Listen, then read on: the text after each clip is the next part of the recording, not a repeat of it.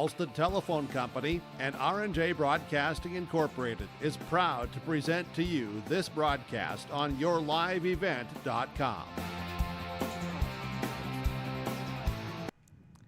Hi, and a pleasant good afternoon. Welcome to the Johnson Sports Complex in Ada, where we bring you track and field. It is the Ada-Borup-West Invite, known as the Mega Meet, and it is mega windy here today, as we'll have a few cameras to provide for you. But what you're also going to be able to take note of is through our broadcast today, is we have some opportunities for you. Once everything is up and running, we're going to get the field events underway here now at 3:30 with the running events to follow, and we'll have rolling schedule. Running events should begin in about an hour at 4:30. In between now and then, we'll get things started with field events. We'll preview the races and the, of course, field events today, and then we'll also bring in the opportunity to have some conversation with some of the coaches here today as well. 19 teams. We're 20 teams. We're down to 19 teams that are here today for the Mega Meet at the Johnson Sports Complex in Ada, and we'll talk weather with you too, but give you the full rundown as the flag is pretty stiff out of the south here today, and dust is flying at the Johnson Sports Complex in Ada and throughout the area. We'll have a look at the finish line here once we get to the racing events as well here today. But the field events, will get things started here today on yourliveevent.com, and our broadcast is underway. A big thank you to all of our sponsors for making the broadcast possible. You'll hear from them and see them throughout the broadcast, and we ask that you please patronize them at the very least. Tell them thank you. My name is Kevin Kochman. Sean Bierk is by my side here in the booth. Sean, we did not draw the short straw today. We didn't even draw straws. We chose the tall straws to sit up in the booth. And us and Olin Church, we might be the only three guys that are in pretty decent shape here today. Well, yeah, and we're definitely the lucky ones, and it is definitely windy out. Lots of dust in the air and whatnot. You could see some fluctuation in times. They're not doing a pole vault today because of the wind. Yeah, it'll be an interesting day to get the meet in, but it's a good thing that they're getting this track meet in.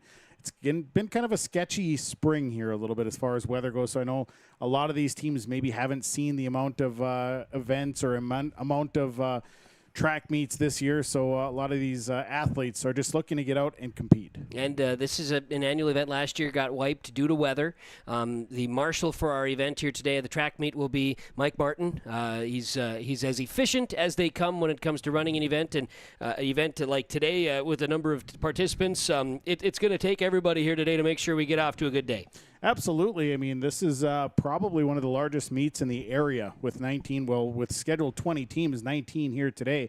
And you can definitely tell it. The place is jam-packed with track athletes here today. It'll be a lot of fun because these the teams that are participating, they've got some premier athletes. There's going to be some really good things to see here throughout the day. Yeah, and looking at our screen, just going to give you a quick little run of what's happening on our screen. Of course, we have 3 camera angles. Right now, we've got a view of the pits here today, and this will be our main camera shot, too, throughout the broadcast, especially with the track and field. Preston DeVille will behind this camera here today. Our secondary camera comes to you from the booth. We'll try to get you a visual of some of the field and events, some of the throwing events and high jumpers to the north side of the complex. This back here is a view to the south side of the complex as Hall of Famer Ruth Hayden's in the booth. And there's no way that Ruth needs to leave now. She's in the booth. She's here today. And, of course, we have our finish line camera here as well that'll bring you the action on our screen. Now, underneath the Lakes Community Co-op scoreboard on the bottom of the screen, you'll notice there are 5 little boxes that say results provided by Heroes Timing. Those are individually assessed to field events. Once results are coming in, they will be popping up right then and there. We'll see that. Now, on the left of the screen, it says girls by 4x1 relay right now, and heats. Those will change as well when results are coming in, and live timing will also be available through that. So many different cool things that we've added to the coverage of the track and field events, meets. And it's a lot of fun to be able to keep up with this stuff as it's happening. And, yeah, it sure does make our job a lot easier. It does, and you hear the door open, close. It takes a south-facing press box door here, and Hall of Fame Ruth Hayden, she got out of that no problem. It's been taking 3 or 4 of us to open that thing. She just, just a couple fingers pushed it right out of the way. Didn't even seem like it bothered her. But no. You know, when you're Ruth Hayden, you're in a lot better shape than the rest of us. In fact, I'm pretty sure I just noticed the wind die down when she went outside, so I don't know what is the deal. She's got some pull today. She's got some powers. We'll also have here today Jacob Tenson joining us, as he's going to be letting us know when he has some guests to join. Now, finding a spot to talk to them without being completely windbroken is another story.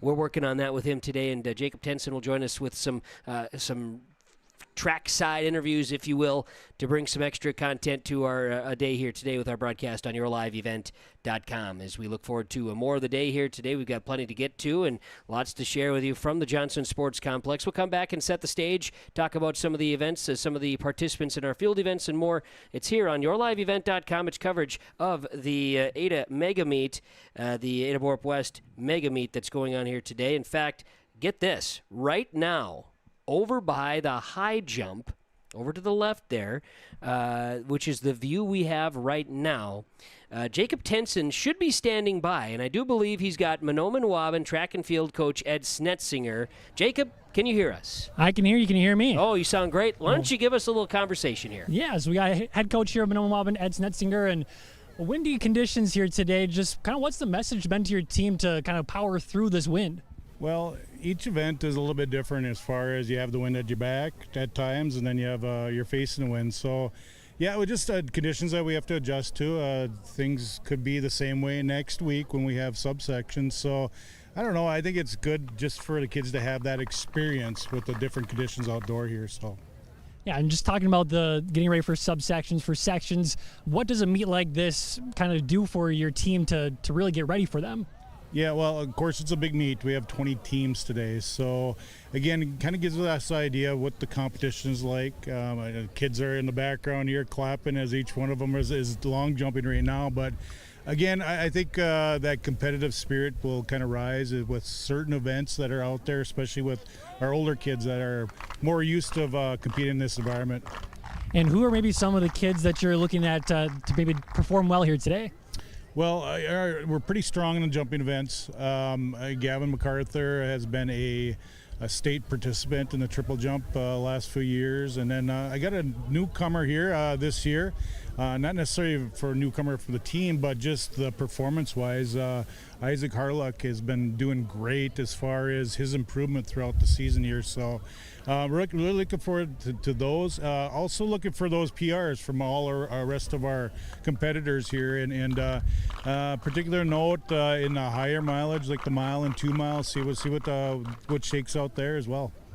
And just with the wind, it's going to be hard to get those PRs. So just kind of what do you tell like those runners, especially the long distance ones, what is that message to them? Well, I think every coach that's coached long distance here will give the strategy of make your move with the wind at your back and then kind of tuck in when you're facing the wind. But it's about perseverance and kind of getting through the conditions when a situation like that. So again, just that encouragement goes a long ways with our athletes. It seems like we have this, up hills and valleys, of course, throughout the season. So not something that we're not necessarily used to. So again, just that encouragement, I think, is a huge thing. And how has the team performed so far throughout the season? We're a little low on numbers as far as what we're accustomed to. Again, I kind of talk about the hills and valleys throughout the season, but the ones that are committed are still doing quite well.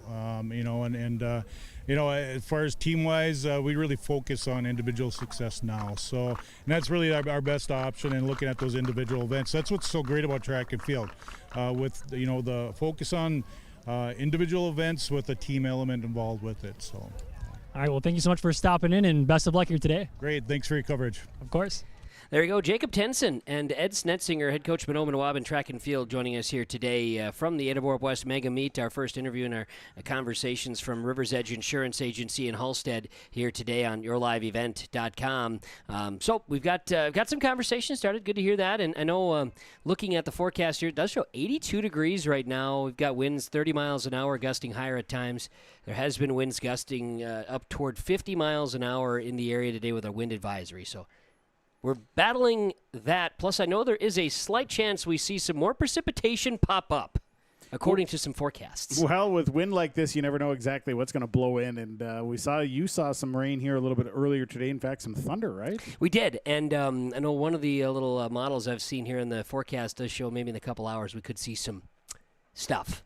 Oh, okay. Maybe. It might pop up and it might not. We've seen stuff before. Yeah. And one thing that does lack here, you look around, too, from the standpoint of what we usually have going on for setups in the track and field. Usually have little campsites set up for everybody. Don't see many tents set up on a day like today. No, and if you did see them set up, you'd probably see them blowing across the complex because those things just don't hold up in 30 to 50 mile an hour winds. They don't. We'll take a break, come back, and set the stage here a little bit, talk about some of the field events that are going on, and we'll continue on with more. It's the coverage of the Ada-Borup-West Invite, the Mega Meet that's going on today at the Johnson Sports Complex in Ada on yourliveevent.com. Team here that is always there for you. Yeah, grab your role and run with it, and always be aware of the opportunities because they're in front of you.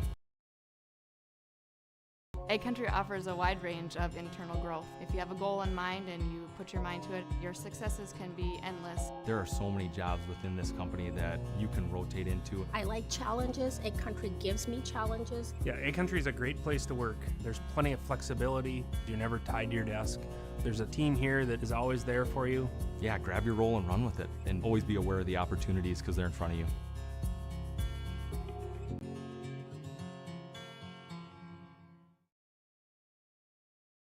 This is Chris from Agassiz Precision Ag, your local precision planting dealer. Say thank you to the farmers you come into contact with every day. They have chosen a career that is as much their deep passion as it is an absolute necessity for you and I. Spring is upon us and there will be farm equipment on the roads. Give them your patience and room to do their jobs. Trust me, they would rather be off the road working in their field than dealing with traffic. From all of us here at Agassiz Precision Ag, we say thank you and have a safe spring. This is Drew Ness, your local ag business banker at American Federal Bank in Ada. Over my nearly 2-decade career, I've prided myself on being a relationship lender, listening to my customers, and providing custom-tailored solutions based on their financial goals. With true local decision-making done right here in the Red River Valley, you can be sure American Federal Bank will be with you every step of the way. Call 784-7121 or stop by the office and visit with me, Drew Ness, your local experienced ag business banker at American Federal Bank in Ada, member FDIC. If you're thinking about updating your bathroom or kitchen, don't wait until the last minute. Planning is key. At Ada Building Center LLC on Highway 200 East Edge in Ada, you can check out the brand new displays with the latest in cabinets, countertops, and floor coverings. The Ada Building Center LLC team will guide you through designs and help you secure trusted contractors for the job. Stop today and start planning your remodel. 218-784-3661 or visit adabuildingcenter.com. Ada Building Center, your project starts here.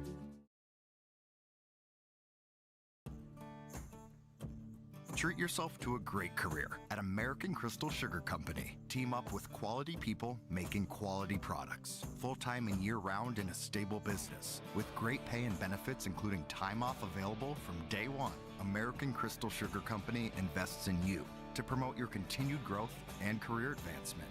Grow your career, doing your best work within the world's best beet sugar company. Apply online today at AmericanCrystalCareers.com. When you experience the loss of a loved one, you can trust the Cease Family Funeral Homes to guide you through the arrangements necessary to create a meaningful ceremony that celebrates the unique life being honored. The staff at Cease Family Funeral Homes is committed to providing your family with the highest quality care and service in your time of need, and they take pride in their responsibility to lighten your burden as you take the first steps toward healing. Located in Black Duck, Bemidji, Cass Lake, Park Rapids, and Nevis, Cease Family Funeral Homes. We're back here on yourliveevent.com, and as you can see, we've got new links and things that are popping up on the screen. The rotation you'll see on the left side of the screen is the running events. So we're seeing those rotate through. You're going to get some just kind of basic lead-ups there. Bottom of the screen, that's where you've got the high jump. You're going to see girls discus, boys shot, long jump, both the girls and boys, and those links are rolling. And so that's what you're seeing. You're seeing those updates. Thanks to Heroes Timing. Ryan's here. He's doing a great job. We gave him all the credit because he deserves it. He just said, what's going on? And I said, well, I don't know. let's take a peek and look at it go. And it's kind of nice that he was able to stop up here and say, hey, we're sending stuff, so you should be getting stuff. So that kind of prompted us to say, all right, let's do this. And then everything popped up, and everything's just great. And it's a great thing to have because, it's just nice to be able to keep our viewers updated. Yeah, there's going to be some rotational things. So let's get to some conversation here. We could talk about some of the throwing. This is from the meet program, kind of gearing up. So towards the bottom of our meet program, we could tell you that from the standpoint of the throwing events, maybe we'd start there. We've got the boys shot put, and some of the more higher expectancies would be in those fifth flighters, because we've got 5 different flights of the boys shot put that's scheduled in the meet program here today. In that fifth flight, those are the throwers that have the biggest distance, and Aiden Peterson of Ada-Borup-West and Miles Croshes of Ada-Borup-West with throws of 44.9 and 43.6 are your kind of preview favorites, with Bagley Foston's Trenton Frazier at 41.11. And you got 3 in the 41s there. So some of the higher throwers, and the shot put, that's off to the north side of the complex. And so you've got a little bit of wind aid in the shot and discus here today at the Johnson Sports Complex. On the girls' discus side, again, there too, you've got Kylie Gust of Badger Greenbush Middle River, the Freeze. She's got a 104.4 coming in for the longest throw. She's ahead of Olivia Iverson of DGF there at 101.6 to be your favorites today. Boys discus, again, we're going to have 5 flights in there too. Trent Frazier of Bagley Foston, a 150 and 4 feet is the longest throw, with Miles Croshes a distant second at 137.9. So from that standpoint, some pretty good throwers. On the girls' shot put side of things, your best throwers are Atara Tofabam of Park Christian at 34.7, along with Bagley Fostum's Cecilia Delgado. So some good throwers there. Manoman Wabbins' Emily Abdu at a little over 30 feet for her longest is one of the favorites today on the girls' shot put side of things. So got some good throwers that we'll see out there today. And you know what they'll do with track and field with the wind the way it is, if you were able to, or if you did maybe break a record or whatnot, I believe they still put an asterisk by it as a wind aided. Sure. So you may see some of that today just with the way the wind has been. But actually right now it seems like the wind is maybe tamed down just a little bit. There's some flap in the wind, the flag. The flag on the south side, southeast corner of the track and field here, set up at Johnson Sports Complex. It's not shooting straight out, and as soon as I say that, then it starts shooting straight out again. It's pretty strong stuff right there. Very good. We've got an opportunity to get another one of our pre-conversations here, pre-race interviews. River's Edge Insurance Agency Halstead helping bring this to you today on yourliveevent.com. Let's go down to near the high jump area as we'll get a chance to check in with Tyler Hennon. He is the head coach of Ada-Borup-West track and field, and that's Jacob Tenson standing by here today with some conversation. Yeah, with Ada-Borup-West head coach and being the host of this tournament and kind of windy conditions, was there some conversation maybe with some of the teams of maybe dropping out? No, I didn't hear of any teams that were maybe dropping out. I think one team had to because they couldn't get here. I don't know if it was a bus issue or if it was because of the weather or whatever, but I think every year it seems like it's just terrible conditions here, so maybe we're cursed, but hopefully maybe one year we'll get a good meet. Hey, well, at least we got it in here this year, just the windy conditions. I mean, being in Minnesota, would you rather take the wind or maybe the cold?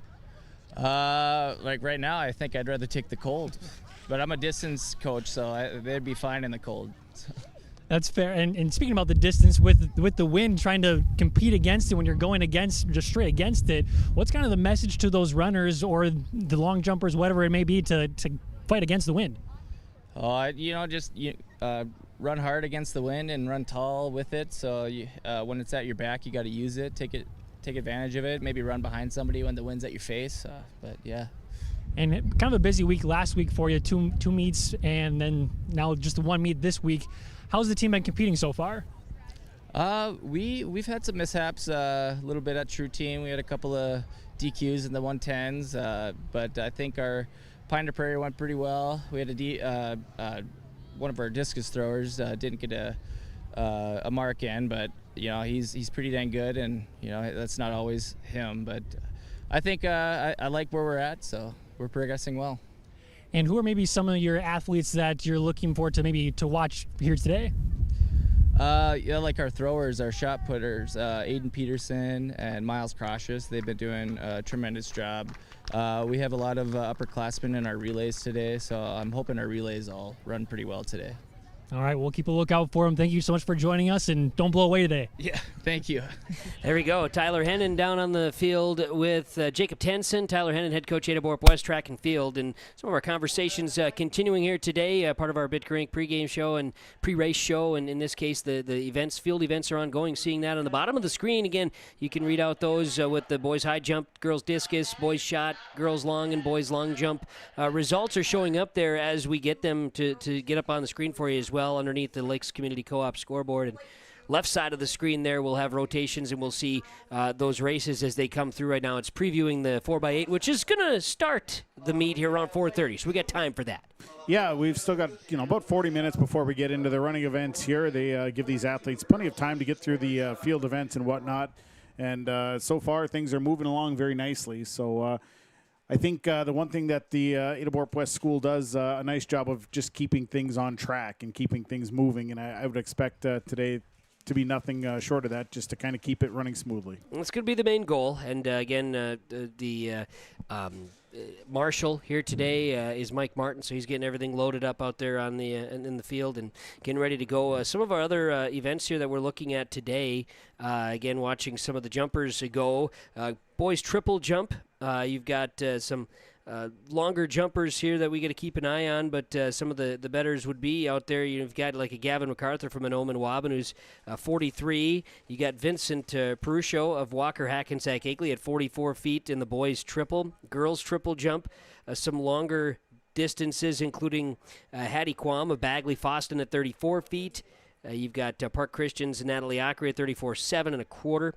Boys long jump. Again, some of the better jumpers out there. We've got Carson Jensen of Rothsay at 21.6 and Gavin MacArthur of Anoman Waban at 29.5. Bagley Foston's Bryden Daniel at 28.5. So some pretty decent jumpers on the girls' side, right, too. You've got some pretty good jumpers out there. Nevis's Azara Agundiji.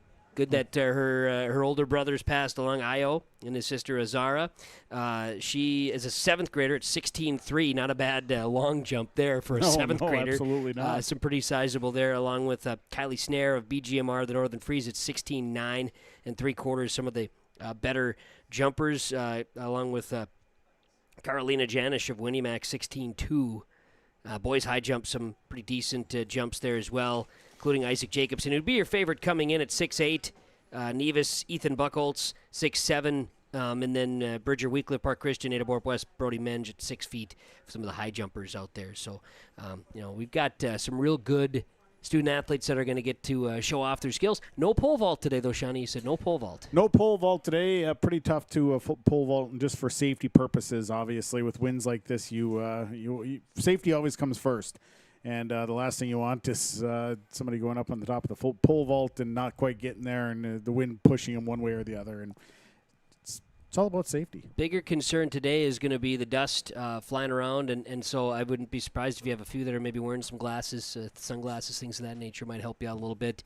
The dust consideration. If you're coming on the home stretch, you're going straight into the wind. It's going to be a challenge. Yeah, absolutely it will be. And when those winds gust up, the sprints it'll affect, but it's those distance runs. You get towards the end of those distance runs and you're coming around the that fourth corner, you're going to hit a wall.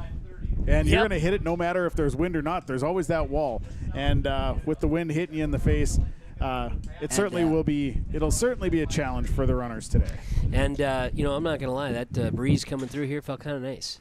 It was getting just a little bit. Yeah, just a little bit. And, we are out of the wind, but, of course, that means we're experiencing the 82-degree weather up here. Yeah, it's not cold, that's for sure. No, and then you see Preston out there, and he's got his hood up. And well, it's important for him to be in good shape out there. He's enthralled. And his job hasn't even gotten started yet. He's going to have to lock in here in about a half hour when we start the running events And then, like say, got to keep an eye out on that weather. We may have some weather moving through, so keep an eye on it. But there's a bunch of heats to talk about in our running events. We'll have Sean talk about that in just a bit. More of our coverage today as we continue on. It is coverage from the Johnson Sports Complex in Ada. It is the Ada-Borup-West Invite, the Mega Meet going on today on yourliveevent.com.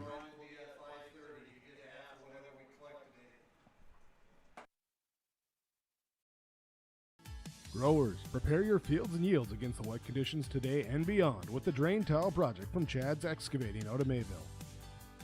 Drain tiling will improve and increase your yields and land values for years to come.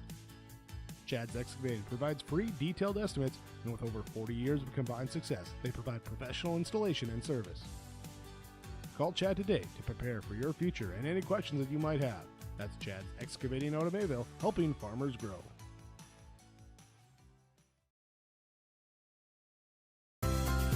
Welcome to Clearbrook, a quiet, friendly town in northern Minnesota. Nestled among lakes and forests, Clearbrook offers great fishing, hunting, and outdoor recreation for all ages. With a top-notch school district, a strong local business community, and events all year long, Clearbrook is a place where neighbors come together. Discover what Clearbrook has to offer online at ci.clearbrook.mn.us. The City of Clearbrook, a community working together.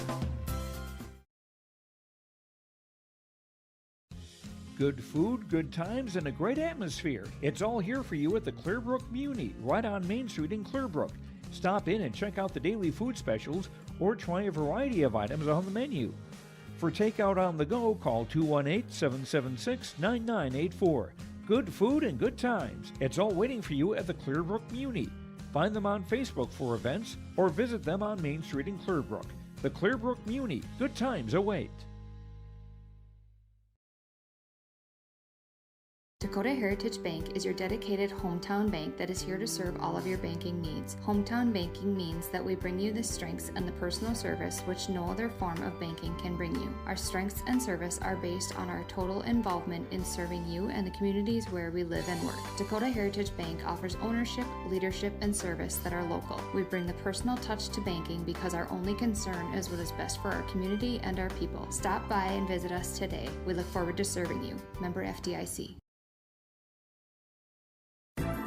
Upgrade your toolbox and tackle any project with the latest from Ada Building Center, LLC. They've added a massive 24-foot Diablo display filled with everything you need, brand new to the store. From circular saw blades to framing blades and metal drilling solutions and diamond cutting concrete blades, Diablo has it all. Need fine finish or general purpose wood blades, high-performance crew driving bits? They've got you covered. Stop by Ada Building Center, LLC, Highway 200 East Edge in Ada, and see the Diablo difference for yourself. Your next project starts here.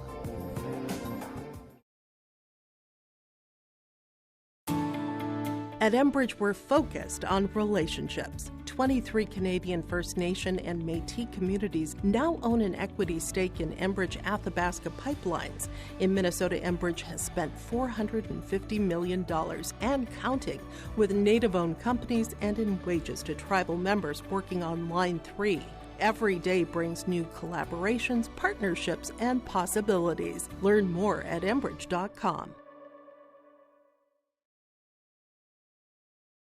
Welcome to Foston Family Dental, where we make sure every visit to our practice is a positive experience. Our team of skilled dentists and staff work together to provide comprehensive dental care to patients of all ages. From routine cleanings to complex procedures, we are committed to giving you the best possible dental care. With state-of-the-art technology and a warm, welcoming atmosphere, we strive to make your visit as comfortable as possible. Schedule an appointment today and see why Foston Family Dental is the top choice for dental care in our community.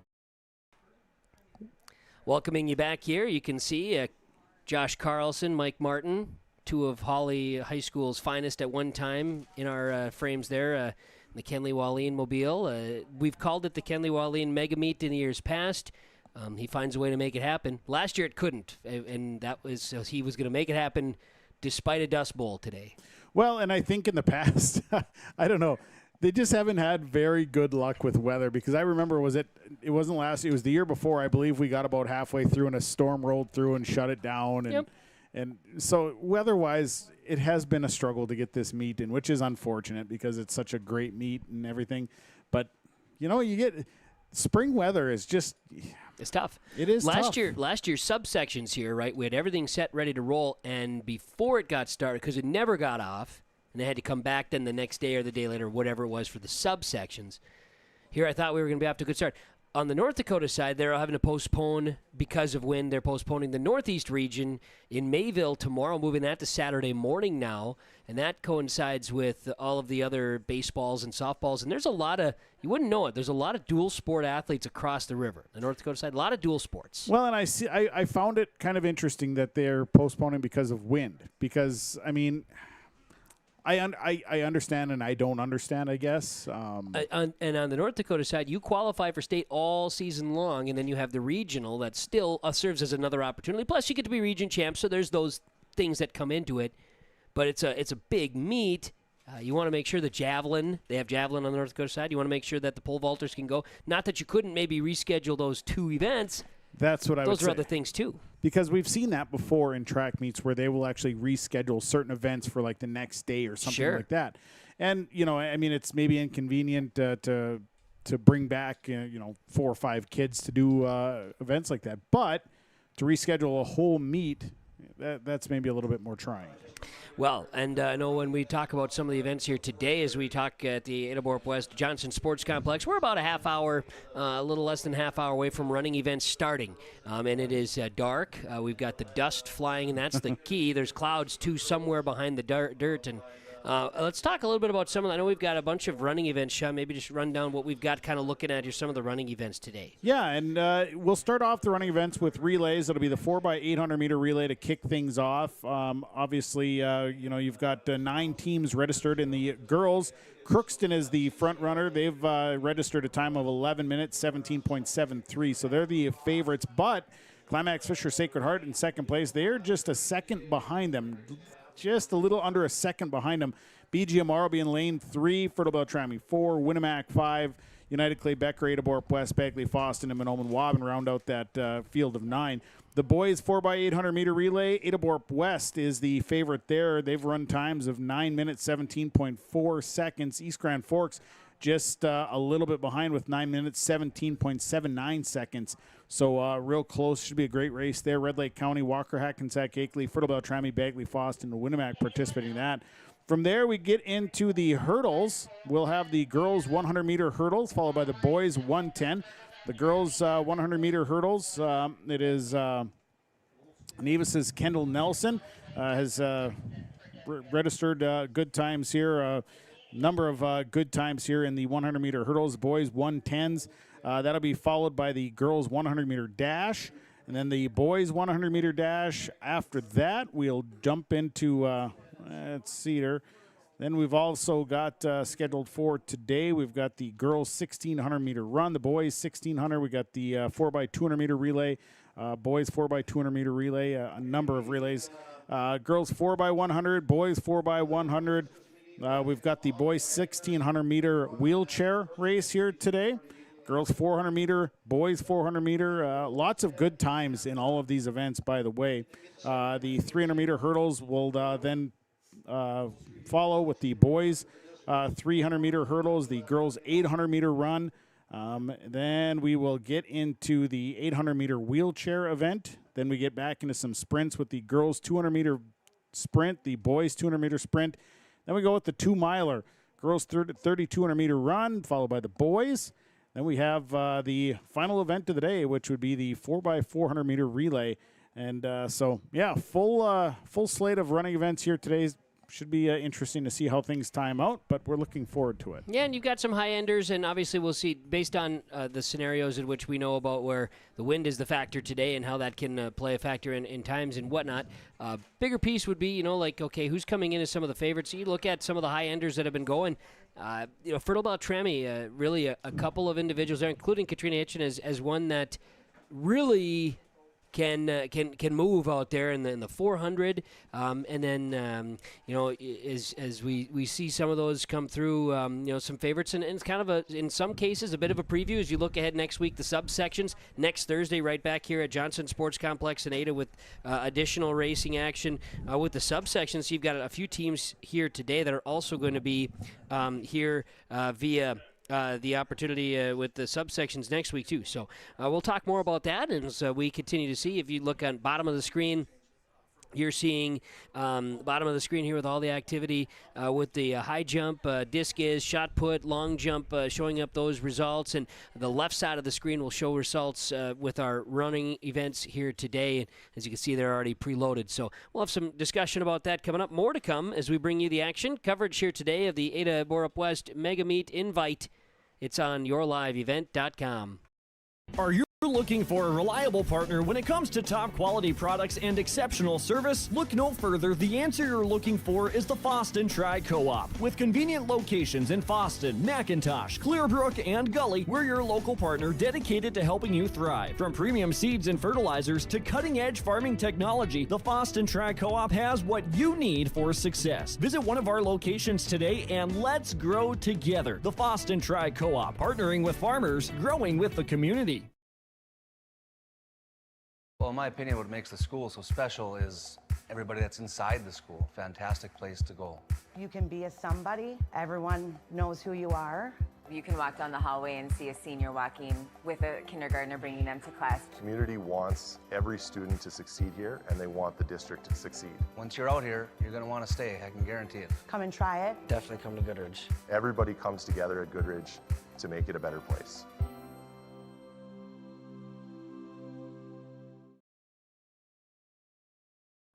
Gordon Construction of Mahnomen is a Native American-owned business proudly operating on the White Earth Indian Reservation since 1983.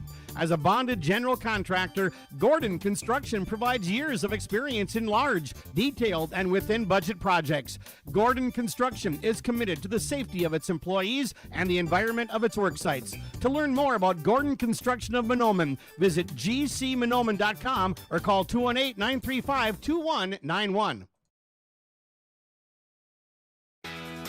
First National Bank, Bagley and Boston. We're your full-service financial source, and our whole team is on your side, determined to meet your needs and make you a strong winner in today's competitive world. And that's why we offer a complete line of quality products and services, along with some of the best rates and most reasonable fees around. So visit us often, and please feel free to let us know how we can better serve you. Because remember, we're pulling for you today and always. First National Bank, Bagley, Boston.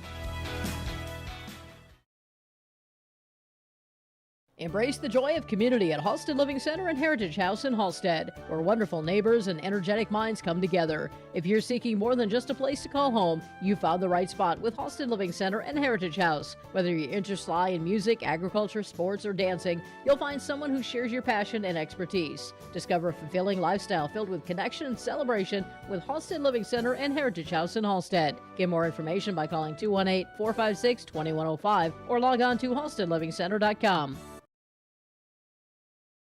American Crystal Sugar Company, with their 4,000-plus employees and shareholders, are deeply rooted in the communities of the Red River Valley. They're committed to the sustainability and growth of their business and to improving lives in the places where we work and live by investing in people, our communities, and the future of American Crystal Sugar. Visit crystalsugar.com to learn more about scholarships, grants, volunteerism, donations, and more through the Community Roots American Crystal Giving Program, growing strong community roots. American Crystal Sugar Company.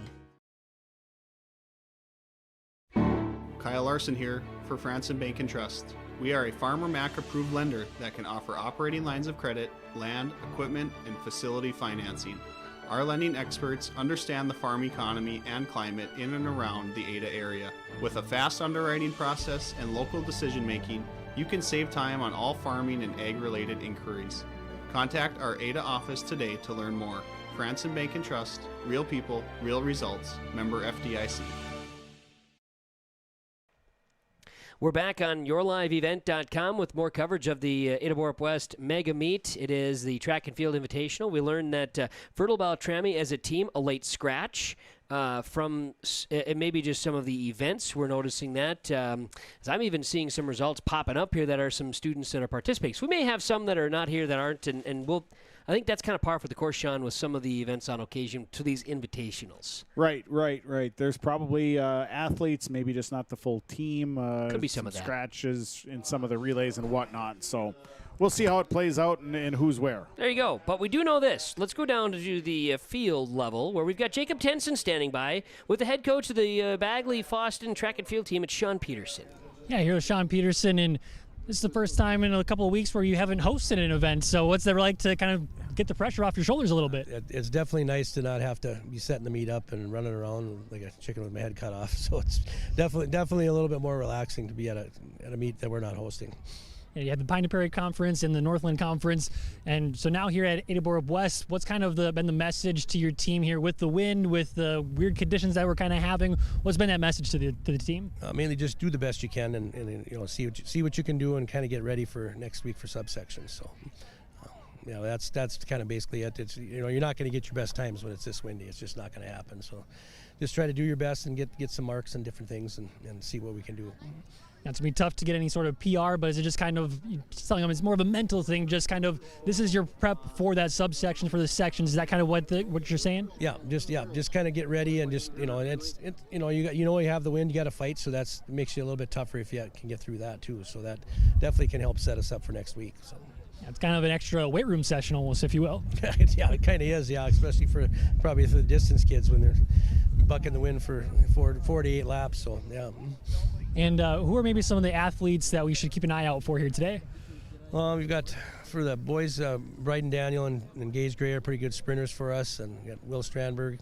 It's part of the relay with them, and Caleb Richardson, the 4x1's good for the boys, and but Strandberg's a good hurdler for us, and then we have a decent 4x4 team for the boys, and our girls 4x1 is also very good, and our 4x4 isn't too bad either. Hannah Fonder is really good in the 800 and maybe 400. I'm not sure what she's running today, but so yeah, overall, we have losing on a pole vault because we have some pretty good pole vaulters that don't get to do that today, but got Trenton Fraser in the disc shot and height jump for us. It does pretty well, and we got Cecilia Degato and Nora Marcus are really good disc and shot people for us. I think in the Pine Prairie they're 1-2 in both, so that was kind of fun to see, and then they placed high in the Northland as well. So definitely got quite a few athletes that are doing pretty well this year.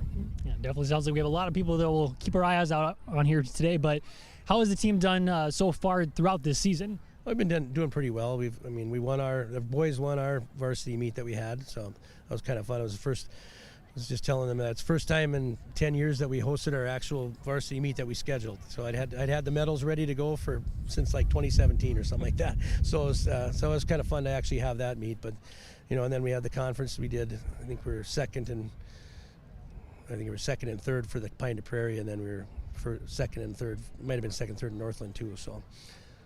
Or third and third, something like that. So because we had to lose some kids from Foston on last Tuesday for a band concert, so missed out on a few points there. But overall, that went pretty well. It was kind of fun. So we've been having a good season.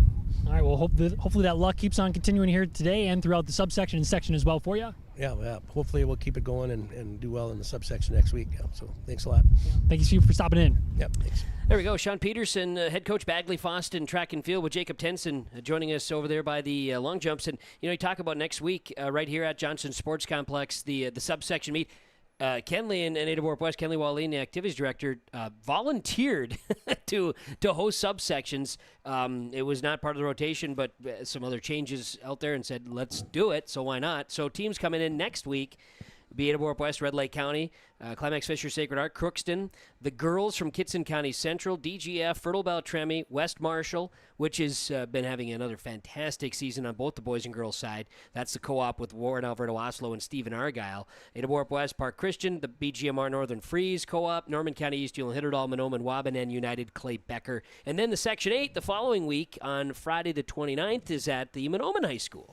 Yeah, and that'll be a full day of events there at the Monoman High School at the Monoman Waban hosting over in Monoman. So looking forward to that, and we'll have coverage of those events. YourLiveEvent.com. We'll carry both of those upcoming track meets. Subsections next week, and then the following week sections. So a big run, and we've got for track and field enthusiasts this coming Saturday. We'll have both the Northeast region and the Southeast region North Dakota track and field meets for you to want to check out some high-end stuff. That Northeast region was to be tomorrow. That got bumped. We were talking about that earlier. That's moving from Friday to Saturday, and Friday afternoon to Saturday morning now. So big change there. The Southeast is in Kindred, and there we'll have coverage as well on YourLiveEvent.com.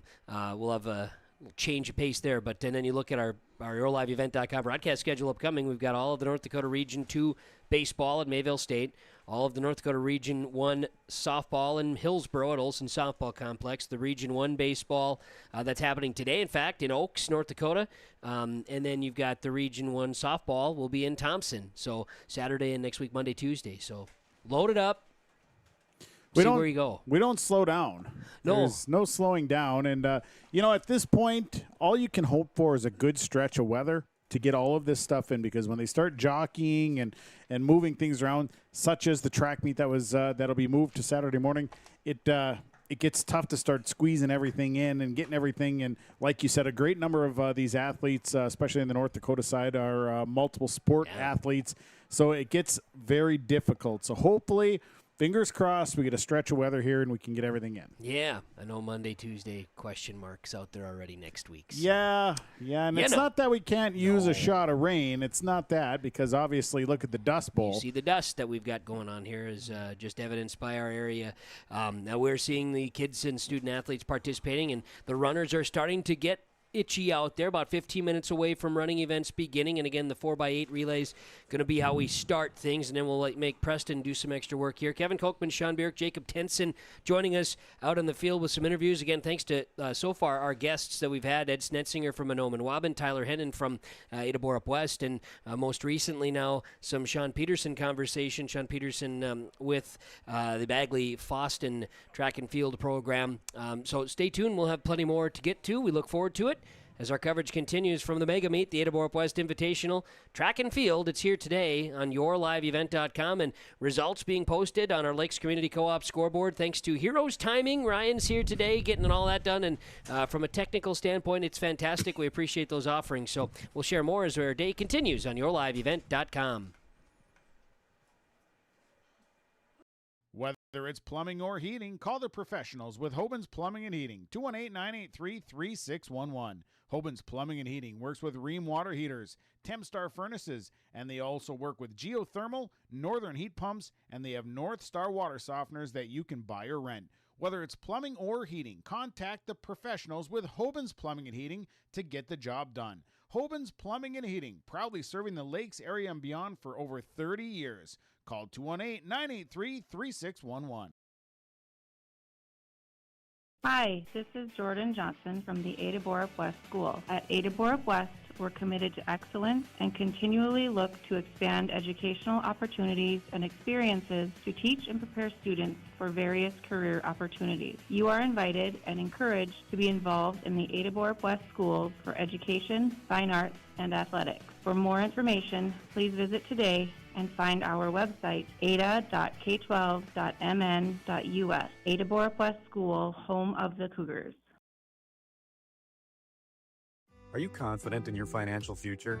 This is Kurt Fillion, Wealth Advisor with Franzen Investment Services. We help you create a personalized plan that aligns with your goals, whether it's saving for retirement, funding education, or building wealth. It's not just about numbers, it's about your life. Let's work together to build a strategy that grows with you. Call today for a complimentary consultation. 218-415-7139. Securities offered through LPL Financial, member FINRA, and SIPC. Linforce Agency and Auto Owners Insurance care about the success of our local communities, businesses, and farms. We are cheering right alongside you for area students, athletes, and their achievements. We're here to celebrate your milestones and are with you through the unexpected. Our team of insurance agents is committed to helping you find a policy that fits your needs. At any of our locations, we will work with you to ensure that you and those you care about most are protected. Give us a call today at 218-435-6585 and check out our website at linforceagency.com. Farmers, when you're planting your next wheat crop, ask yourself, are we planting the proven varieties that work to give us top yields on our farm? Or are we just always relying on Mother Nature? Visit with Rocky Nedham at Nedham Seeds in Caledonia for trusted names in wheat like LCS Traeger, Buster, Dual, plus SY Velda from AgriPro. Growing success starts with the right seed. Call Nedham Seeds in Caledonia, 701-430-1149.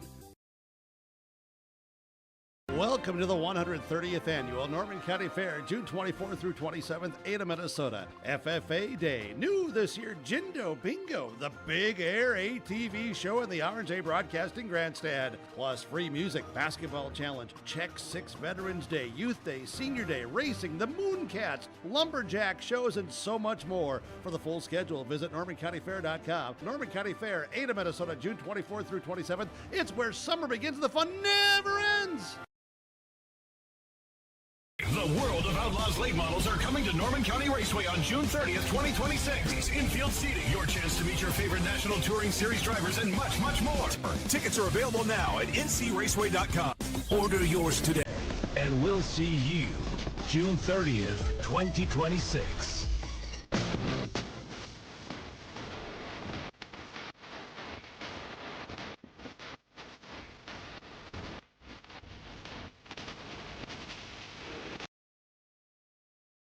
Northern State Bank of Gonvick serves our many needs in the communities we live in. Whether you're looking for a new house, car, or various consumer needs, or if you are a farmer or business person needing help with different demands of the world, contact the Northern State Bank of Gonvick to help you out. Loans of all sorts, IRAs, CDs, plus checking and savings accounts, and top-notch small-town friendly service. Call them at 218-487-5244 or log on to nsbgonvick.com. Northern State Bank of Gonvick. Member FDIC, Equal Housing Lender. If you're thinking about updating your bathroom or kitchen, don't wait until the last minute. Planning is key. At Ada Building Center LLC on Highway 200 East Edge in Ada, you can check out the brand new displays with the latest in cabinets, countertops, and floor coverings. The Ada Building Center LLC team will guide you through designs and help you secure trusted contractors for the job. Stop today and start planning your remodel. 218-784-3661 or visit adabuildingcenter.com. Ada Building Center, your project starts here. Welcoming you back here to the Johnson Sports Complex in Ada as we broadcast on yourliveevent.com. It is the Ada-Borup-West Mega Meet, track and field meet that's going on today as we continue on and get you ready for more racing action. And, of course, the field events are continuing. We're seeing some of those results popping up at the bottom of our screen on the Lakes Community Co-op scoreboard, as you can read, with some of the teams that are participating here today in the events. But those are showing up at the bottom of the screen, and then our left side of the screen will be showing up with all of our teams that, as far as the racing is concerned. So, looking forward to that continuing on, and some of the results that we're seeing right now, thanks to our friends from Heroes Timing. The live results are starting to come on in here today at the meet, and again, the 4x8 relay is going to be starting up here shortly. That's going to be our first there, and then we've got all the other throwing events and field events that are continuing, but the 4x8 relay for the girls will be coming up. Boys shot put, can tell you right now that longest throw so far, again, we're in those early throwers here, Sean, right? Longest throw, 37, 1 1/4. That came from Peyton Richter of Walker, Hackensack, Akeley. He'd be the leader in the clubhouse right now, but we're just getting kind of started on some of those throwers. And again, we do know that there are some that maybe coaches entered in that aren't going to be participating today. That's all possible. Right, and I believe they have different flights and whatnot. So yep, we'll just we'll see how it all plays out here with when they get through all the flights. Atara Tofabama Park Christian, 82 6" for the longest discus throw today. Wow, which is roughly about 11 feet further than second place at this point. Alex Gellingsrud is participating. Alex is in the he's in the wheelchair division for running events, and he will throw. He's got his own division there too, but he's also going to throw just in regular general throwing. Because that's what Alex is going to do from Red Lake County, and we're going to see him in action today, which is really cool. For instance, his throw in the discus was 38 feet 2 inches. Which is awesome. From a wheelchair throw. Think about that. No, that's great. Yep. And there's his own flight there for the wheelchair. You've got again the high jumpers are going so far on the girls' side. We're looking at 4 feet 6 inches has been the highest on the girls' side. Boys 5'10", and they're continuing to work up on the bar there. And then on the girls' long jump, Azara Agundaji from Nevis, 16 feet 8 3/4 is your longest so far as those flights are going. And the boys' long jump, Isaac Jacobson of Park Christian, 20 feet, 8 1/4. And that's almost a full foot beyond what Gavin MacArthur would have jumped here today for his longest. So. Yeah, and those two have actually gone back and forth all season long between MacArthur and Jacobson. It's been kind of fun. You see the results, and they're always really close, and they just go back and forth at each meet. Bryden Daniel, he's in third, and then Isaac Harlock of Manoman Waban in fourth there on the boys' long for the results so far. We'll keep up to that date, and then what you also see is on the bottom of the screen, those will rotate through. We're going to have the girls 4x8 relay start things up here. And on the track, we'll be getting to that here in just a second, getting that all in line here with Preston Duville on camera 1 there. Very good, Preston. Appreciate that. Crookston will be in lane 1. You've got Climax Fisher Sacred Heart lane 2, BGMR the Northern Freeze in lane 3, Open in lane 4. Your lane 5 will feature Winnie Mac, United Clay Becker in lane 6, Ada-Borup-West in lane 7, and then lane 8 is Bagley Foston, Manoman Waban in lane 9. So now you've eliminated some here, so now you just look out on the track and you'll see your lane features, and away we go. Girls 4x8 will get underway here in just a few moments as Mike Martin is ready to send us off. There we go. And here we go. We're running. Of course, now left side of our screen as we see it, that's got the lane assignments from Heroes Timing on the track. And that's pretty cool. It's pretty cool feature to have, and you still see the results down at the bottom from the field event, so you can keep up with that. And obviously, now you can keep up with who's in the lead on the track. Yep, and so now we'll test the skills of Preston Duville on camera today. His job is just beginning. 4x8 relay. He's been practicing all day. And this is, of course, 4x8, a bit of a longer relay, from that standpoint. So we'll see the teams get out and get moving. Right now, coming around to turn 3 into turn 4. Got to keep our eyes on that lead runner. And Climax Fisher Sacred Heart is coming around the corner. And this is where you're going to see turns 3 to 4. This is where they're going to notice that wind start to hit them. Yeah, exactly. And as soon as you turn that corner, you're looking at 20 to 30 mile an hour gusts that are right in your face. Now, obviously, these runners each have 2 laps to complete, so this is just the first lap. And at this point, you're still running with a lot of strength. It's that last lap when they come around that really that corner is really going to be tough when they get into the straightaway. 1 lap in, United Clay Becker in second. Climax Fisher Sacred Heart is in first place. BGMR the Northern Freeze coming in third place right now as we get into that backstretch of racing here on yourliveevent.com. The girls 4x8 relay to start things off here today on the track and getting on this one heat here of these individuals racing through. And Ryan McCready, a big thanks again to Heroes Timing with Ryan McCready. As that's the one right there. If you hit the old live now we're going to get you moving here, Sean. Get that secondary camera here, computer operating in a good way for the results that are coming in with the timer on top there. As again.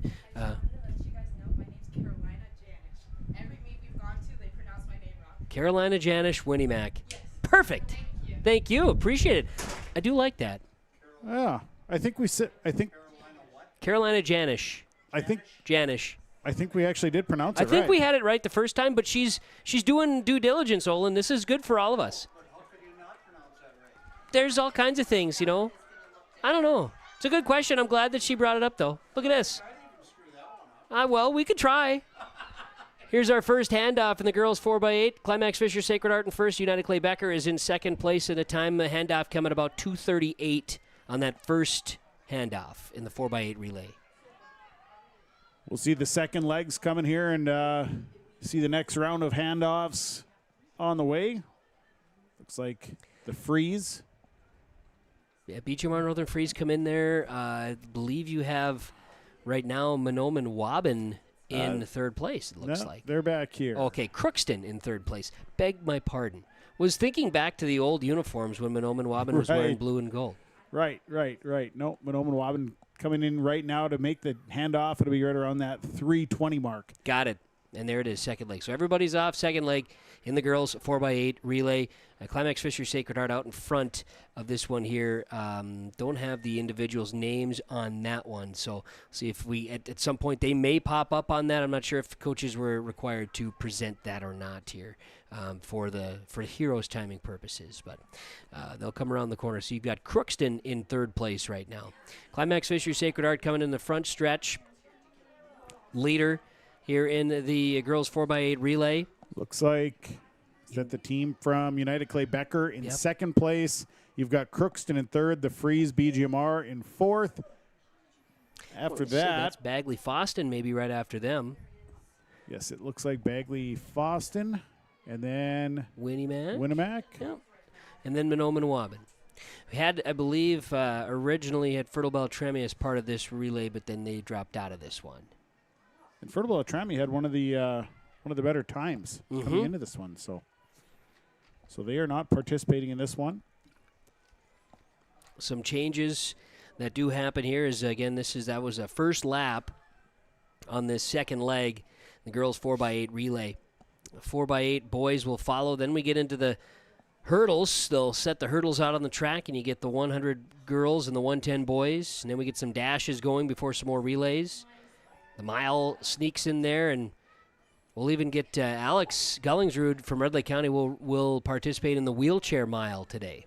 Yeah, I'm anxious to see that. He's gonna show some things here today. It's pretty neat stuff to have that opportunity. So you mix that in with, of course, the windy conditions today. It's a challenge for all as we get ready for.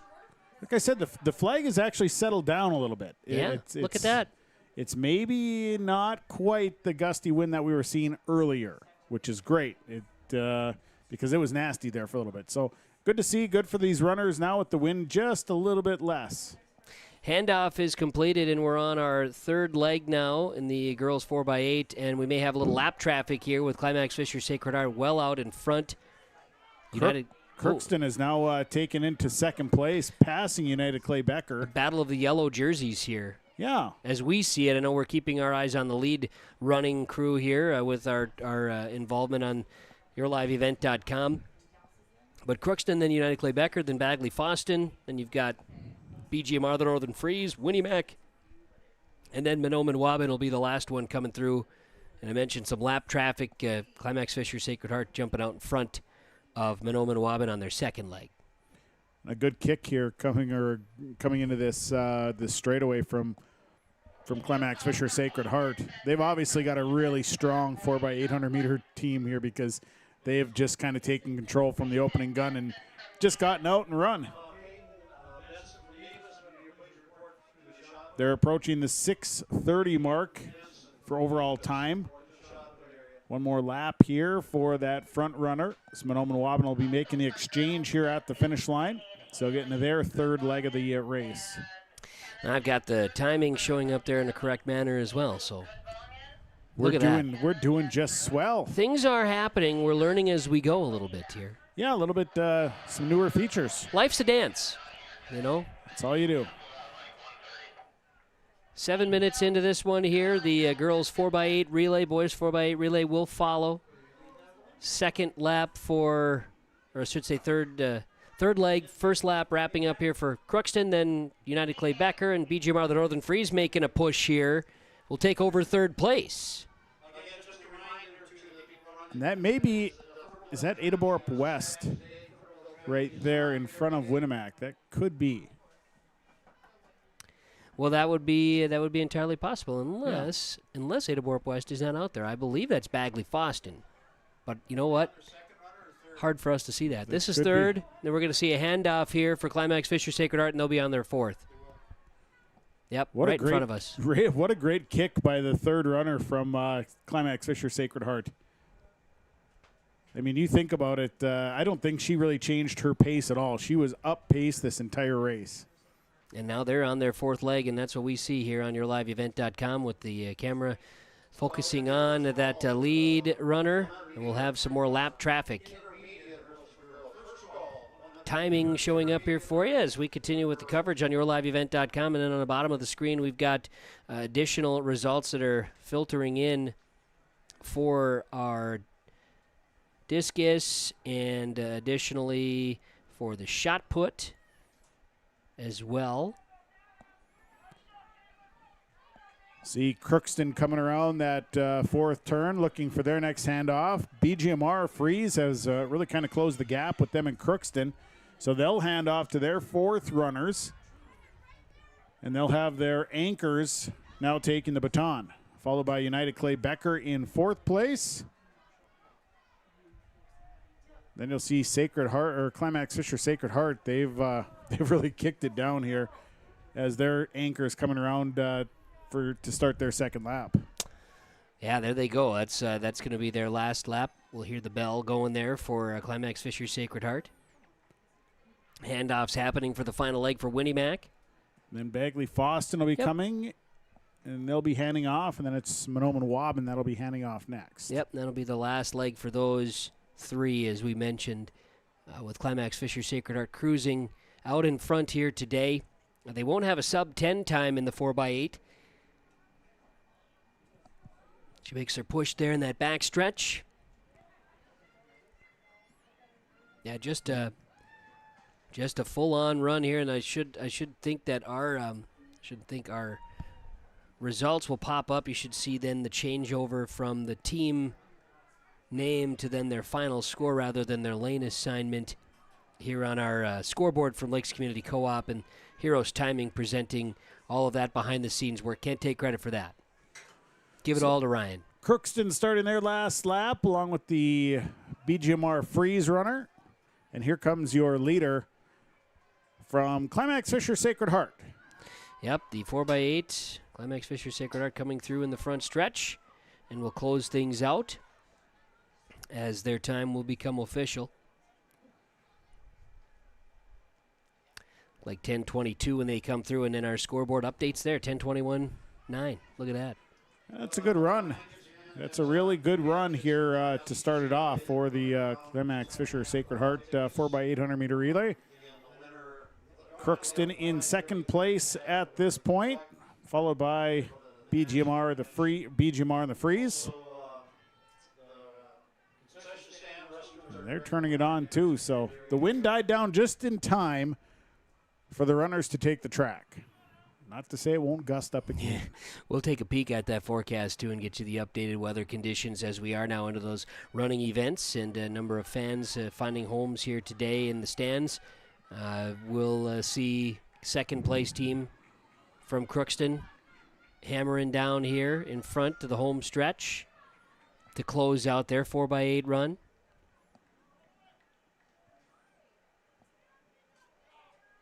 And the Crookston runner crossing. Their time, 11 minutes, 23.43 seconds. BGMR, the Freeze, crossing now for third place.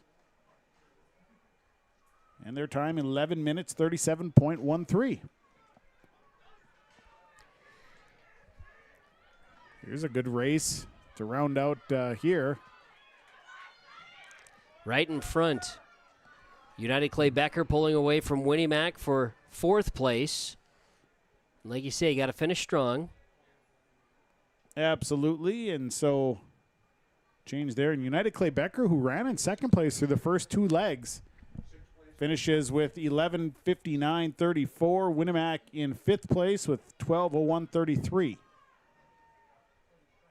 See the final couple of runners coming here. Yeah, Bagley Foston still out on the track. Monoman Wobbin still on the track. Ada-Borup-West did pull their team from this 4x8 relay. Yeah, so Monoman Wobbin's runners on the back stretch, while Bagley Foston's coming on the home stretch here now with that final 100. Even with the wind dying down, in fact, the flag was almost down here just a second ago. So yeah, we're seeing might be a little something gearing up here weather-wise if we're going to see the wind change. You know? It kind of makes you think back on the prairie, you know? Yeah.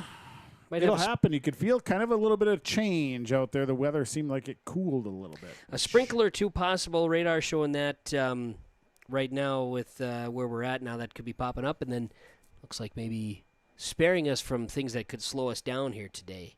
But we'll see. Wind right now, southwesterly up to 25 miles an hour. So the winds have died a little bit, to say the least.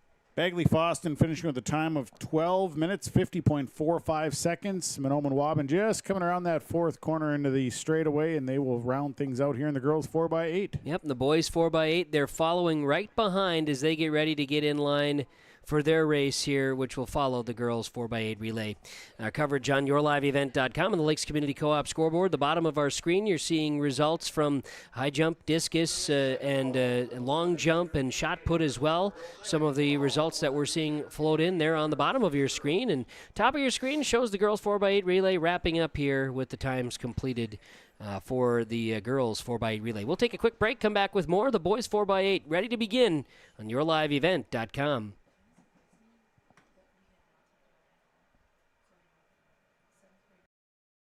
We have a great responsibility to deliver great power. Power that's reliable, affordable, adaptable. Power from coal, wind, hydro. Power that's here right now and that's ready for tomorrow. Sustainable power from renewables and carbon capture. With great versatility comes great power. We're all in on all of the above energy.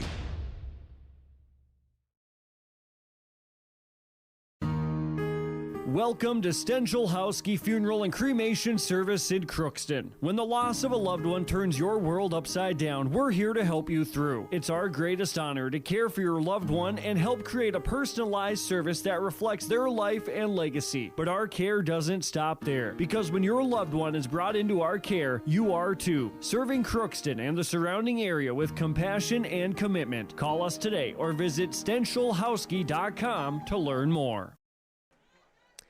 Well, the boys 4x8 relay is underway. As you see on the track, Ada-Borup-West, East Grand Forks, Red Lake County, Walker, Hackensack, Akeley, Bagley-Foston, Winnimac.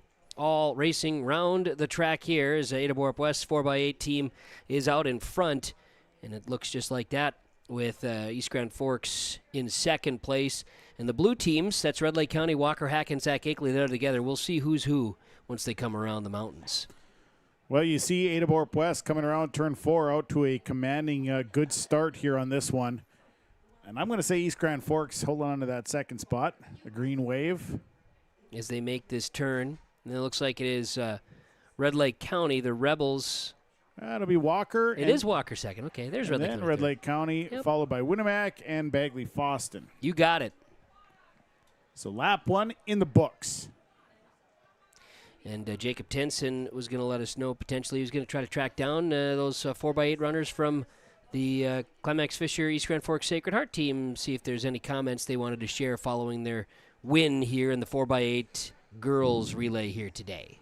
So we'll see if Jacobs gets that secured. That's part of the efforts. We'll try to have some more interviews throughout our broadcast as well here today. Well, about a minute 35 in here. Ada-Borup-West leading this boys 4x800 meter relay. It's event number 2 here today at the Johnson Sports Complex, the Ada-Borup-West Mega Meet. And boy, what a sprint. Second place between Walker, Hackensack, Akeley, and East Grand Forks. They are battling it out coming around turn 4, coming into the home stretch. This is the handoff lap. So you see all of these teams handing off here. And East Grand Forks has closed the gap on Ada-Borup-West. Noticing a couple of sprinkles that have fallen here at Johnson Sports Complex in Ada as we were anticipating with the weather forecast coming through. And yes, we do have a handoff and a secure handoff first, second, third as we get things moving. We're going to head to our field correspondent here. We've got from the Climax Fisher Sacred Heart Track and Field 4x8 relay team, Jacob Tenson stands by. He's got Ella Arnson joining us. Hey, here with Ella Arnson, one of the runners of that 4x800, and come away with a victory. How did that feel? Yeah, I mean, it felt awesome. It's nice to know like your hard work pays off, and that was really fun. Yeah. And how have you guys been competing throughout this season? Has it been a lot of first place finishes, or what's it been like? Yeah, we haven't done the 4x8 very much. We did it once indoors and won it there, but it was exciting to do it today all together. And we usually do the Open 800, a lot of us, so it's fun to put all the work together. And with this wind, you can hear it going through the mic right now, but what was it like running in the wind? That was crazy. I was honestly expecting worse, so it was kind of a relief to know it wasn't as bad as I thought it was going to be. Fortunately, the wind died down a little bit. Maybe got a couple sprinkles on you too, so cooled you off while you're running. Yeah, it felt good. And honestly, the temperature was really good too. It wasn't too cold like it's been a lot. So. And talking about that coldness, would you rather run in the cold or rather run in this wind? Ooh, I would say for cross country, I would take the cold 100%. But for track, for like the 800 and the mile, I prefer the warmth for sure. That's fair.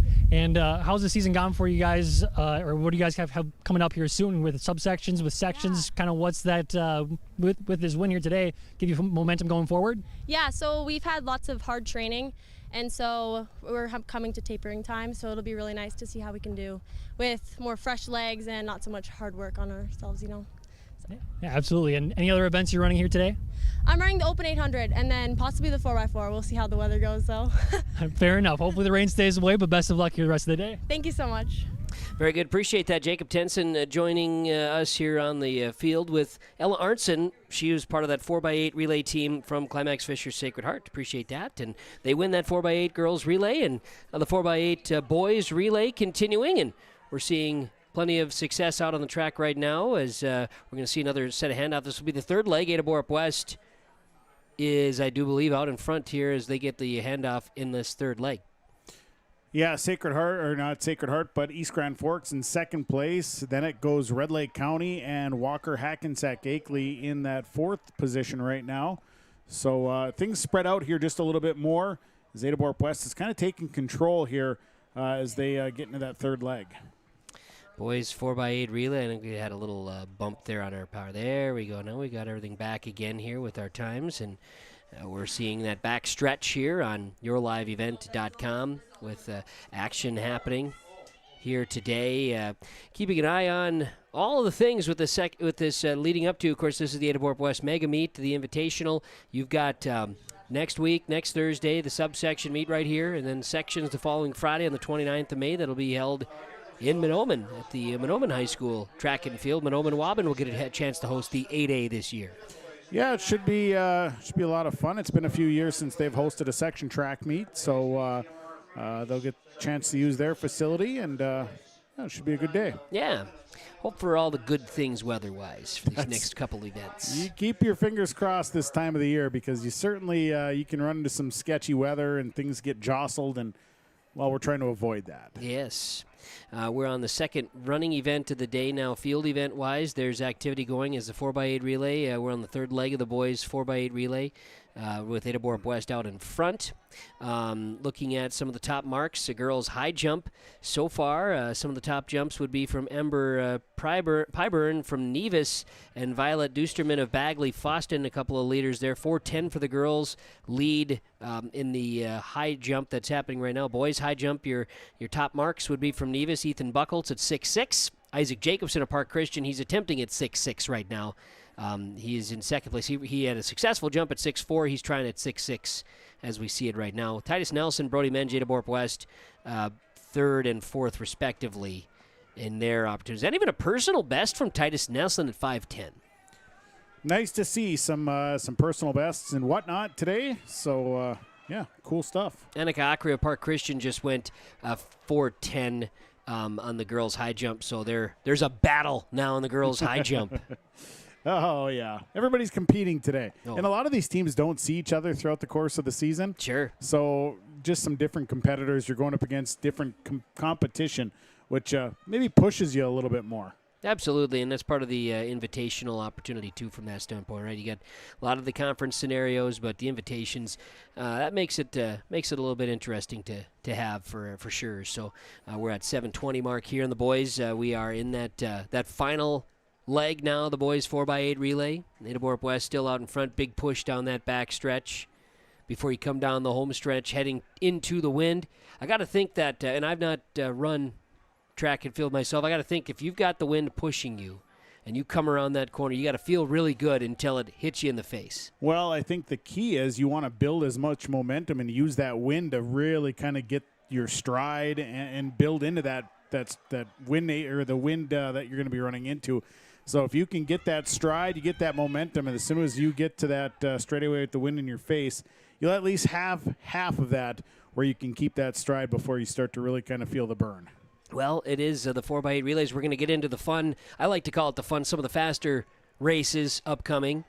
And I know that our intention, too, is as we can, Jacob Tenson will be joining us down on the field level with some more conversation with some of our winners as we go throughout the day. We'll do our best to get as many as we can. And I know that, that the 2-miler towards the end, that's where we'll be featuring some more interviews and such as well. So, but, of course, we've got some different heats that are expected. I believe we're looking at 4 or 5 heats for many of our races. So they'll bustle them through. I know we're getting the hurdles set up right now. You see, as we see up here in the booth, Mike Marshall here today, he's not one to mess around. He's already getting some of the hurdles in place while we run the 4x8 relay. Well, when you have the threat of weather or anything like that, you want to keep things moving. As I would like to say, no dilly-dallying. Oh, we're not dillying and dallying, not a chance. Big finish here for Ada-Borup-West and the 4x8 relay team. They're going to come down the stretch in a strong lead as we get to the finish line. East Grand Forks coming in second place as they're approaching the finish line.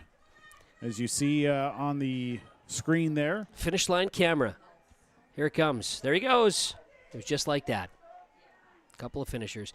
That finish line camera comes in real handy once we get to the point of seeing the dashes. We get to the blazing fast runs coming up. Winnimac going to cross here. Red Lake County will cross here with our finish times. So Sean will get those out to you. Yeah, Ada-Borup-West, a fast time, 9 minutes, 10.18 seconds. East Grand Forks, second place, 9 minutes, 24.07. Red Lake County coming in third place, 9 minutes, 42.69 seconds. We see that Walker Hackensack Akeley is coming around their final turn onto the straightaway.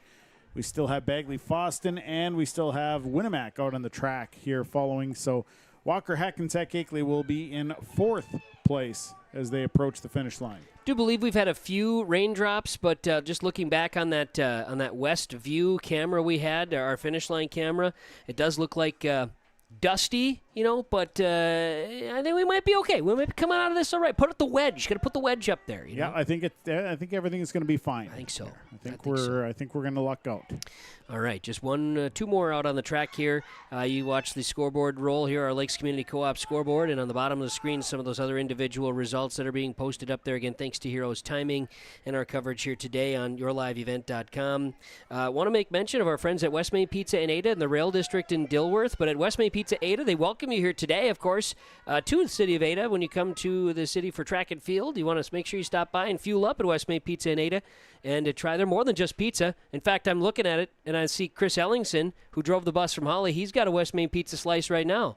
That's what it's all about. I'm telling you. For the bus driver, you eat the pizza. Yeah, and go to westmainpizza.net for more information as well about West Main Pizza in Ada, or you could find them in the location in Dilworth. They can help with some, of course, catering options. You look at summertime, maybe some weddings. You want to order in some of that pizza for late nights, things of that nature, or if you're looking at graduation time, you need a little something extra, West Main Pizza Ada, the Rail District Dilworth. Details, westmainpizza.net. We're going to zero in on our next races. We'll do that when we come back on yourliveevent.com coverage of the Ada-Borup-West Invite Track and Field, the Mega Meet today at Johnson Sports Complex. You finally found the perfect car in Racing Blue. You even got them to throw in the LED fog lights for free. Auto Owners insures your car because some people never learn to parallel park. That's simple human sense. River's Edge Insurance Agency Halstead, 218-456-2172. Keep going. More. We're welcoming you back to get you set here for the girls' 100 hurdles. 4 heats, Shawnee. Yeah, heat number 1, it is lane 1, Ava Hayes from Bagley Foston. Lane number 2 from Manoman Wabna, it's Caitlin Oboa. Lane number 3 from Nevis, it's Emily Lindau. Ada-Borup-West, Brianne Myers is in lane 4. It's lane 5, Annika Johnson of Park Christian. Lane 6, Natalie Ockrey of Park Christian. Lane 7, Kendall Nelson of Nevis. And in lane 8, Hannah Bigger of United Clay Becker. All right, very good. We look forward to it, and we're going to try to provide as many angles of the camera that we can here for you. Preston's going to be at the start line, and we've got a closing line and then the finish line. How's that stand? Well, if we can push all the buttons just fast enough, it's going to be a great race. Well, we'll see what Preston's got. He seems a little bit confused down there, but that's okay. I do like that we put him. Oh, here we're off. We got runners. This girls 4x1, or this girls 100 hurdles. Excuse me. Getting so used to the relays. Looks like Annika Johnson's out in front. Yeah, you see the Park Christian runners off to a great start. And the finish. Annika Johnson looks like she's going to come across in first place there, 18:20 as the time shows up with Hannah Bigger of United Clay Becker, then Natalie Ockery of Park Christian. Kind of a bing bang boom with Emily Lindau coming in there and Brianne Myers of Ada-Borup-West. And you can see in the times, you can definitely see that the wind is a little bit of a factor here, as most of these girls were running 17s. Yeah. In their when they came out with registering time. Annika Johnson with an 18.2 to win it. Hannah Bigger from United Clay Becker an 18.23, so a close race there. Followed by Natalie Ockery from Park Christian. Emily Lindau in fourth. Brianne Myers in fifth place. Caitlin Oboa. Manoma Wabin sixth. Kendall Nelson seventh. Rounding out to here in that first round, or first heat. Heat number 2, the girls' 100 hurdles. And we've got in lane 1, Climax Fisher Sacred Hearts, Andrea Sturdivant. Rayana Wadina from Manoma Wabin will be in lane 2. Jordan Johnson of Red Lake County, lane 3. Lily King from United Clay Becker, lane 4. Georgia Perkovitz from East Grand Forks, lane 5. Michaela Risberg of DGF in lane 6. Emerson Strobel of DGF, lane 7. And Anna Colden of Winnimac, lane 8. And a big thanks again to Heroes Timing for helping make this happen as the gun goes. So here we go, heat number 2. Off to a great start is Georgia Perkowitz. United Clay Becker's Lily King starting to pull away, as you see coming into frame here. Good race for first place there. And it will be King crossing in first place from lane 4 from United Clay Becker, 18.8. Georgia Perkowitz, East Grand Forks in second in 1894. Michaela Risberg in third from DGF.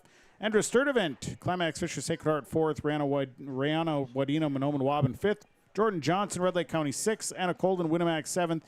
Emerson Strobel, DGF, coming in eighth place here in heat number 2. So we move on to heat number 3 in the 110 or the 100-meter hurdles. Right, girls 100, boys 110. So after this one, then they move them all back out of shape or back into place for the 110 boys race, and then the hurdles all come out. There's 4 heats. Yeah, there is. So it's a lot of heats. Lots of heats, and I think you're going to see that throughout when you got 19 teams, you're going to see quite a few heats. Olivia Crummy from BGMR, the Northern Freeze in lane 1. Lauren Tull of Crookston in lane 2. Hadley Brem of Bagley Fost in lane 3. Faustina Henry of BGMR, the Northern Freeze, lane 4. You've got Emma Schultes of Climax Fisher Sacred Heart, lane 5. Emily Reitmeyer of Climax Fisher Sacred Heart, lane 6. Camden Lewis of Clibber Convic, lane 7. And Bria Sather of Clibber Convic in lane 8. Gun is off, and here we go.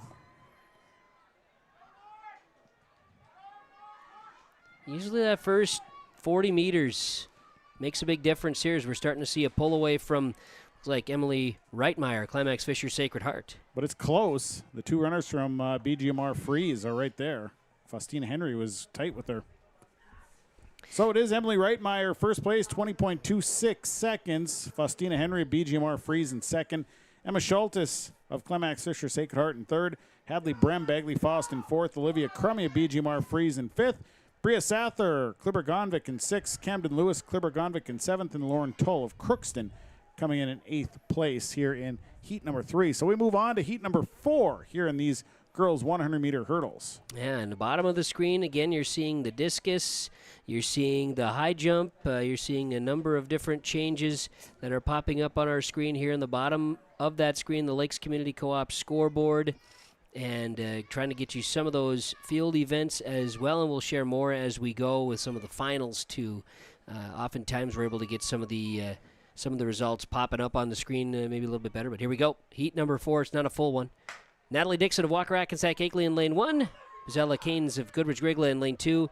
Leah Zubke of Walker Hackensack Akeley lane 3. Alexis Pearson of Winnimac lane 4. Allie Collin of Crookston lane 5.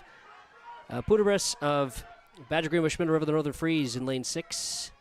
Bella Keifet of Climax Fisher Sacred Heart in lane 7 as we see the end. And Alexis Peterson of Winnimac, a first place finish, 21.76 seconds. Natalie Dixon, Walker Hackensack Akeley second. Leah Zubke, Walker Hackensack Akeley third. Allie Colin of Crookston in fourth. Bella Keifet of Climax Fisher Sacred Heart in fifth. Paisley Keynes of Grigla Goodrich Gatsky in sixth. And Amora Putbris of BGMR Freeze in 7th.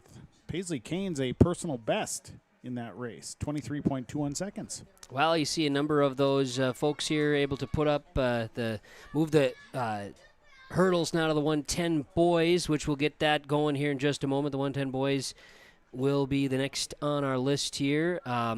Taking a peek at some of the events here that have been coming through. The girls will have those. The heats all came together, so then they'll tabulate those, and our best times would be that first heat.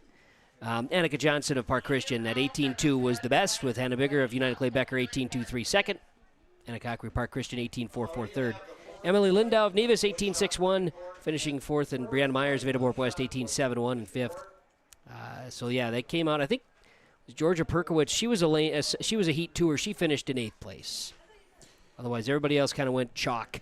Yeah, that's about. I think. Pretty close to where it lined up to begin with. All right, so boys are up 110.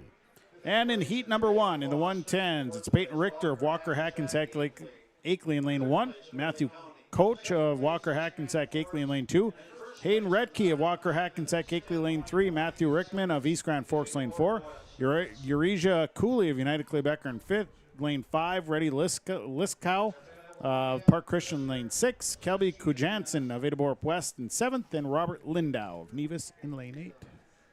Boys, 110 hurdles as make sure everything's all in tip-top shape. You got Ruth Hayden working the end line.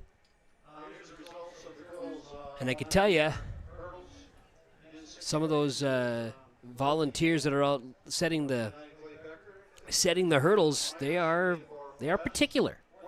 Well, you've got to have them right on that line, right where they're supposed to be. It's got to line up just perfect. It has to. Has to. A lot of great. You know, I'm going to be honest with you. I'm quite shocked at the crowd that we have here today. I was anticipating with gale force winds, things of that nature. Maybe the crowd wasn't going to be as large today. We've got a pretty decent crowd here today.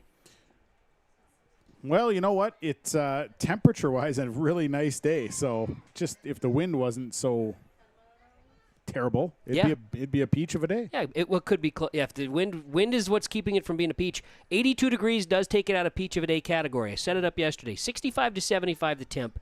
Winds less than 10. And sunshine. Here we go. 110 hurdles underway. The lane assignments are to your left. Wow, Matthew Rickman got out of there really fast, and he is leading from East Grand Forks. Look at him go. He's all by himself into frame. Everybody else is really tight. And there's a lot of hitting of those hurdles. Now, what do you think about the wind and the hurdles? You know, when it comes to wind and hurdles, I mean, it's going to play a factor. I don't know if they match well. If you stand up when you're coming over those hurdles, it's going to slow you down. It's going to mess up your rhythm. Most of these guys are taking 3-step approaches. So if you can keep in your crouch going over the hurdles, you're going to have a good time. If you're standing up, boy, you're going to struggle. Well, they say if you pizza when you French fry, you're supposed to pizza. You're going to have a bad time. Yep. Kretschmann take care of business there in the first heat of the boys 110. Second heat coming up. So in the second heat, we've got lane 2, Chase Whitney of Walker Hackensack Akeley. It is Gavin Schauer of Nevis in lane 3, Alexander Link of East Grand Forks 4, Devin Shindy of East Grand Forks in lane 5, Titus Nelson of Ada-Borup-West in lane 6, John Pena of BGMR Freeze in lane 7. And that's how it looks. So there's 3 heats in the boys 110s. And then it goes girls 100, boys 100, so on and so forth. We're cruising right along. Racing be happening. And we've got field events continuing, and you can see the bottom of the screen with some of those results being shared, and we'll share more as they come in finalized as well. Pretty nice. Heroes Timing, not to take anything away from any of the other timing, Heroes Timing does have a really nice setup when it comes to their live racing action and being able to really monitor those. So, and I know Heroes has a history with cross-country meets, things of that nature as well. So good to see it. See some sprinkles out there. They've added Peyton Richter of Walker Hackensack Akeley to lane 1. So I believe he was actually scheduled to be in heat number 1, but he's in heat 2. Okay. See some sprinkles out there. I see him on Preston's shirt. This is a second. Yep. This will be heat 2. Okay, Richter got added. Let's see if I get my update from the lane assignments. There it is. And now we're all square. Bada boom, bada bang. Yep, Peyton Richter's in lane 1 right out of the gates. Okay.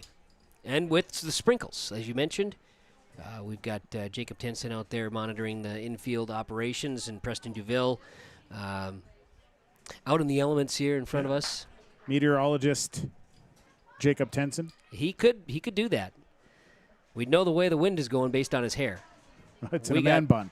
We've got some hurdles being hit. The wind is gusting a little bit, but you see the East Grand Forks runners of Alexander Link and Divin Shindy. And we have one of the runners falling down. I believe it is John Pena that fell down. But it is Alexander Link that takes first with a 19:29. Peyton Richter second, 19.39. Divin Shindy of East Grand Forks, 19.66. Gavin Shower of Nevis, a 20.26. Chase Whitney, Walker, Hackensack, Akeley, 20.32. Titus Nelson of Ada-Borup-West, 22.25. And John Pena in 7th place. BGMR Freeze, 23.24. Here's an opportunity to give just a little shout-out to Mr. Jeremy Prodzinski. He's down assisting with the track, but he was here also assisting with the technology because he's a technology guy. He also had to do a bus route, and now he's back, and he's doing the hurdles. That's a guy. That's a full day of events right there. And this heat at the boys 110 hurdles is a full heat of Red Lake County Rebel runners. Yeah, 3 of them, in fact. Dominic Whitaker in lane 3 from Red Lake County. Owen O'Neill, Red Lake County, lane 4. And Wiley Lair of Red Lake County in lane 5. All right. So the Red Lake County race in the boys 110 hurdles. A couple of track and field meets. I know there's been some interesting ones over the years too, but you get some that are just relay races, You just have a full-on, here's your relay race events, and it's just going to be relays. And then you have sometimes, some of these events, you have the throwers relay, right? You get those to be thrown in there too. That's kind of fun. Here we go. Last heat of the boys 110. I don't think they're high-fiving coming down the track, though. No. While they're teammates, they are trying to win the race. Looks like Wiley Lair is out in front, but he's getting caught. I think Wiley Lair comes out ahead of Owen O'Neill. Yep. He does. Wiley Lair, 21.84. Dominic Whitaker, 22.02. Owen O'Neill, 22.52. And now we get to watch all of the hurdles go away. Because we're setting up for the 100-meter dash. That will be next, and we'll take a break. More to come. YourLiveEvent.com and our coverage of the Ada-Borup-West Mega Meet Invitational. American Crystal Sugar Company, with their 4,000-plus employees and shareholders, are deeply rooted in the communities of the Red River Valley. They're committed to the sustainability and growth of their business and to improving lives in the places where we work and live by investing in people, our communities, and the future of American Crystal Sugar. Visit crystalsugar.com to learn more about scholarships, grants, volunteerism, donations, and more through the Community Roots American Crystal Giving Program, growing strong community roots. American Crystal Sugar Company. Halstead Telephone Company delivers fast broadband internet, telephone, and cable TV to residents in this region, including Halstead, Shelley, Neelsville, Climax, Fisher, Bigland, Gentilly in Minnesota, and Hillsborough, Caledonia, Gardner, and Argosville, North Dakota. Serving the area residents since 1904, Halstead Telephone continues to create a bright future for this region using 100% fiber optic technology. Service plans offer flexibility and choices, and there's local support personnel ready to help. Contact Halstead Telephone Company today. And we're back on YourLiveEvent.com. The girls' 100-meter dash, heat 1 of 8. There's a few heats here, and in heat 1, it's McKenna Christensen of Park Christian, lane 1. Janessa Torgerson of Grigla Goodrich Gatsky, lane 2. Shayla Olson, Bagley Fosson, lane 3. Claire Klinkhammer, Bagley Fosson, lane 4. Delaney Collins, Walker Hackensack Akeley, lane 5. Maria Spaeth, Park Christian, lane 6. Kylie Snare of BGMR Freeze in lane 7. Jenna Thompson, Ada-Borup-West in lane 8. And Matthew Rickman does win the boys 110 hurdles with a 16.9 time. Matthew Koch of Walker Hackensack Akeley, 18.47. That would be your second best. Kelby Kujansen of Ada-Borup-West, 18.51 was third. Uriah Cooley of United Claybecker, 18.63 was fourth. And Hayden Retke of Walker Hackensack Akeley, 18.93 was a fifth place finish in the boys 110 hurdles. A few more raindrops starting to fall here. I see Preston's shirt starting to get kind of wet. Uh-oh. We do have Randy Huey of Red Lake County Rebel Track and Field. He is going to join us here in a moment. Jacob Tenson standing by as we get ready for the girls' 100. There we go. Oh, We got We a faulted. false start.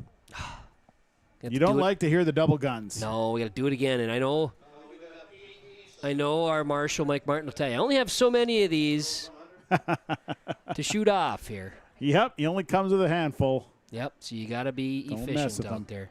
Yeah, I'm glad we had everything prepared. We will get to Randy Huey and the Red Lake County Rebel track and field team in just a moment. Jacob, stand by there with that. We'll get this first heat of the girls 100 in with some of the anticipated speedsters out there on the track. Yeah, there's some good times here. The fastest time registered comes from Claire Klinkhammer, Bagley Foston. 12.82 is her season best. So she's clearly one of the favorites here coming into this race. If we can avoid a rain and just keep with a couple sprinkles, that'll be fine. Here we go. Underway in the girls 100. And it is a tight race. Klinkhammer is leading it, but not by much. And here comes Park Christian on the outside. Maria Spaeth. Looks like she's going to cross first. And I believe Maria Spaeth, 13.72. Park Christian, a first-place finish. So a nice time there. Bagley Foston, Shayla Olson in second. Claire Klinkhammer, Bagley Foston third. Delaney Collins, Walker Hackensack, Akeley fourth. Janessa Torgerson, Grigla Goodrich, Gatsky fifth. McKenna Christensen, Park Christian sixth. Jenna Thompson, Ada-Borup-West in seventh. All right, let's go to Jacob Tenson standing by with Red Lake County track and field coach Randy Huey. Yeah, here with head coach of the Red Lake County Rebels, Randy Huey. And how have you felt about the performance so far from your team here today? Yeah, good. Just early in the meet, obviously the weather not ideal for everybody. We were just kind of chit-chatting with some other coaches. We had a Chamber of Commerce beautiful day, 70 degrees, sunny, and 5-mile-an-hour winds yesterday, and today we get this. But like I also told our kids, hey, if this is the trade-off, had bad weather today, good weather next week here at the subsections, we'll take it. But yeah, okay start here so far early in the meet, but yeah, things are going good. Yeah, and you talk about getting ready for the subsection and section meets. What is a day like this where you have crazy weather, wind maybe gives you a little bit extra weight room session kind of in a sense? What does a meet like this do for your team though? Yeah, just, you always have to adjust to the elements. And we talked after our warm up, hey, you're going on the backstretch or wherever the wind is, put your head down, you got to fight through the wind and just get used to the elements. So, and then we always like to be on tracks where the subsection and section meets are. So the kids just get used to the track, the surroundings, everything. So, I mean, it was just, good to be here today, and obviously great competition and many teams here as well that we'll see a week from today. And is there any athletes you want to shout out maybe that we should keep an eye out here for today? Yeah, I mean, we've got some really young team this year. One athlete I'll mention that is kind of a unique situation for us, and actually family formerly from Ada-Borup is Alex Gullingsrud, and he's the first ever Section 8A wheelchair athlete, and so we're just so proud and happy for Alex to be able to be participating in track and be wearing a Rebel uniform. He's been a fan and a stat keeper and a manager for the other teams, but with his scenario there, he hasn't been able to be in any other activities, but with high school league track and field, he can participate as a wheelchair athlete, and so it's filled our hearts that he can do that, and he's done amazing. He had a PR in the discus today, and looking for some good things once he starts wheeling on the track today, and he'll have a very good chance, obviously, to go to state, knock on wood, as long as all of his events go fine, he'll make it there too. So it's going to just really be a lot of fun to see him, and then looking forward to our younger kids today and into next week and see what we do. But junior high team, I do want to shout them out. We've had our girls team win 2 meets this year, and our boys team just won a meet, and that has not happened for us in a long time, if ever. So our youth is looking good, and we're got a lot of promise going into the future. Yeah, and it sounds like just a lot going on here with your team, and I know Gullingsrud, with Alex Gullingsrud, Sean and Kevin up top, we're excited to see him perform as well too, and I know he's been a big focal part of the Red Lake County community, so good to see him perform. Yeah, exactly. We're just, like I said, it's a hard filler because he gets to participate, he gets to be on the bus and be one of the kids, be an athlete, not just a spectator manager, like I said, and so it's really cool. And the kids have been all supporting him, cheering him on, and he's tried every event this year except for the 2-mile. That's the only one we're holding off on right now, but he's done shot and disc. Those are the field events he can do, and then 100 through the mile. He's He's done everything, and we've already kind of done a little scouting for state, so we've got an idea of maybe going more middle distance to long distance to give him his best chance at placing at state. So he'll be doing the 4, the 8, and the mile today on the track. So, and he did the mile for the first time the other day and actually beat 4 other kids doing it on the other end of it. So I mean, he did well, and we're excited, and he's getting better and better every day. We're excited to see him compete, and I'm excited to see the rest of your Rebels compete as well too. So best of luck here today and going forward. Yeah, thank you, and we always appreciate you guys. Your great coverage from your live event and your radio stations. You guys do an awesome job. I know our fans at home and everybody appreciate that if they couldn't make it today with the weather and other things going on. So thank you for your coverage, and yeah, we're excited for our young kids to see how they do. Thank you again. Appreciate it. All right, thank you.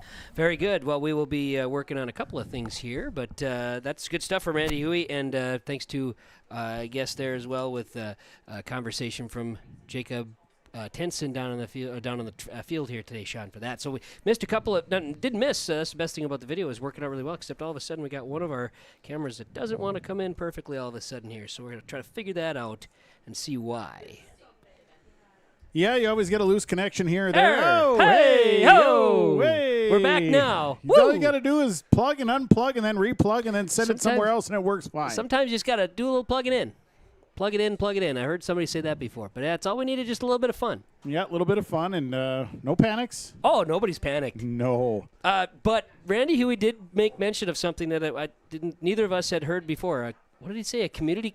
It was a. Community commerce type it was day? It was a Chamber of Commerce type of day. Yeah, we're more of the peach of a day type of but people. But I will use that. I will say, you hey, start. We'll ask him for permission. Yep. Seems like he came up with that on his own. This is a Chamber of Commerce type of day. That is something. I like it. I'm here for it.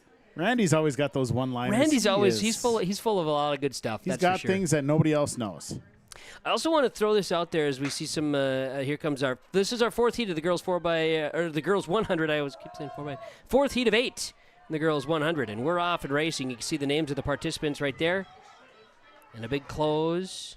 This is a pretty speedy little run here in the girls 100, the 4th heat.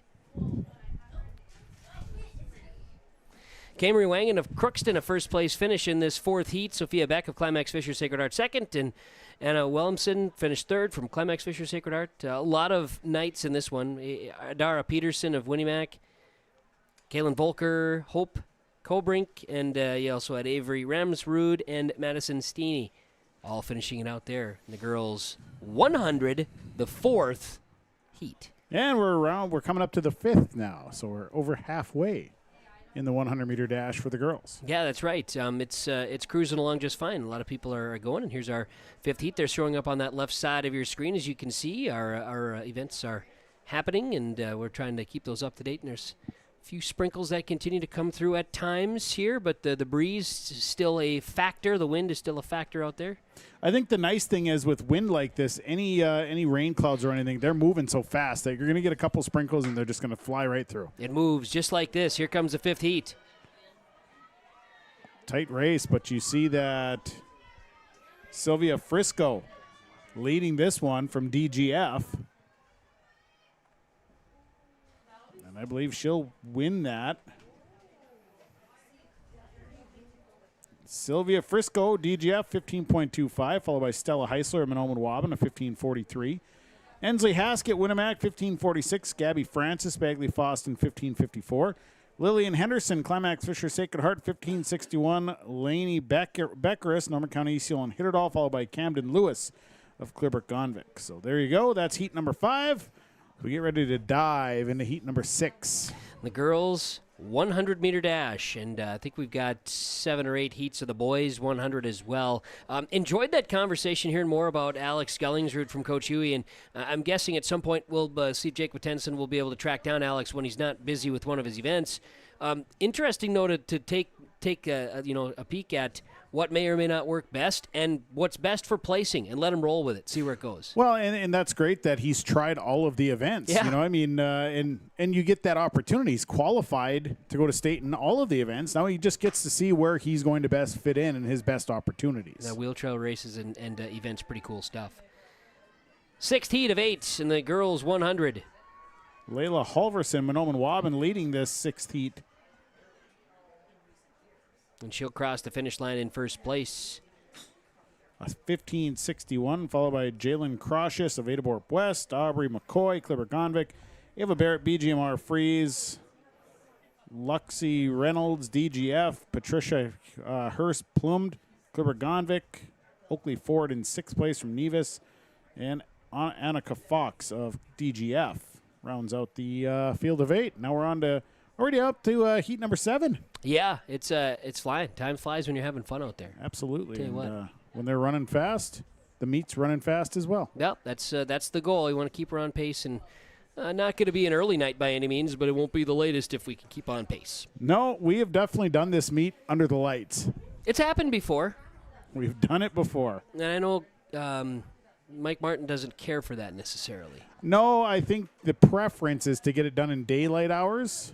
We'll see what happens. But with the First clouds. time it's happened in the dust, though, so there's that. Yeah, the dust. We'll refer to this as the Mega Meet Dust Bowl. There you go. United Clay Beckers, Chelsea Peterson is going to be crossing first place here in the 7th of 8 heats, 15:91, followed by teammate Violet Schiffner of United Clay Becker, a 16:07. This is the last year of the United Clay Becker track and field co-op. Really? It'll be going back separate once again. I did not know that. Yeah, I learned that just recently. Well, that means their numbers must be good enough to stand alone. To do some separations. And they had been together for cross country, Lake Park, Audubon, and Holly, the United Clay Becker co-op. And then they separated back out of that here in recent. And so? And I believe... they're still together for wrestling. Wrestling. I think they're still together for wrestling. Yep. And boys and girls. And they've had great success in getting girls wrestling going. And they've had great numbers in both programs. So There's been Francis's and Tykins involved in that program. How could it not be successful? Yep. Here we go. Heat 8. Bentley Nelson, Nevis, Aubrey Troutner of Ada-Borup-West, Macy Kohler of Rothsay. And it looks like Kohler dropped out. So it is just Nelson and Troutner. And it is Nelson crossing in first place. So there we go. We got all 8 heats in the 100-meter dash for the girls. We did it. And those numbers will all be tabulated here with the full results. And the boys 100, the guys are already getting in the blocks. Plenty of heats here. Plenty of heats. Let's see. Final results on the girls. Maria Spaeth of Park Christian, 13.72. She will take first place. Jayla Olson from Bagley Foston, 13.79, went for second. Claire Klinkhammer of Bagley Foston, 13.83, went third. Delaney Collins, Walker, Hackensack, Akeley, 13.92 was fourth place. Bergen Edwards of Park Christian, 14 flat, finished in fifth. Then Janessa Torgerson of Goodrich Griglagatsky at 14 flat as well. They had to adjust that one. Then Bentley Nelson of Nevis, 14.24, a personal best, finished in seventh. And she ran the last heat. No, she was flying. She was flying. There is no doubt about it. She was cooking. McKenna Christensen of Park Christian's 8th, and Ada-Borup-West Jenna Thompson finished in 9th. That's the girls' 100 results. So we get ready for the boys' 100-meter dash. Heat number 1, it's lane 1, Aaron Goss of Crookston. Lane number 2, Avery Ostena of Kluber-Gonvick. Lane 3 is Karsh Frazier, Walker Hackensack Akeley. Lane 4, Logan Geese of Park Christian. Lane 5, Bryden Daniel of Bagley Foston. Lane 6, Isaac Jacobson, Park Christian. Lane 7, J.D. Knox of Walker Hackensack Akeley. And in lane 8, it's Brandon Schenke of BGMR Free. Some fast times here. Well, we will see how everybody rolls out. Getting some refreshes on our bottom screen for you on Lakes Community Co-op scoreboard as well with some of our field events and how things are kind of doling out there as we get ready for, 7 heats of boys' 100-meter dash. We'll jump right into relays after that. Which is always fun. I like the relays, no doubt. Here is heat number 1. You see a Bagley Foston, Bryden Daniel leading the way to start this one. Isaac Jacobson in second place. And it's Bryden Daniel, Bagley Foston, 11:49, so a nice time there for him. Karch Frazier, Walker Hackensack Akeley second. Isaac Jacobson, Park Christian third. Logan Geese, Park Christian fourth. J.D. Knox, Walker Hackensack Akeley in fifth. Brandon Schenke of BGMR Free sixth. Aaron Goss of Crookston in seventh. And Avery Ostena did not show. Okay, 5 sub-12s. And That's going to be a pretty decent time posted, I think, on a day like today with the wind out of that south. And that's pretty consistent with where they were coming into the race. Sure. Looking at those, some of those qualifying times, pretty consistent. So some strong runners. Second heat, you've got William Strandberg of Bagley Foston, lane 1. Grant Sorum, East Grand Forks, lane 2. Jaser Davis of Climax Fisher, Sacred Heart, lane 3. Zayden Geese of Park Christian, lane 4. Isaac Harlock, Monoman Waban is lane 5. David Pettis of Park Christian, lane 6. Shea Jacobson of Goodrich Grigla-Gatsky, pretty decent football player. Very if I recall good. correctly, lane 7. Dylan Larson of Climax Fisher, Sacred Heart, lane 8. They got them in the blocks. Mike Martin is getting them ready. They're getting their feet shaked out. They're all ready to roll. The gun's high. Heat number 2, the boys 100 dash. 2 of 7. Mike Martin will get him up and set him down. He says, hey, hold on now. Somebody's not right. Somebody is flinching. Somebody's got the Jimmy legs. Oh, no, not that. Not the Jimmy legs in the starting blocks. Can't have them there. He will shut this baby I don't down. get the Jimmy legs in the starting block. That's not usually where the Jimmy legs show up for me. That's usually later in the day. No, I don't get usually in the starting blocks, I was pretty calm, cool, and collected. How could you not? You had Al Culligan in one ear and Ken Bauman in the other ear. They always had you in good mode. Yeah, and you didn't get the Jimmy legs. No. You didn't have them. Not when you were doing that. No.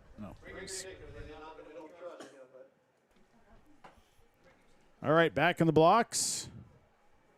Set him down, get him up, get him out. And here we go. Off and running, as they say.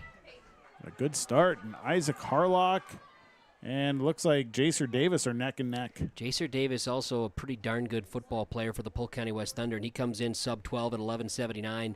That'll put him in running in the top 10 so far. You get 3 in the sub-12s here with Isaac Harlock, Monoman Waban at 11.93. Right ahead of Zayden Geese from Park Christian, 11.96 in the top 3. So we move to heat number 3, Trace. I'm excited about the third heat. Absolutely, and why wouldn't you be? Well, I am, yeah, and here they are. Jaden Alvarado of United Clay Becker will be in lane 1. Abe Miller from Goodrich Grigla-Gatsky in lane 2. You got Gavin Reitmeyer Crookston in lane 3.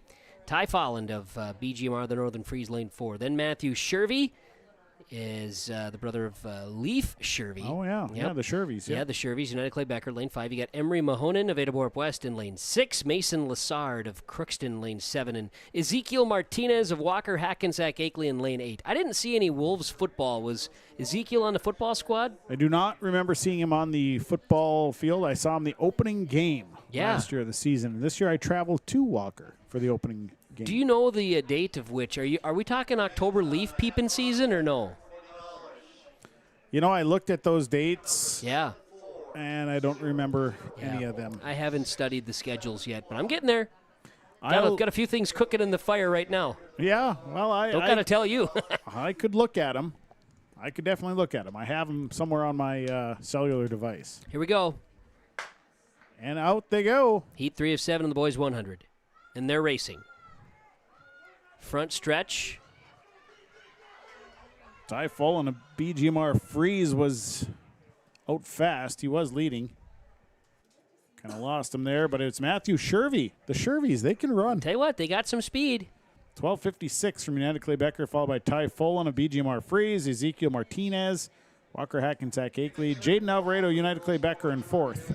Emery Mahonen, Ada-Borup-West. They crossed. Look at all these guys tying. 12-7-9. Yeah, and Mason Lassard. Wow. A lot of 12. You don't see that.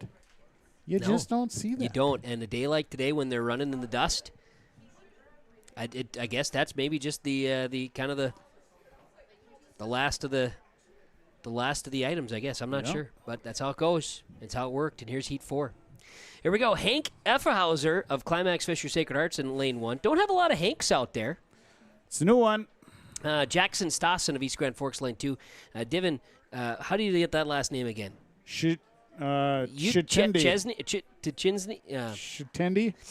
And then you've got Mihail Mamadov of Winnimac in lane 4. You got Bobby J. Robinson III of Climax Fisher Sacred Heart in lane 5. Oliver Collins of Walker Hackensack Akeley's lane 6. Avery Jones, United Clay Becker, lane 7. Tyler Ott of Nevis in lane 8. Good lineup here. Should be good. And there they go. Heat 4 of 7. And we're rolling. Boy, Divin Shtindi. You had said it earlier really well. Shtindi. Yeah, you did so well, and I think he's going to be first place too. Yeah, he did. did. Yeah, Divin Shtindi. I think that's what it was. But that 12:30 is your top time in this 4th heat of the 7 heats. Yeah, Winnemax, Mihail Mamatif. Yep. Second place from Winnemac, Oliver Collins, Walker Hack, and Zach Akeley. Third, Avery Jones, United Clay Becker. Fourth, Hank F. Hauser of Climax Fisher Sacred Heart. Fifth, Bobby J. Robinson. The third, Climax Fisher Sacred Heart. Sixth, Tyler Rott, Nevis. Seventh, and Jackson Stossen of East Grand Forks in eighth. You know, we made Jacob Tenson kind of be the guy that's got to run around today and do. But he's got to put in all the steps. You know, he maybe gets a little break here and there, but he's got to put in all the effort. You know, and young fella, it's good for him. Well, I think so. You know, Belgrade Brutnell Rosa, born and raised. You know, that type of thing. All part of the deal. Section 5. Right. All right, Heat 5 of 7. Let's see what we got in this one. Grant Slominski of United Clay Becker in lane 1. You got James Stockinger of Rothsay in lane 2. Charlie Morberg of Winnemac lane 3. Ozander Adrande of BGMR the Northern Freeze in lane 4. Abram Shermanov of Winnemac lane 5. Sorry, he and Damien, their actually last names being cut off there. Lane 6, Caleb Richardson, that is, of Bagley Foss in lane 7, and Cade Wisk of Crookston lane 8. Again, the scoring provided by Heroes Timing. And here we go. At this point, Caleb Richardson and Grant Slominski, front runners in this heat number 5. I think Slominski might have got it there. Slominski did get him. He got a 12.63. Cade Wisk of Crookston in second.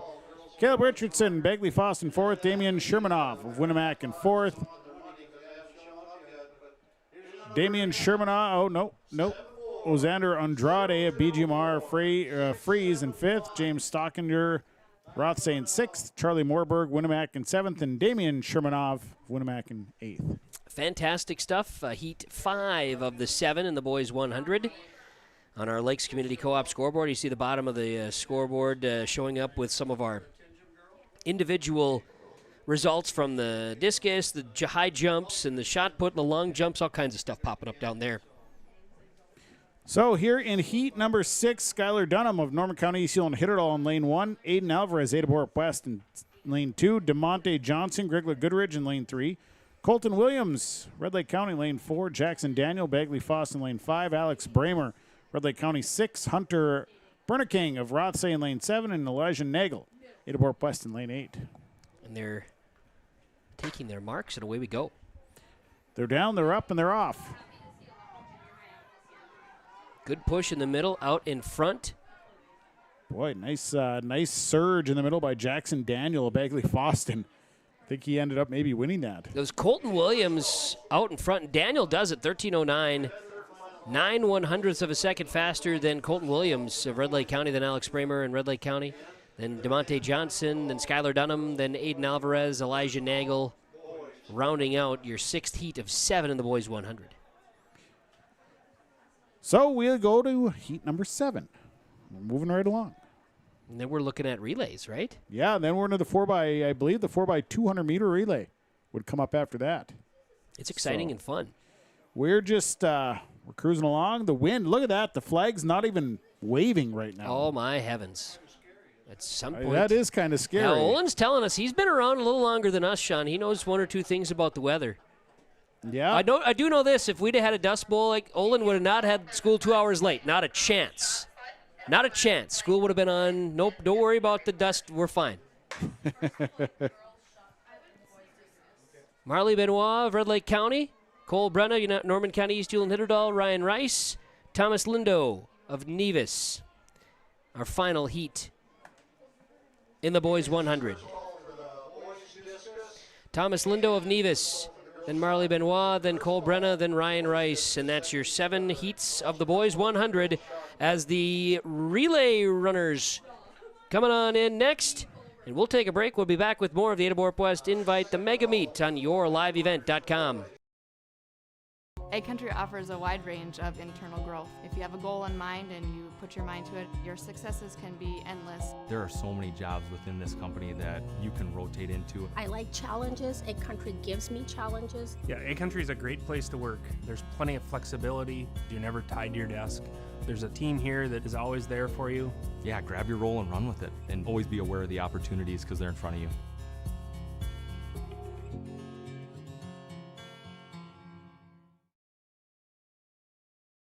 This is Chris from Agassiz Precision Ag, your local precision planting dealer. Say thank you to the farmers you come into contact with every day. They have chosen a career that is as much their deep passion as it is an absolute necessity for you and I. Spring is upon us and there will be farm equipment on the roads. Give them your patience and room to do their jobs. Trust me, they would rather be off the road working in their field than dealing with traffic. From all of us here at Agassiz Precision Ag, we say thank you and have a safe spring.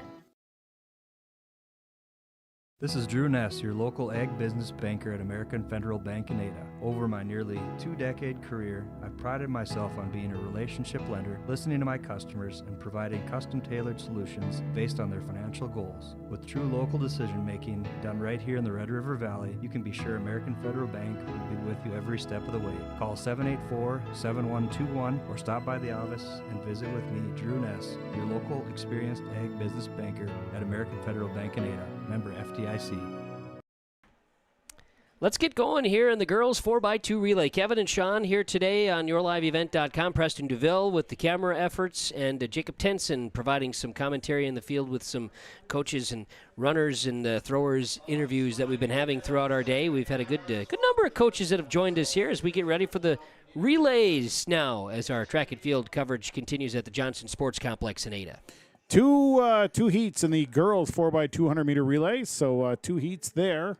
And then the boys, there is 2 heats of boys. So. Should tell you the boys varsity 100 wrapped with Bryden Daniel of Bagley Fossen 11:49. That's first place finish.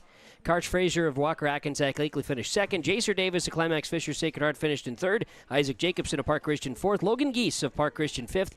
J.D. Knox of Walker Hackensack Hakely sixth place finish. Isaac Harlock Monoman Waban finished in seventh.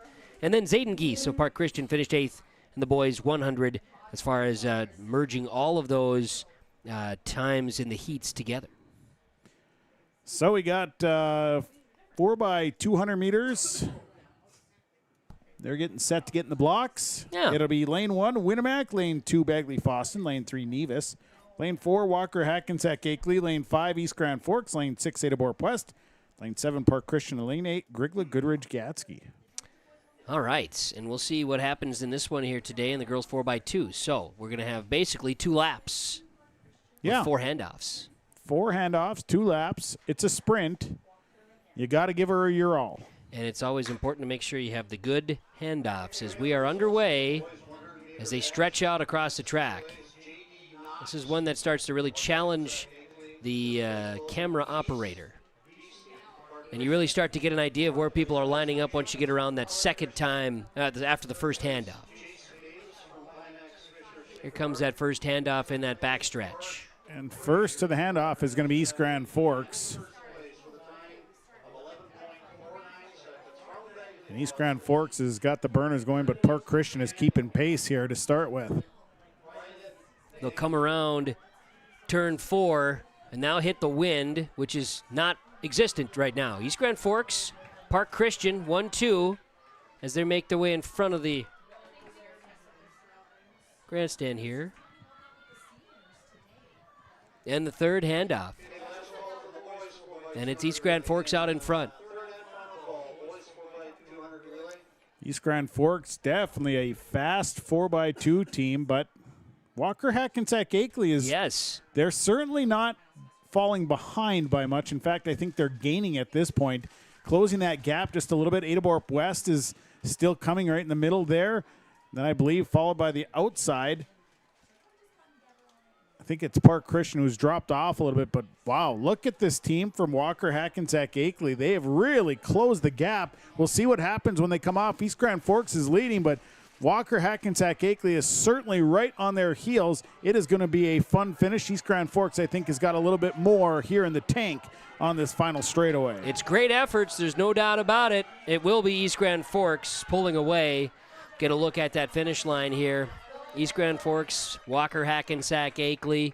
And it looks like Winnie-Mac, Ada-Borup-West as the times come in the first of 2 heats in the girls 4x2. Great execution in that 4x2. Yeah, East Grand Forks 148.99. Walker Hackensack Akeley 149.97. Winnie-Mac in third, a 153.24. Ada-Borup-West right behind him, 153.94. Park Christian 155.63.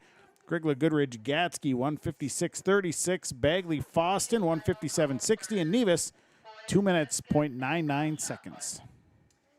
All right. Those, your first heat results in the girls 4x2 relay. So the girls' second heat in the 4x2, getting up and ready to get into the blocks here. They'll all take their marks. You got to get the blocks reset. That's also part of the process. Absolutely. So they will reset, and we'll be ready for the next heat. That's right. Again, thanks to our sponsors that are helping make our broadcast possible. Some of our feature sponsors for our broadcast today include West Main Pizza Ada, the Rail District in Dilworth, home of the under $10 lunch special, Sean. Ooh, I love that lunch special. Both locations. And, of course, if you're in town today for the track and field meet, coming back for the subsections next week, make a stop at West Main Pizza in Ada. The Rail District in Dilworth location also available, westmainpizza.net. Learn all about the options. Text Club. They got some catering options for you. You can host your next birthday party. I like that. I might do that. You could. Could. West Main Pizza Ada, they're more than just pizza, and at the Rail District in Dilworth. Well, heat number 2, we got lane 1, United Clay, or lane 2 rather, United Clay Becker. Lane 3 is DGF. Lane 4, Monoman Waubin. Lane 5, Crookston. Lane 6, Climax Fisher Sacred Heart. And lane 7, BGMR Freeze. Cool. Heat 2 of the girls 4x2. The boys will follow. And they have 2 heats as well. Hot diggity. We got things. And we've got some cloud cover, and the wind is, at the moment, looks like it might be calm out there. Yeah, I was going to say the flag is actually lane limp right now. Yeah, that's been a rarity here on this windy day with the, of course, dust flying, and we're all feeling it here today, whether you're outside or inside, that's for sure. Well, in the blocks they go here for heat number 2 in this 4x2 100-meter relay. And they're off. First leg, very important. But that second leg is when you start seeing some things. That's definitely when you start making your moves.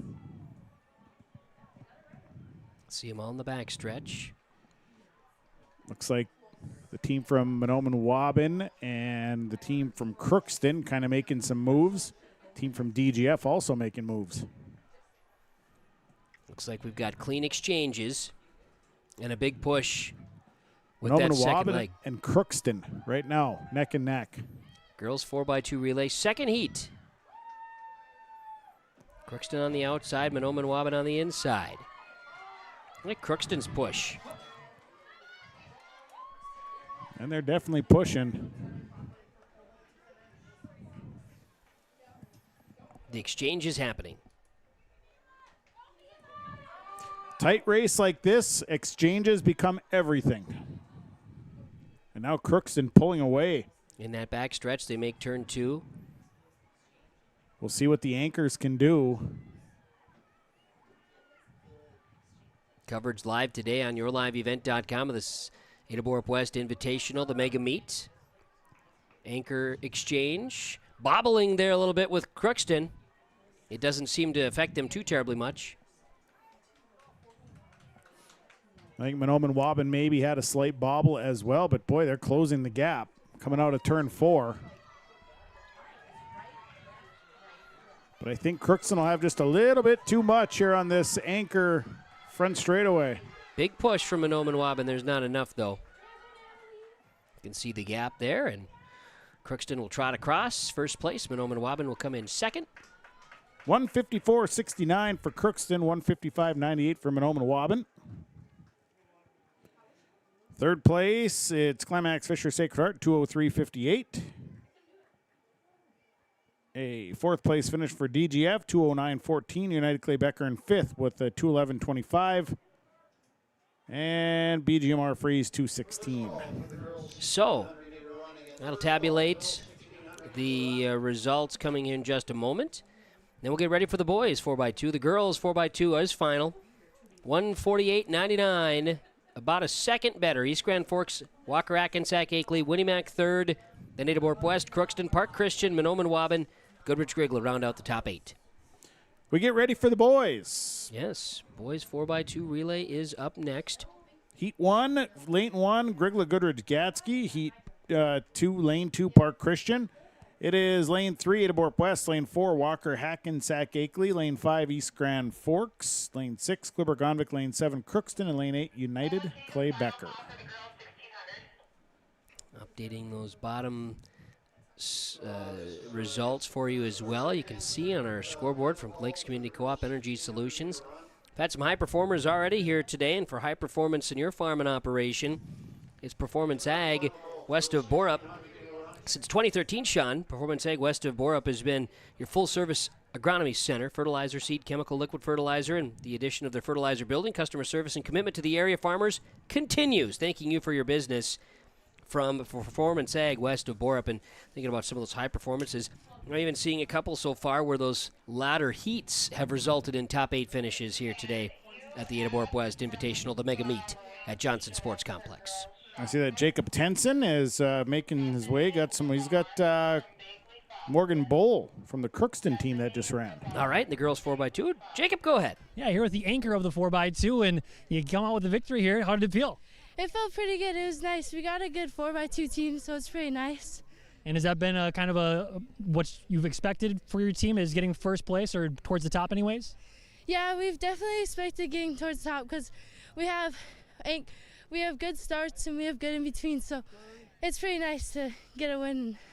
And you kind of lucked out here, windy conditions, but all of a sudden the wind dies down, so fortunate you didn't have to run in the wind. Yeah, that's true. It's definitely nicer. And what events are you participating in here otherwise, or have you already participated in a couple events? I participated in the 100. I already did that, but now I just have the 4x1. Okay, well, best of luck here throughout the rest of it, and again, congratulations on the win here. Thank you. Send it back up with you guys. Appreciate that, Morgan Bowl. Good job there. And, of course, as mentioned there with Crookston's 4x2 team, quality race there as they come out with a first-place finish today in the 2 heats of the girls 4x2 and the boys 4x2 heats coming up. You know, and that was a good race. Now the boys are in the blocks and ready to go, and so I see the gun is up. Well, let's get ready to race. Boogity boogity. I don't think that works the same if it's not in the race car, but nonetheless. I've not seen Wayne Folkers here from Crookston. A rarity. Yeah, because he usually, he was coaching for a while there with Crookston Track and Field. And you just usually just see him. Yeah, and he loves track and field. He's usually roaming around. Well, maybe he's hiding. He can't hide. No. He's like 8 feet tall. That's also true. So, good start. And here comes East Grand Forks in the middle. Whoo! There are some flames coming off those shoes from East Grand Forks. It's hard for Preston to even keep up out there with the speed. That is a good handoff there. Good handoffs all the way around. And 19 to 20 seconds on those handoffs from first leg to second. You'll see a good push from United Clay Becker on the outside and East Grand Forks on the inside. East Grand Forks taking the lead. Walker, Hackensack, Akeley had good times coming in here as well. See where they start to make their push.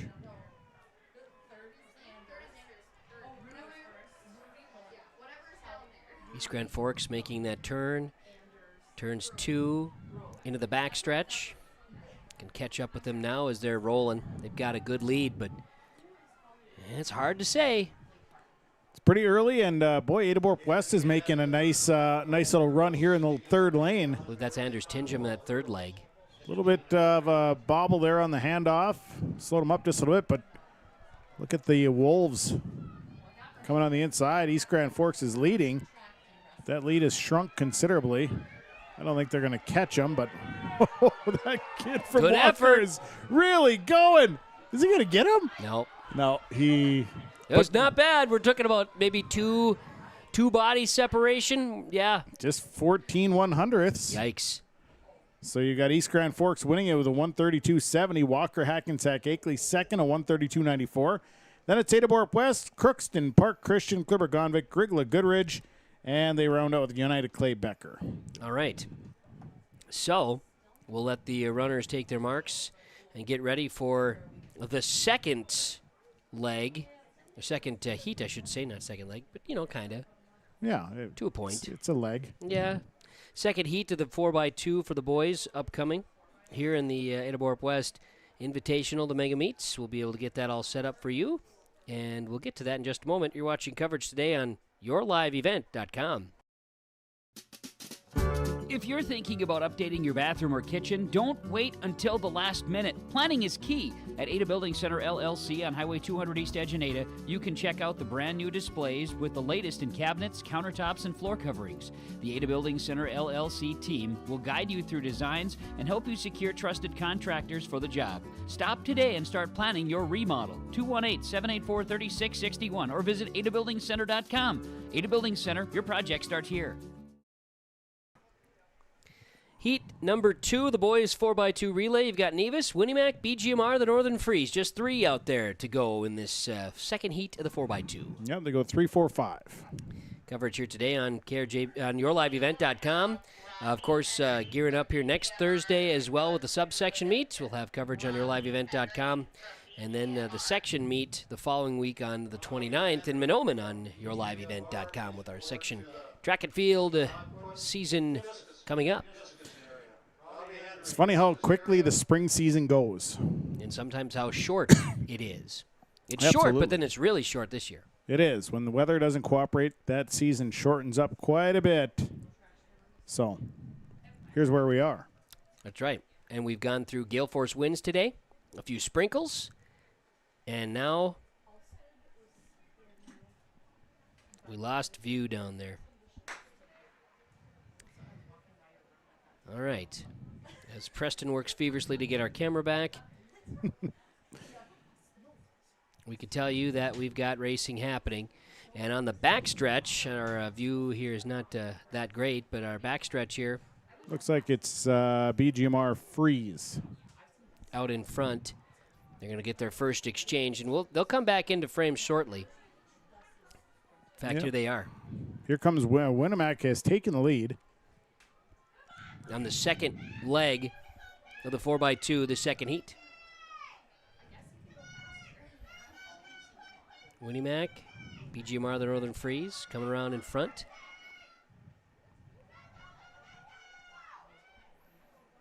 And then Nevis will be the last to make the exchange. So we are in leg number 2 of this second heat of the 4x2. 1,600-meter run for the girls coming up next.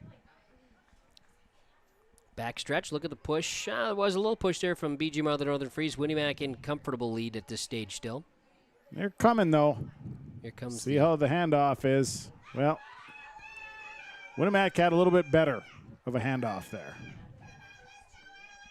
And while their anchor leg may not have the most aerodynamic of hairstyles, he is definitely fast. He Yes. can power through that. yes, which is worth it as they're coming around. On a day like today, that's like a tarp. Right. You're right. But it's a win. It's a win nonetheless. Winnimac 143.52, so a good time, followed by BGMR Freeze 147.60, and Nevis rounds out with a 154.71. And here comes the milers. Yes, we'll get ready for the mile race for the girls to start. But before that, we will have the results. 4x2 boys. East Grand Forks first place finish, just ahead of Walker, Hackensack, Akeley. Then Ada-Borup-West. Crookston 4th, Park Christian 5th, Clipper-Gonvick 6th, Goodrich Grigla 7th, and United Clay Becker 8th in the boys 4x2 relay, all wrapped up. So in the 1 mile event, it'll be Avery Solom of East Grand Forks, Isabella Krog of Clipper-Gonvick, Elena Brown of Park Christian, Desiree Aldinger of United Clay Becker, Maddie Custer of Climax Fisher Sacred Heart, Ava Larson, Clipper-Gonvick, Brielle Reinbold of Red Lake County, Piper Coakley of Climax Fisher Sacred Heart, Elizabeth Jarshaw of BGMR Freeze, Carly Jensen, Grigla Goodridge Gatsky, Hallie Perry of Crookston, Elena Freeman, Walker Hackensack Akeley, ZZ Sam of Crookston, Alexandra Kane, Walker Hackensack Akeley, Clara Road of Winnemac, Adriana Jacobson, United Clay Becker, and Amelia Gieslin of United Clay Becker. They're off. 17 runners in the 1,600-meter run. 4 laps. You stay somewhat in your lane until you get through the first 100-meter, and then you can slant down. Well, and that second wave, they're paced well behind. That lead 8 is out in front. Yeah, you definitely see who your mile runners are, and they're the ones that are going to have a good pace to start the race. Not to say that the chase pack won't catch up, but it's tough in a race like this. You kind of have to stay with that first pack if you want to be there in the end. And you may be in a scenario where you have a little lap traffic, things of that nature. It all depends. Potentially, yes. But on that start, the key is to stay with that front pack. It kind of helps you push a little bit more, and you want to stay up there because it's really tough to make up that much ground. And when you look at it, too, we get towards section time, as we make this turn in front. Get into section time, Park Rapids comes into play. Right. And they bring a ton of distance and success that direction, so all those items to keep in mind. See, we have Roger Hansen down with Jacob Tenson. All right, Jacob Tenson is standing by. He's got a guest joining us here, Roger Hansen. Yeah, here with Coach Roger Hansen of the boys' side, anyways, for East Grand Forks, and saw your team win the 4x2 just moments ago. How'd you feel about that performance? It was pretty good. We had a tough handoff, 3-4. Our time was good. We're going to get better. We're hoping that 4x2 has a chance in the AA to maybe go to state. So, yeah, it was okay. Fair enough. And we've got a weird day here today where it was extremely windy, then all of a sudden it dies down here, so it kind of helps your sprinters kind of not have to go up against the wind. But what was maybe the message going into today, knowing that you're going to have some weird elements? Yeah, absolutely. In fact, we shortened up our handoff here from number 2 to 3, and it still ended up being a good handoff, but we were really worried about the number 2 runner coming in and having nothing left. And so I said, well, he may be dead, so we got to make sure we get the stick around. We knew Walker was going to be good, and as a result, it was nice to have that competition. Absolutely. And just talking about the rest of your team here today, have you felt good about their performance so far? Yeah, so far, some of my bigger events are coming up. It's going to be a heck of a race in the 400. You've got the kid from Hawley, or United Clay Becker, my fault, that usually runs the 1 and the 2, but he's running the 4 today, Leaf Shervy, and my 2 kids are good. I got 2 guys that can run a 400. So I got this Jez Jones, who was second in the state in the AA last year, and then I've got his cousin, this Darian Dadia, and so it's going to be a good race 400. So we're excited to see that. All right, we'll look forward to that one too. And any other athletes you want to shout out that we should maybe keep our eye out on? No, my hurtlers, I got a good hurtler. He won the 110s, and then he's going to run the 300s today, and he should compete. So and then it's always we asked to compete. We didn't bring many kids down today, so we're just having fun, and it's actually ended up being a glorious day. Really, right now, it is a good day to run. So no complaints there.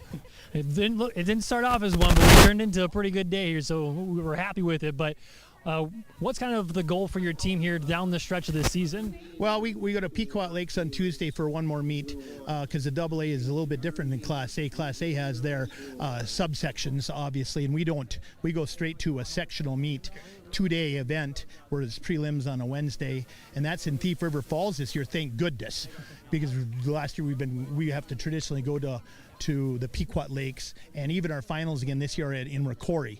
So it's an overnight. It's probably fun for the kids, not so much for the coaches, having to deal with 20 athletes in a hotel and dealing with all the things that high school kids do.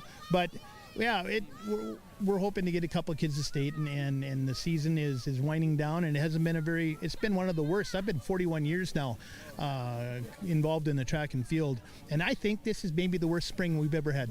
I mean, I really do. The season's been really short for baseball, for softball, for track, for everybody. It's just been a weird season, but fortunately we got some good weather here today. And again, thank you for joining us, and best of luck here throughout the rest of the season. All right, thank you very much. Very good. Appreciate that, Jacob Tenson. And good to have a conversation with the coach here, Roger Hansen. Boys side of East Grand Forks, talking a very successful season. I enjoyed that secondary piece where you start talking about AA and the differences. That's something that not everybody has known. Likewise, it wasn't just so many years ago. Now you got 3 classes, track and field, and that does change a lot of things. Absolutely, and it not like you said, not everybody is aware of the fact that they don't run a subsection. They just run a section, and then they a 2-day event.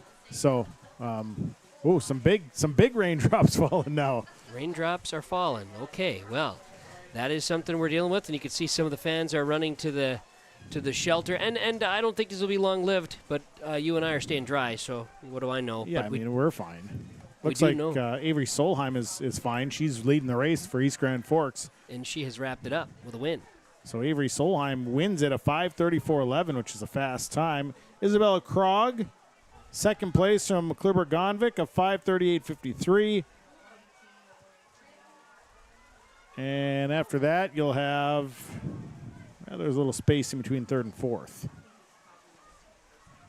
We're gapping that out.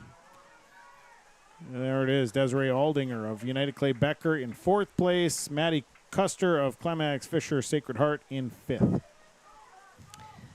And the bigger raindrops are falling here. We may just need to do a little covering here with that out there, Preston. I'll let you take care of that. We've got a secondary camera that's assisting right now just to make sure we have everything in need. We might be all right here for a little bit. We'll see how these raindrops last. Hard to say on a day like today. We've seen some on and off stuff. Yeah, the air is kind of cleaned up. It's not quite as dusty in the air as it was, but now you got rain falling, and so we'll get some bags covered, and I don't know if Jacob is over by the... It does not appear to be a real long-lived scenario, but looks like we have everything covered that needs to be. So all we need to do is cover what needs to be. So, yeah, we'll get into the boys' 1,600-meter run. We just have a few left for the girls that are up finishing up. And I think they'll just keep moving along with the boys. I think so. We'll take a break, and we'll come back with more of the Ada-Borup-West Invitational, the Mega Meet on YourLiveEvent.com. Treat yourself to a great career at American Crystal Sugar Company. Team up with quality people making quality products. Full-time and year-round in a stable business. With great pay and benefits including time off available from day one. American Crystal Sugar Company invests in you to promote your continued growth and career advancement. Grow your career doing your best work within the world's best beet sugar company. Apply online today at AmericanCrystalCareers.com. When you experience the loss of a loved one, you can trust the Cease Family Funeral Homes to guide you through the arrangements necessary to create a meaningful ceremony that celebrates the unique life being honored. The staff at Cease Family Funeral Homes is committed to providing your family with the highest quality care and service in your time of need, and they take pride in their responsibility to lighten your burden as you take the first steps toward healing. Located in Black Duck, Bemidji, Cass Lake, Park Rapids, and Nevis, Cease Family Funeral Homes. Growers, prepare your fields and yields against the wet conditions today and beyond with the Drain Tile Project from Chad's Excavating out of Mayville. Drain tiling will improve and increase your yields and land values for years to come. Chad's Excavating provides free detailed estimates, and with over 40 years of combined success, they provide professional installation and service. Call Chad today to prepare for your future and any questions that you might have. That's Chad's Excavating out of Mayville, helping farmers grow.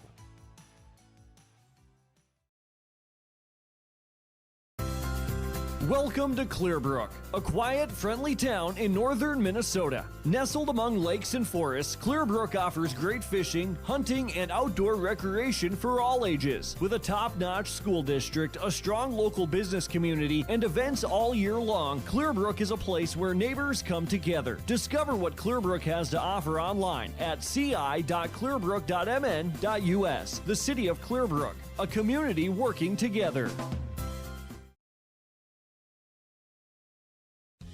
Good food, good times, and a great atmosphere. It's all here for you at the Clearbrook Muni, right on Main Street in Clearbrook.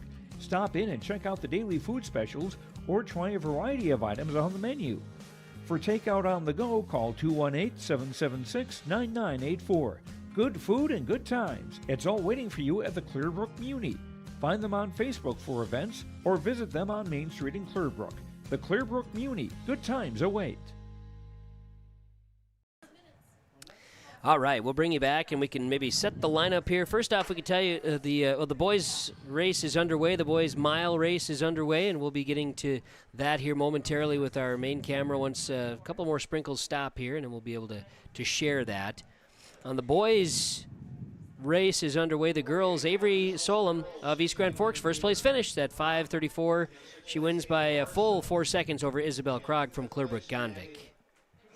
So we set the tone for the boys, 1,600 meter, and it'll be Grant Martin, Climax Fisher Sacred Heart, Lucas Prudzinski, Ada-Borup-West, Ethan Botta of Park Christian, Braden Lassard, United Clay Becker, Kemper Edwards, Park Christian, Kylan Driscoll of East Grand Forks, Carson Bach, United Clay Becker, Titus Nelson of Park Christian, Chase Chisholm, Ada-Borup-West, Robbie Henry of BGMR Freeze, Hunter Harmon of United Clay Becker, Joseph Ballman of Bagley Foston, Isaiah Jimenez McMurrin of Walker Hackensack Akeley, Axel Askelson of Monoman Waban, Rowan Triplett of Ada-Borup-West, Marley Benoit of Red Lake County, Braxton Homey of Grigler Goodrich Gatsky, Chris Goodrich Crookston. It is Levi Donovan, Ada-Borup-West, Evan Swan, United Clay Becker, Logan Hovland of Red Lake County, Isaiah Dewey White, Walker Hackensack Akeley, Theodore Moritz, Winnemac, Keith Davies of Bagley Foston, Brett Westby of Bagley Foston, Travis Bevins of Monoman Waban, Grafton Langamo of Winnemac, and Gavin Freiborg of Bagley Foston rounds out 28 runners here today in the boys' 1,600 meters. And we've got a view of the leader. Grant Martin, Climax Fisher East Grand Forks Sacred Heart, a cross-country runner.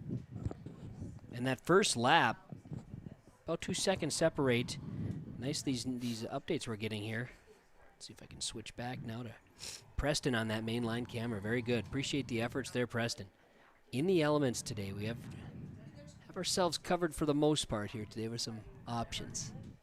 Yeah, you come prepared for a track meet, including garbage bags. Garbage bags, jackets, straps, tie-downs, all of it. Yeah, you brought the bungee straps. I mean, we had her covered. We had everything we needed.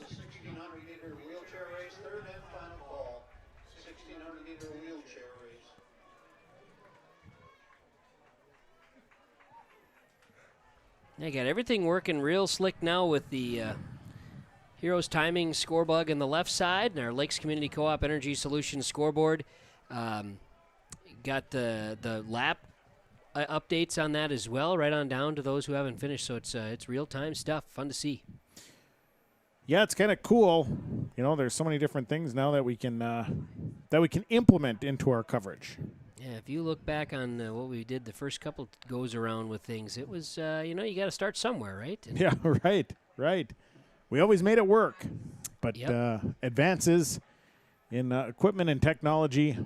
And look where we're at. Look at us now, and especially with our friends from Heroes Timing here. Ryan's got a great scenario for us to be able to work with and make it go as our lead runner from East Grand Forks Sacred Heart, Grant Martin, ready to make his last lap here. He comes across. And boy, he's turning in some good times here. 3:33 through 3 laps. He's a minute 11. Which... That's a pretty solid split. Yep. Good timing.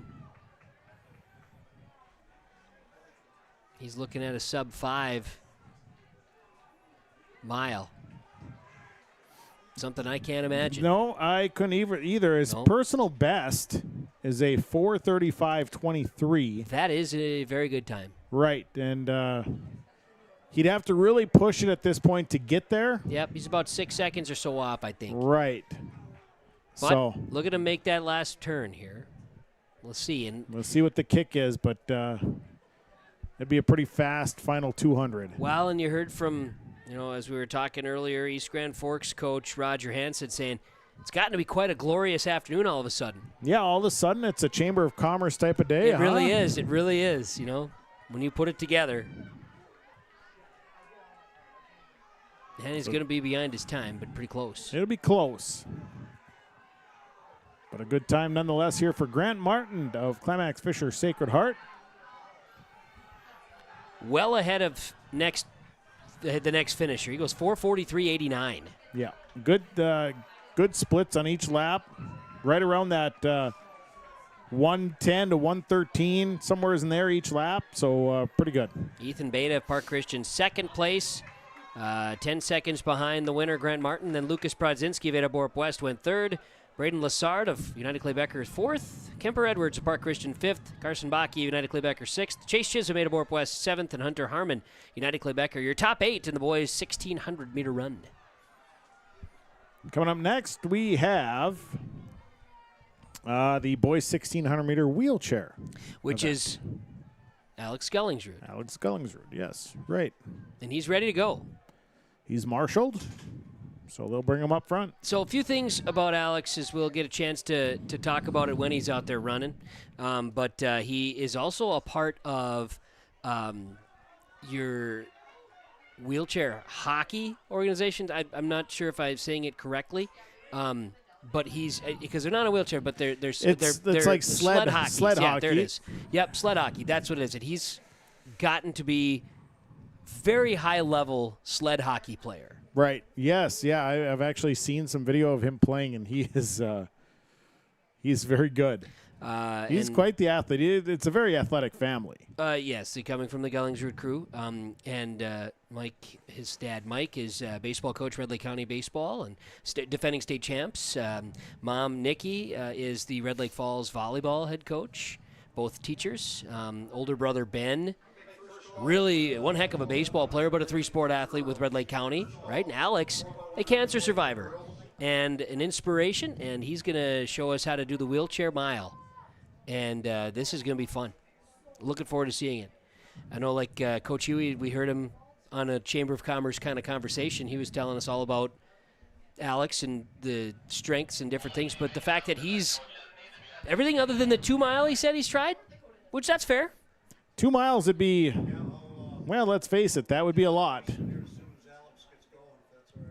So we'll get Alex going, and then there's more relays to follow. The 4x1s are up, and then the 400s, and we're moving, and we'll be able to get some more results out there too. We're going to keep an eye on Alex here with his wheelchair race in the mile, as you can see right here. YourLiveEvent.com. Mike Martin will get everybody in position and get him going. I am curious to see his time on this one. Do we have a previous time on Alex here? Looks like his personal best is 6:18:32. His season best is 6:18:32. Now that is about not quite 2 minutes behind what Grant Martin did from East Grand Forks Sacred Heart, or Climax Fisher Sacred Heart, in his first place finish on the boys' run. Sure. Just as a comparison. But then you think about this, okay, as we watch Alex wheelchair race here. He's doing that with his arms. The arm strength has to be unbelievable for a race like this, and especially a 1,600 meter. I mean, your arms have to be trained to do a race like this for 1 mile. And I mean, it's not like he's taking breaks. It's pumping all the time. It's just constant. So as we keep that camera on him, that's impressive stuff. Really neat to see as Alex Gullingsrud competing. This is the first time I've witnessed, and it's not like we do every meet ever, but this is the first time I've witnessed a wheelchair race here at the Johnson Sports Complex in Ada. Pretty cool stuff. Yeah, I've never seen this either, but it is really cool. Neat to see, and glad that we can make it happen here on YourLiveEvent.com. Want to share a couple of some of the results that we have, and they're going final here on the field events. They're still going, but you're in the shot put. As Alex getting the round of applause here as he comes around. His first lap is about complete, and his first lap split's going to be, about a minute 30, minute 35, and now his second lap should be faster. I say that only because he started from a dead start, right? Right. So, yes, now he's got momentum. We do have we do have Jacob Tenson down there with John Ekman. Oh, from the Winnemac Patriots track and field team. Let's go down to the field for more of our interviews as Jacob Tenson's got John Ekman.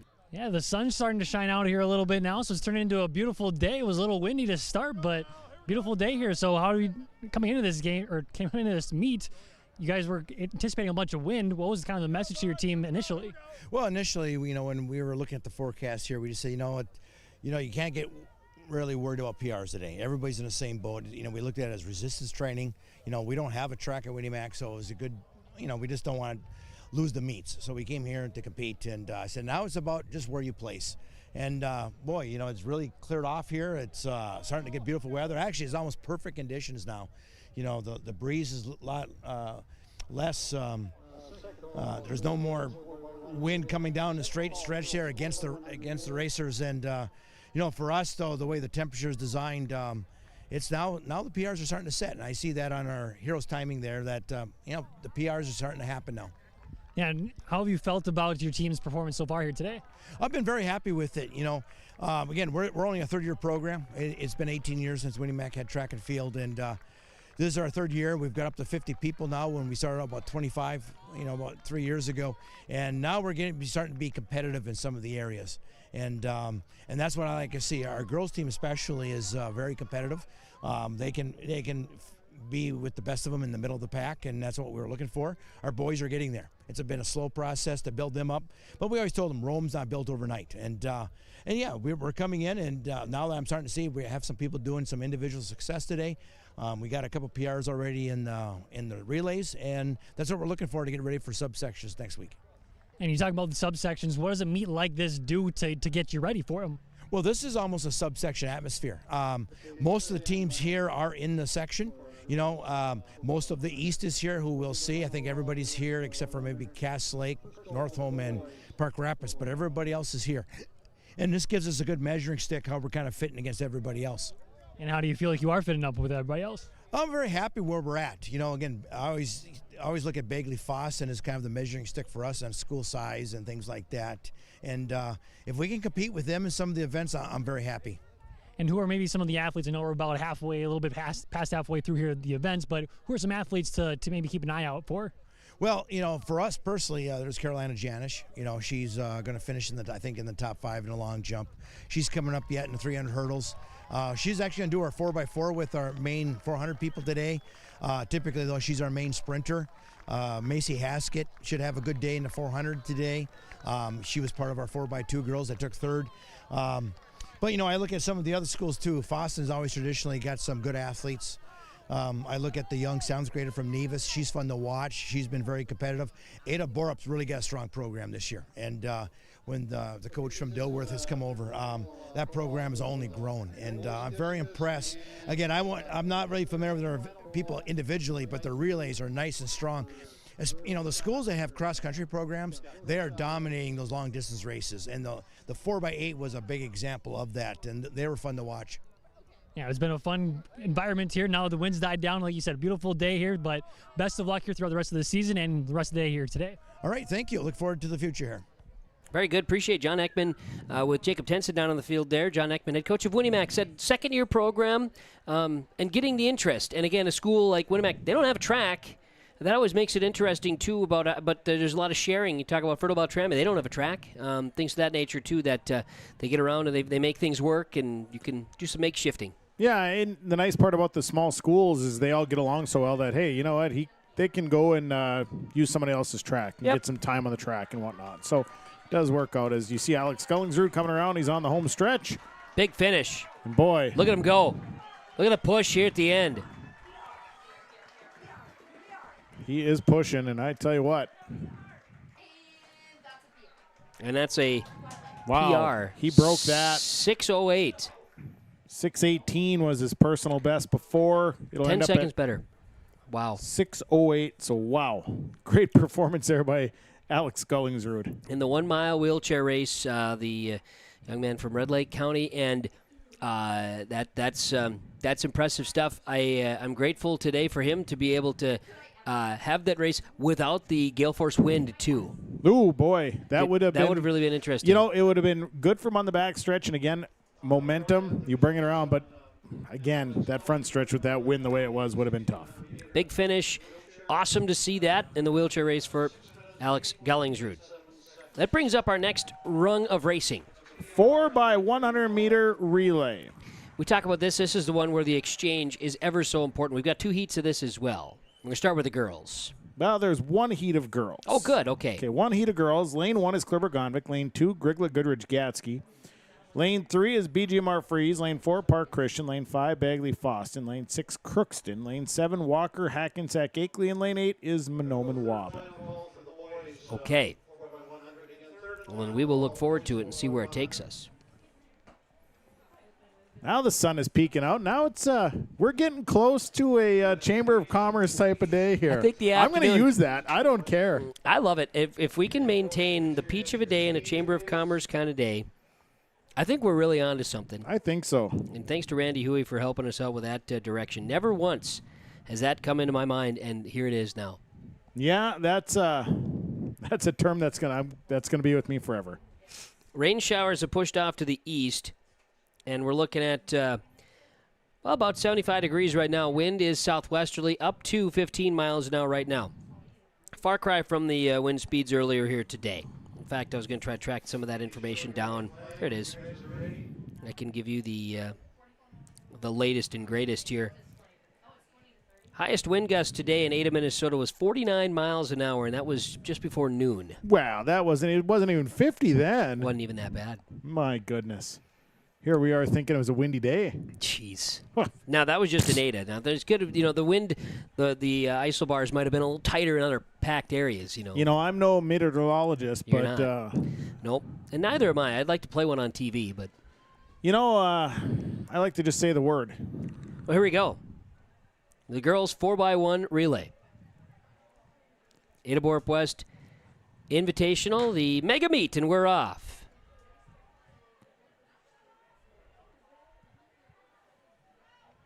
It's a quick one, 4 exchanges.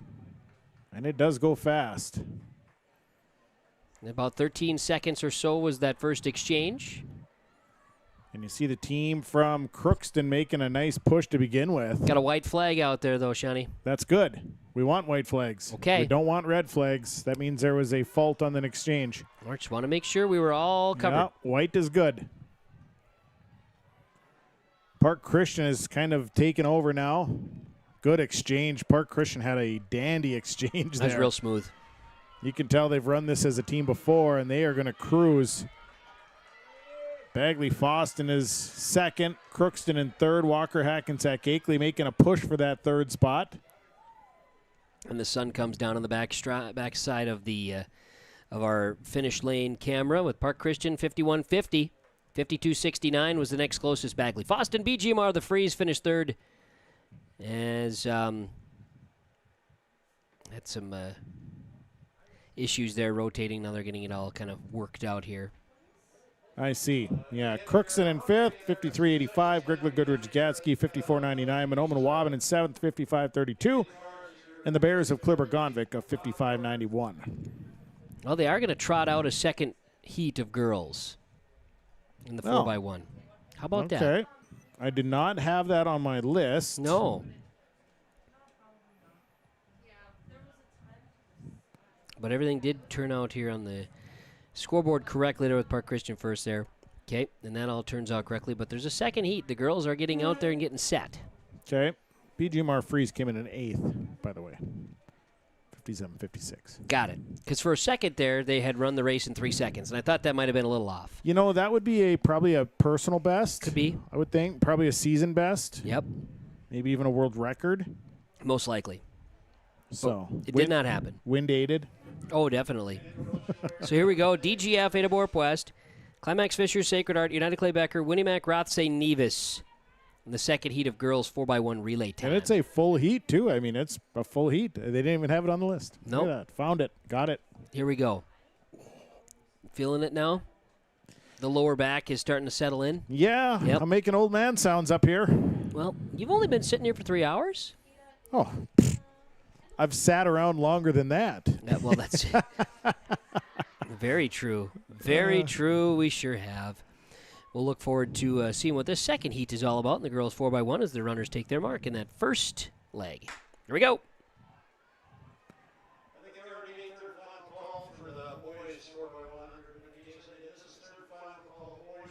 Getting that first exchange. Nevis is on that lane 8. I'm going to say United Clay Becker in second place right now. White flag. Clean exchanges. We're good. Good through 1. See that white flag here? Get her good through 2.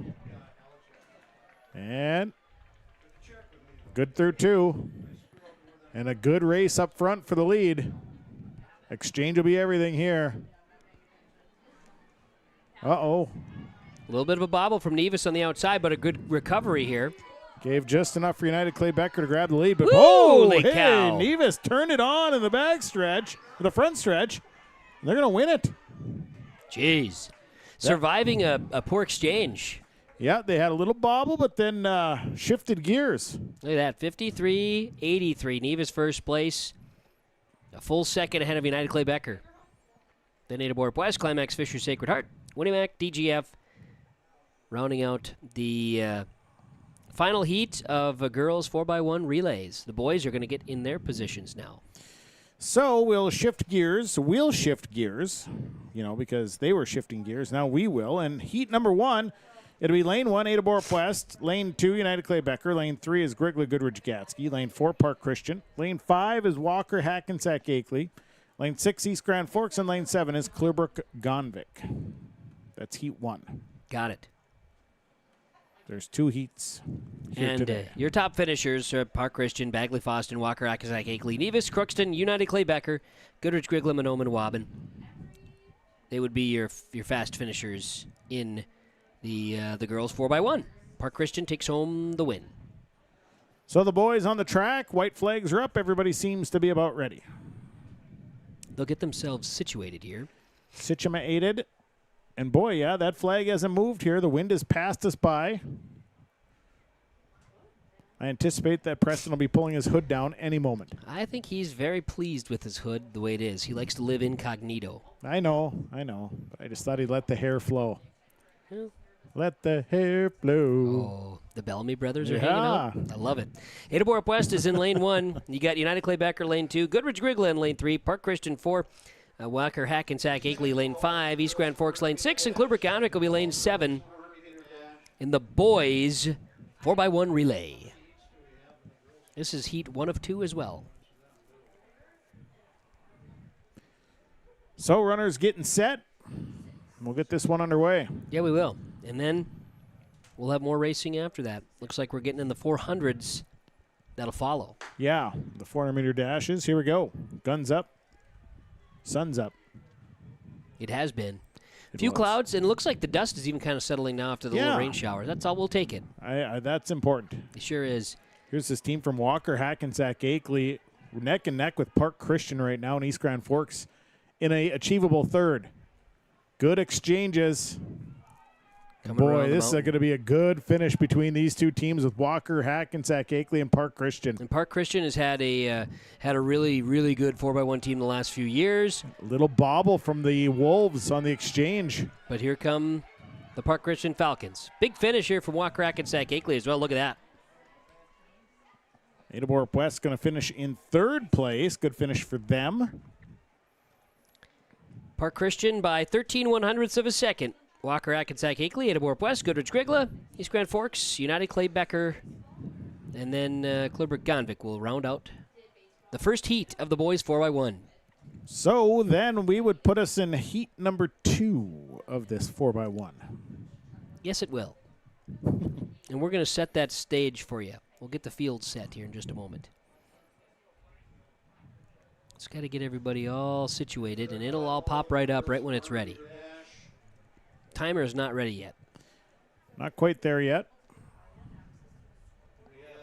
But let me tell you, the anticipation is building. Well, lane 3 is Nevis. Lane 4, BGMR. Lane 5 is Winnimac. Well, now we know. So we're set. Final of the 4x1 relays. We'll take a brief break after that and come back and get ready for the 400s. as our racing continues here today at the Johnson Sports Complex in Ada. It's the Ada-Borup-West Invite. The Mega Meet is ongoing. Thanks to West Main Pizza in Ada, the Rail District in Dilworth, helping make our coverage possible today. And a reminder, at West Main Pizza in Ada, stop on in when you're coming back to town next Thursday for the subsection meet, but anytime.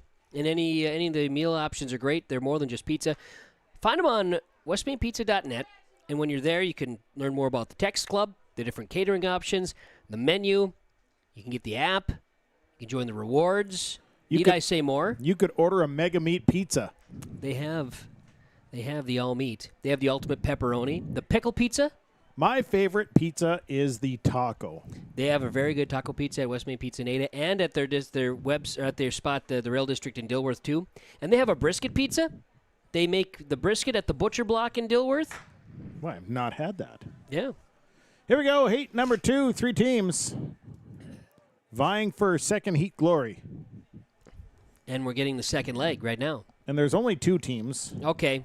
BGMR Freeze, I believe, dropped out, so it's Nevis and Winnemac. They're going mano y mano. And they are close. Exchange is happening. Good exchange on both sides. Oh, boy. Oh, this is going to be a nail-biter right down to the final lap. Who'd have thunk it? Neck and neck, Winnemac and Nevis. We'll see. Comes down to the anchor legs. Oh. Nevis a little cleaner exchange, and that's the difference. But can Winnemac make a push? Doesn't look like it's in the cards. I think Nevis is going to win this race, and it came down to that last exchange. And they had a good exchange. Nevis, 49-13. That's a speedy run. That's a good run. Winnemac, 49-87, so really not far behind. We'll take a break. We'll come back with the 400s as we get ready to continue. It is the Ada-Borup-West Mega Meet, the Invite at the Johnson Sports Complex on yourliveevent.com. Dakota Heritage Bank is your dedicated hometown bank that is here to serve all of your banking needs. Hometown banking means that we bring you the strengths and the personal service which no other form of banking can bring you. Our strengths and service are based on our total involvement in serving you and the communities where we live and work. Dakota Heritage Bank offers ownership, leadership, and service that are local. We bring the personal touch to banking because our only concern is what is best for our community and our people. Stop by and visit us today. We look forward to serving you. Member FDIC.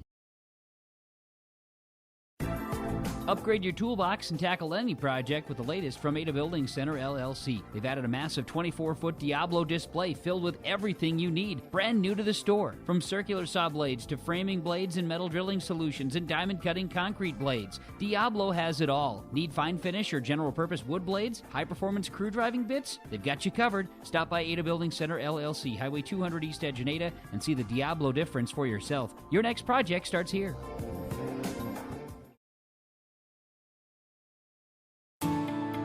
At Enbridge, we're focused on relationships. 23 Canadian First Nation and Métis communities now own an equity stake in Enbridge Athabasca Pipelines.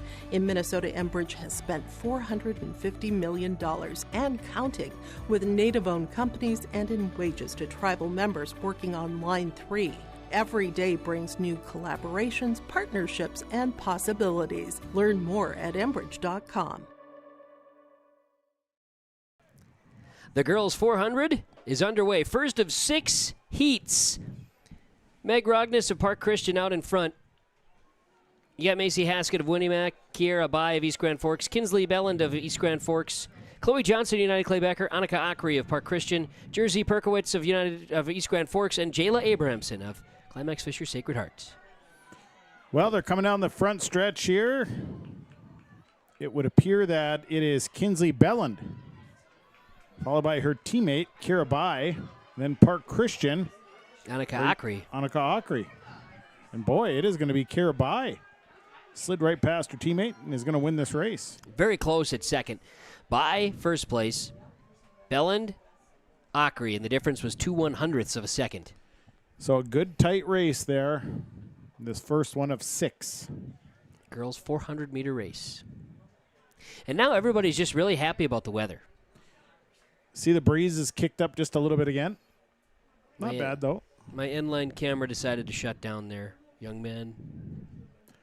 We're going to send the technician, Jacob Tenson, Tenson, the technician, out for the inline camera. See if our power's having fun. He's on his way as the wind is picking up again, just when we thought it was all getting good. Sun came out. It's going to be just a glorious day, and then all of a sudden, wind. Here it comes again. Here comes the wind. Doot doo-doo. But the wind advisory continues overnight now, just in case you're wondering. Yeah, probably still a red flag warning. Oh, yeah, absolutely. You know, we don't just shut that down. No. Second heat. It'll be Isabella Paradis, lane 1. Lane 2 is Aaliyah Bramer, lane 3 of Red Lake County. Lane 3, Ava Sharp, Winnemac. Lane 4, Emily Rudy of Bagley Foston. Lane 5, Addie Morganroth of Winnemac. Lane 6, Emily Tweeten. Amelia Tweeten of Norman County, East Hewlett, Hitterdall. Lane 7, Claire Arnold of Walker Hackensack Akeley. And lane 8 is Isabella Jacobson of Norman County, East Hewlett, Hitterdall. And we're underway. And away we go. It's like one maybe dropped out. Claire Arnold. No Claire Arnold. Wyatt Westrom is one in the discus area. So still some field events going on. Yes. We're calling for Wyatt Westrom if he's around. Couple of them there going on. Yep, going to have some more of those results to share with you in the field events soon. But right now it's the second heat of 6 in the girls 400. And it looks like it's Isabella Jacobson of East Hewlett and Hitterdall leading, but coming up in the middle appears it is Emily Rudy of Bagley Foston. And now Rudy has taken the lead. And Rudy is in the final 100 of her race. And she has broke this thing open a little bit. But a close race for second place. Jacobson appears to have second place, followed by Addie Morganroth of Winnemac. We'll see how it all finishes up. Well, we got our end-line camera back. That means Jacob Tenson did his job. We brought him here for a reason. He's doing multiple things. Rudy in first place from Bagley Foston, a 105.40. Isabella Jacobson, East Hewlett, Hitterdall, 106.48. These are personal bests for both of these athletes. Addie Morganroth in third, Winnemac. Isabella Paradis of Red Lake County in fourth, a personal best. Aaliyah Bramer, Red Lake County in fifth. Ava Sharp, Winnemac in sixth. And then Amelia Tweeten, East Hewlett, Hitterdall in seventh. You know, earlier today when the wind was about the gale force, the discussion was hearing some of the kids talking about it too. When I was setting up cameras, they were saying to run the 400 today would be a real challenge. Yeah, that's how you feel all the time. Well, in the 400 they call it a sprint, and I've argued my way through this. That running 400 meters at a dead sprint is a lot. Just a lot. It is. And there are some that are very, very good at it. And with a wind, though, 400 is very difficult. Emma Heller of Bagley Foston, Chloe Barrett of BGMR Freeze, Morgan Converse of BGMR Freeze, Kinley Novacek of Climax Fisher Sacred Heart, Veda Yeats of Walker Hackensack Akeley, Layla Kreckenberg of Walker Hackensack Akeley, and Elena Miller of Ada-Borup-West in this third of 6 heats in the 400. Miller leading right now, but in the middle comes Kinley Novacek. Kinley out of that Climax Fisher Sacred Heart team that's, you talk about they don't carry the sprinting roster as heavy, but like Coach Ekman said, the teams that are having their cross-country programs and having successful cross-country programs, they are coming out in big numbers for the 400, 800, and beyond. Yep. It's helping out smaller teams. So here they come. Kinley Novacek, Climax Fisher Sacred Heart leading the way. Then it is the Freeze with Morgan Converse in second place. I believe it is Chloe Barrett, BGMR Freeze in third. 1, 2, 3, 4, 5 as they come in. Novacek, a personal best, 107.15. Morgan Converse, BGMR, a personal best, 108.49. Chloe Barrett, BGMR Freeze, a season best, 109.04. Elena Miller, Ada-Borup-West, that's a season best at 109.67. Followed by Veda Yeats of Walker Hackensack Akeley in fifth. Emma Heller, Bagley Foston, a season best, 110.29. And Layla Kruckeberg of Walker Hackensack Akeley rounds out the field of 7. And that's what we have for you. Third of 6 heats in the girls 400. And we're ready for the fourth of 6. Brooklyn Blickenstaff of DGF will be in lane 1. Caitlin Murska of Crookston, lane 2. Lyndon Gustafson of Nevis, lane 3. Sylvia Rugnes of Park Christian Lane 4. You got Mila McWilliams of Climax Fisher Sacred Heart. Then Alexis Ackerland of United Clay Becker. Emma Brinkman of DGF. Ellie Nelson of Goodrich Greg Gatsky. And so the 400 is rolling. This is the 4th of 6 heats. And rolling is Brooklyn Blickenstaff of DGF. She's out in front in that back stretch now, creating the separation points. Boy, and a good strong start there through the first 200. Mila McWilliams. So they'll come around, finish up the final 200 with McWilliams leading the way, coming out of the Climax Fisher Sacred Heart School. Yeah. Looks like after that it is Emma Brinkman, second place, DGF. It's a key finish here for McWilliams in lane 5.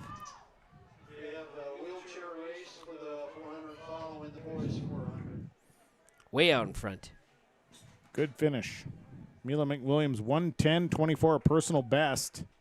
The Climax Fisher Sacred Heart.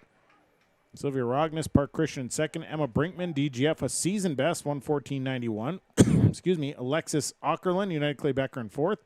Ellie Nelson, Grigla Goodrich Gatsky in fifth place. Then it is Lyndon Gustafson coming in sixth. Brooklyn Blickenstaff didn't race. Caitlin Maruska did not race.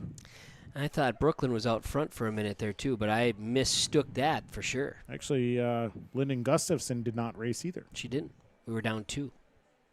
So that means it's time for the 5th of 6 heats, which I know you've been waiting on this one. You've got Clearbrook-Gonvik's Bella Dahl, Avery Haugen of Clearbrook-Gonvik, Lexi Fredrickson of DGF, Zoe Molina of Ada-Borup-West, Bethany Richardson of Bagley-Foston, Annalie Espinoza of Crookston, Oakley Ford of Nevis, and Casey Fritz of Crookston should be in the blocks, but it does not appear that everybody's here. So another race where we'll be a few short. Looks like, I want to say Espinoza is not in the block. And in lane 4 is not there. That should be Zoe Molina. Yeah, couple missing. But still enough to run a race. Oh, yeah. There's our updates. Espinoza is there, in fact. And it's great because now, you know, the wind has died down some. It's a nice day, and we're starting to see more personal bests, season bests. See, that's nice to see. We're starting to see some of this. Yep, we like that. Here we go. Underway, 5th of 6 heats for the girls 400 race here at the Ada-Borup-West Invitational. Johnson Sports Complex, the Mega Meet, as it's known. 19 teams is what we ended up with. We're anticipating up to 20. Good start here for, looks like. We'll say that's Oakley Ford of Nevis, is it not? Yeah, I think that is Oakley Ford of Nevis, followed by, well, a Clearbrook-Gonvik runner of some, oh, maybe not. Tough. It's a long stretch for my eyeballs. Well, and the way the angle of the sun and then the smoke. And the dust. Yeah, not smoke. Yeah. Got used to the smoke the last couple of summers. We don't have that yet. No, give it time. No, yeah, Canada will be on fire again. No. All things possible. Bella Dahl coming up here in this lane number 1. There's your Clearbrook-Gonvik, yeah. Coming up, making a tight race with Oakley Ford. Losing steam there's Ford. Nice push through the middle here for Bethany Dahl. Richardson. Yeah. Bella Dahl will come out victorious, so a little over 2 seconds ahead of Oakley Ford. That's a personal best for Oakley Ford from Nevis, 1:17.21. Bethany Richardson in third, Lexi Fredrickson in fourth, Avery Haugen, Clearbrook-Gonvik fifth, Casey Fritz Crookston in sixth. Molina and Espinoza did not race. Okay. So, last heat. 6:06. Of the girls 400.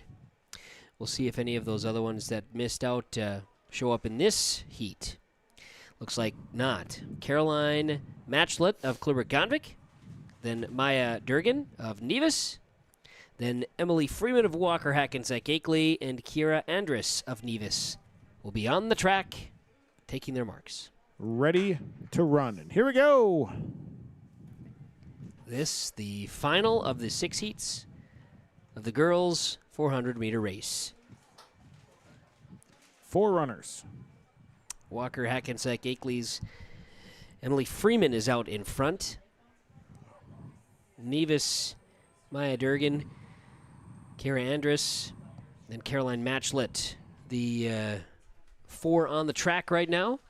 I believe that to be the order. But Freeman is out in front, coming around turn 3, heading into turn 4. You got the 2 runners from Nevis battling second and third, and then it is Caroline Matchlet of Kliber-Gonvik. And the runners for Nevis, distinguishable by their color of shoe. You're right, green and pink. Look at that. Pink looks to be faster. Pink is definitely coming on. Look at this big finish. Good push on this stretch. Good push, and that is Maya Durgan with the push. And Nevis, Maya Durgan, will come out victorious. She comes down in the final 100 and gave it. 111.81 for Maya Durgan from Nevis. Emily Freeman, a personal best from Walker Hackensack Akeley, a 112.36. Caroline Matchlet of Kliber-Gonvik, and then Kira Andrus of Nevis. So, we're moving to the boys. That we are, and the girls will be finalized with Kiera Bai of East Grand Forks, 59.94, your best time. Kinsley Belland of East Grand Forks, second. Annika Akri, third, of Park Christian. Winnie Max Macy Haskett, fourth. Chloe Johnson of United Klebecker finished fifth. Jersey Perkowitz of East Grand Forks finishing sixth. Meg Rognes of Park Christian, seventh, and Emily Rude of Bagley Foston finishing in eighth place in the girls' 400 run. Well, we have got how many heats of boys? Looks like we have got 6 heats of boys here. Look at that. Would you look at it? So, yeah, we've got some boys going to be running here in this 400. Sure do. Want to talk about that first heat? First heat, lane 1, Brandon Schenke of BGMR Freeze. Lane 2, it's Ethan Prue of Bagley Foston. Lane 3, Leaf Shervy, United Klebecker. There's our guy. Lane 4, Jezreel Jones, East Grand Forks. Lane 5 is Darian Dadea of East Grand Forks. Lane 6, Matthew Rankin of Kliber-Gonvik. Lane 7 is Isaac Razel of Park Christian. And Lane 8, Grant Engen of Clearbrook-Gonvik. That's our first heat, and we talked about Leaf Shervy is one that's he's had a good role with some of his other running activities in his career, and he's one that would be a favorite up there with Jezreel Jones of East Grand Forks for certain. Yeah, and Darian Dadea is also some fast times here.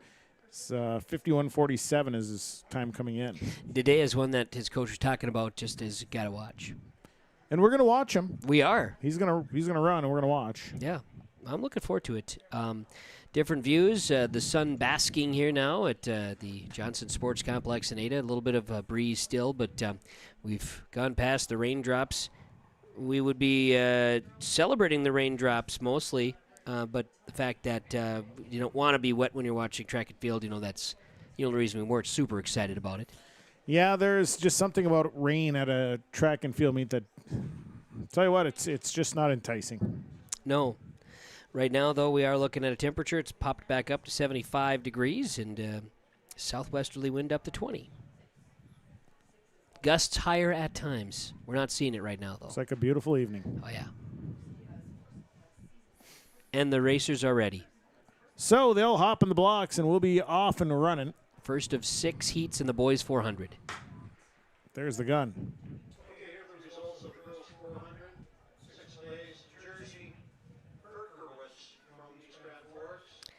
Look at the speed of the East Grand Forks boys out in front.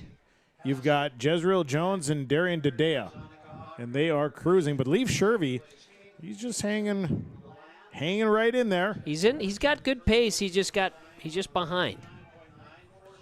And it's very realistic for Leaf to be a third-place finisher behind the East Grand Forks boys, and a good push now. Looks like Jezreel Jones wants first here.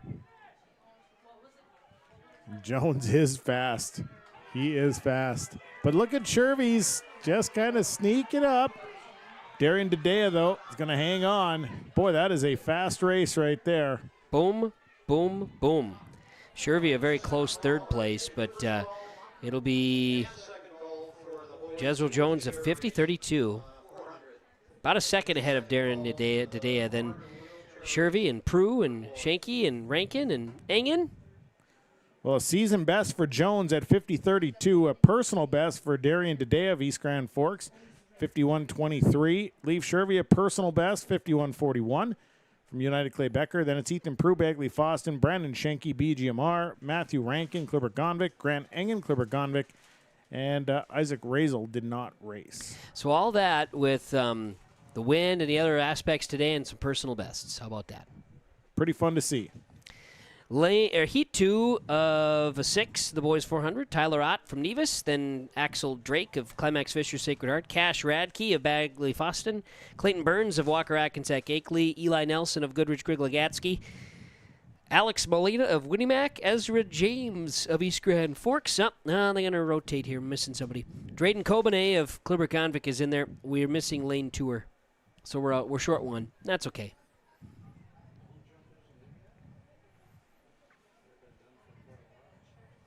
So we're going to go with 7 of the 8. Lane 2 is open. 7 of 8. They're in the blocks. We're ready to run. I think so. They just need to get set. We're just waiting. We're waiting on 5 o'clock, but it's 6:51. Right. Time flies when you're having fun. Well, it's been a day. It has been. And I'll tell you this much. It has been. We've seen a little bit of everything out of today's weather. Sure have. Dust bowl, wind, rain, sun, heat. A little bit of everything. A little bit of everything. Thunder. You saw thunder. Did have thunder. See it. Well, I heard it. Yeah. Heard some thunder earlier today. There is the gun. So, off to the races.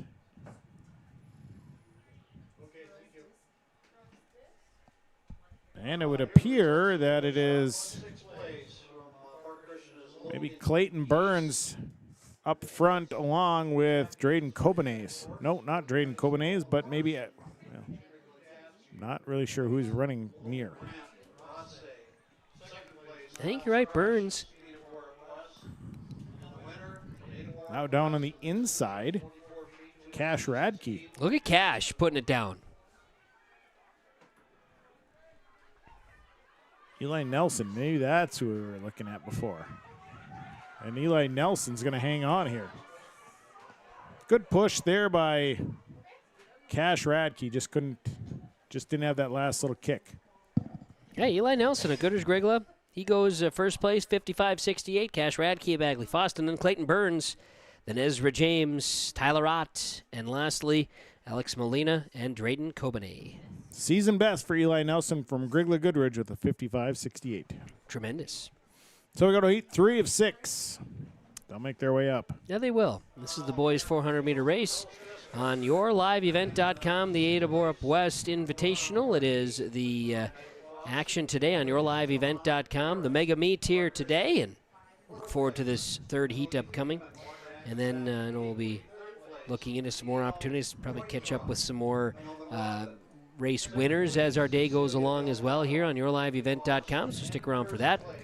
Our third heat, Alex Bramer of Red Lake County, Edgar Carranza from Ada-Borup-West, Levi Donovan of Ada-Borup-West, Nathan Duck Savage from East Grand Forks, Taib Tayman of Winnimac, Colin Bauman of the United Clay Becker Badgers, Joe Rios of Dilworth Glen and Felton, Carson Fortman of Winnimac will be your field here. The boys 400, it's a third of 6 heats.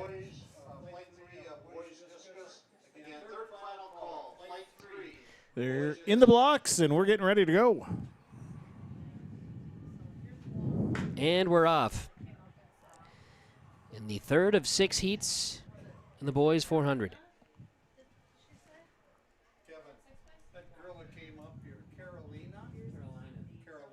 So a good start out on the lane 8 for Carson Fortman of Winnimac.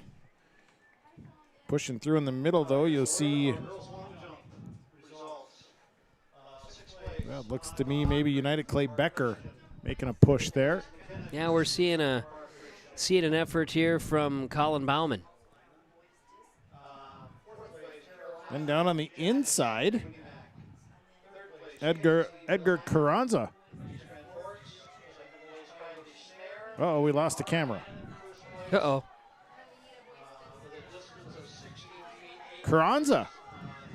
Now it's Winamax. Fordman making the push. Can he get him? Oh boy, we're real We were close. bottled up there in the end, I'll tell you that much. So it is actually Taib Tamim of Winamac, 58.16, a personal best. Edgar Carranza of Ada-Borup-West, a 58.18. That's a season best. Nathan Duck Savage of East Grand Forks, a personal best. Levi Donovan of Ada-Borup-West, a personal best in 4th. Joe Rios, a personal best in 5th. Carson Fortman in 6th with a personal best. And then Colin Bauman and Alex Bramer round out the field of 8. All right, and that was the third of 6 heats in the boys' 400 race. We're getting ready for heat number 4 upcoming. We've got these gals must be up here delivering popcorn. I think that's what's happening. It smells good. Well, they are delivering popcorn. In fact, that is what they're doing. Just And not actually to us. brought salt Oh, too. this is as well. When you're Hannah Brandt, what do you expect? Apparently, you can just have popcorn with salt. Yeah, I mean, you can make a phone call. There was one time Hannah Brandt came into the studio with me. We interviewed Hannah Brandt, the hockey player that played professional hockey and was an Olympic gold medalist. Just a lot of Hannah Brandts. There's a few. She's going to graduate. She's a senior in high school. Heat 4 of 6, lane 1, Matthias Henry of BGMR Freeze, Eddie Olson, United Clay Becker, lane 2, Devin Aslason of United Clay Becker, lane 3, Colton Williams, Red Lake County, lane 4, Jake Fredrickson of BGMR Freeze, lane 5, Dominic Whitaker, Red Lake County, lane 6, Caleb Engelbretson of Clearburg-Gonvick, lane 7, and Gus Jones, Wrigley Goodridge, in lane 8. And rounding out the crew as we make our way around. This is the 4th of 6 heats in the boys' 400 run. You bring up a popcorn and salt delivered too. That is something. You're special. It's a service thing right there. I mean, I've had popcorn brought, but usually it's not the good popcorn and there's never salt. No, that's some service right there. Yeah. You got to know people, I guess. We don't know the right people. No, but we did get a soda pop beforehand. So we did. Thanks, Kenley. Kenley. Appreciate that. Making their way around, it looks like it's Devin Aslason leading the pack into the home stretch. Coming around the corner here into turn 4, and now that final kick as he puts the head down. Caleb Engelbretson. Good push. Good push. Lane 7 out there.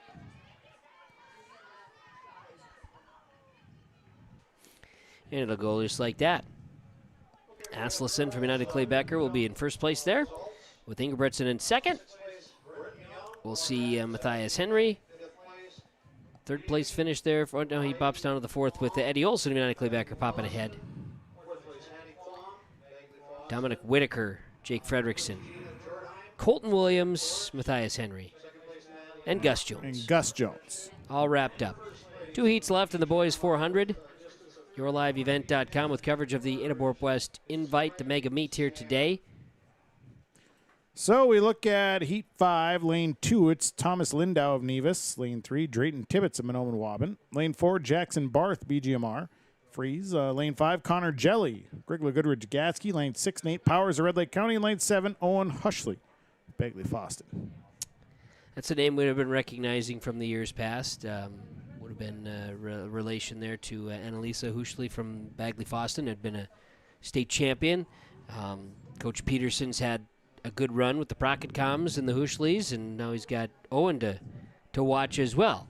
And sometimes, you just because you're a relation doesn't mean you're going to hold up that same level, right? No. These are things. But they're definitely, you know the names. That's right. And we're underway. It's Heat 5 of the boys' 400 run. They're in the backstretch here, going to make their turn. And looks like good go at it here for Nate Powers. Yeah, Red Lake County. That's a linebacker right there. Nate Yeah, Powers. absolutely. Connor Jelly right there, and there's Drayton Tibbetts from Mahnomen-Waubun catching up. If I remember right, Powers was a middle linebacker, one of the wing backs, or fullbacks in the roster. Yep, very good football player. Mm-hmm. So they'll round into turn 4 and make their way to the home stretch. Tight race for first, second, and third between Powers, Jelly, and Tibbetts. Looks like Powers kind of finding another gear, but Drayton Tibbetts right there with them. It's whoever's got that last 50 kick. Tibbetts long strides. We'll see. Powers, Tibbetts 1-2. Nate Powers, a season best, a 1 minute 50. 1 minute 50. Drayton Tibbetts, Manoma Waban second, a personal best, 1 minute 89. Connor Jelly in third with a personal best, 1:01.88. Then it's Jackson Barth, B.G. Marfreeze, Owen Hushley of Bagley Foston, and Thomas Lindau rounds out the 6 here in heat number 5. And Alex Gullingsrud back out, gearing up. He's got the wheelchair. He's going to do the wheelchair 400.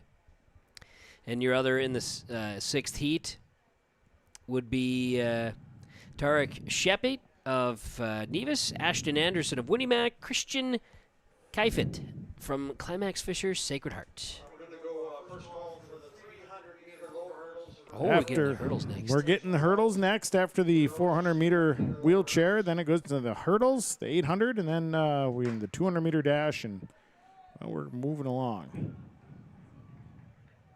The 2-miler still to come. The 2-miler is still in there. They're off here in this last heat. And it's Tarek Shepit of Nevis cruising in the backstretch. Followed by Christian Keifet of Climax Fisher Sacred Heart, and then Ashton Anderson of Winnimac.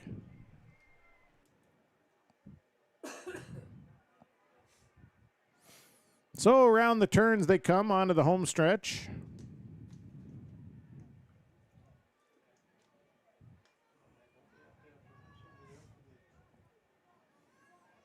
A nice race put together by Cherek Sheepet.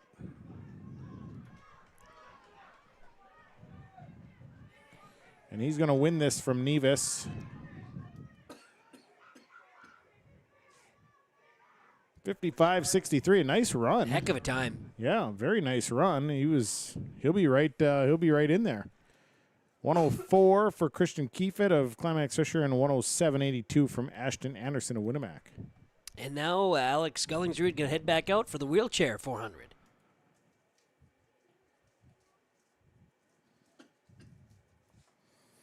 So Jezreel Jones is the overall winner for the boys 400 with a 50.32.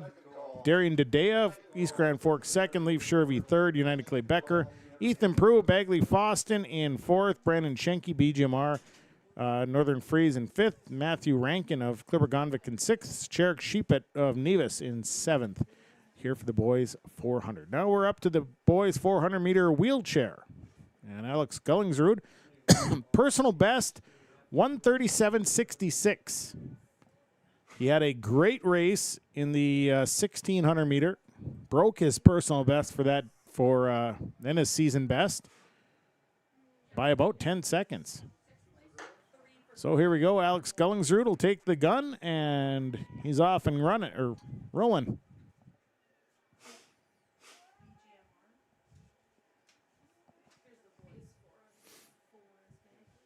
Coming up after this, we'll have the 300-meter hurdles for the girls and the boys. Good start here for Alex Gullingsrud. Again, he personal best, season best, 137.66.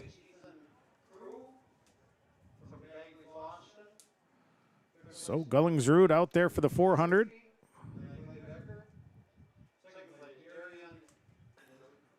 Quick little...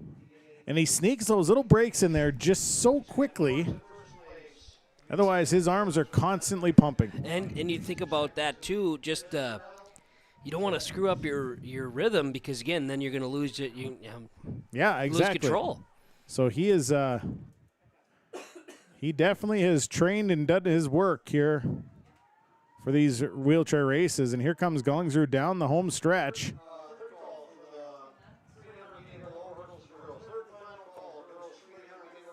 Alex Gullingsrud, he is going to beat his personal best here today. And I think he's going to get it by about 10 seconds again. And that is exactly what he did. He beat it by 12 seconds, 124.82 for Alex Gullingsrud. So that's just incredible. What a great performance today. A personal best for Alex Gullingsrud. All right, well, that's in the 400 wheelchair. Let's take a break. They'll set the hurdles, the girls' 300 hurdles, when we come back on yourliveevent.com.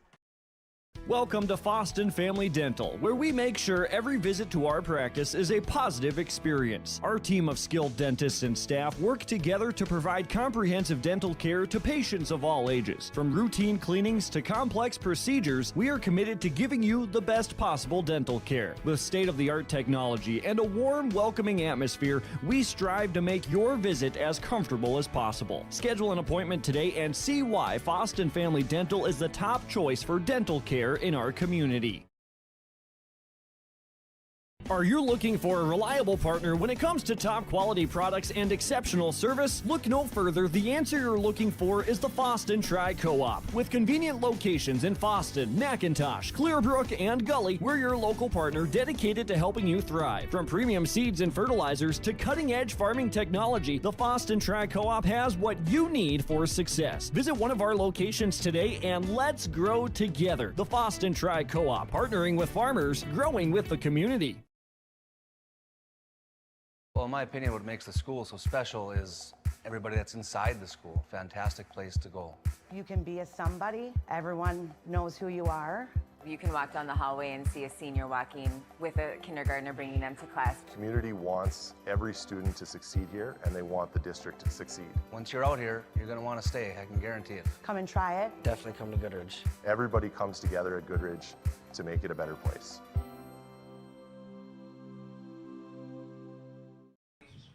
Well, we welcome you back here to the Johnson Sports Complex in Ada. We're down on the field. We've got Jacob Tenson and Alex Gullingsrud after the wheelchair race complete. Yeah, and just fresh off your personal best there, what is that feeling like? Oh, it's tiring.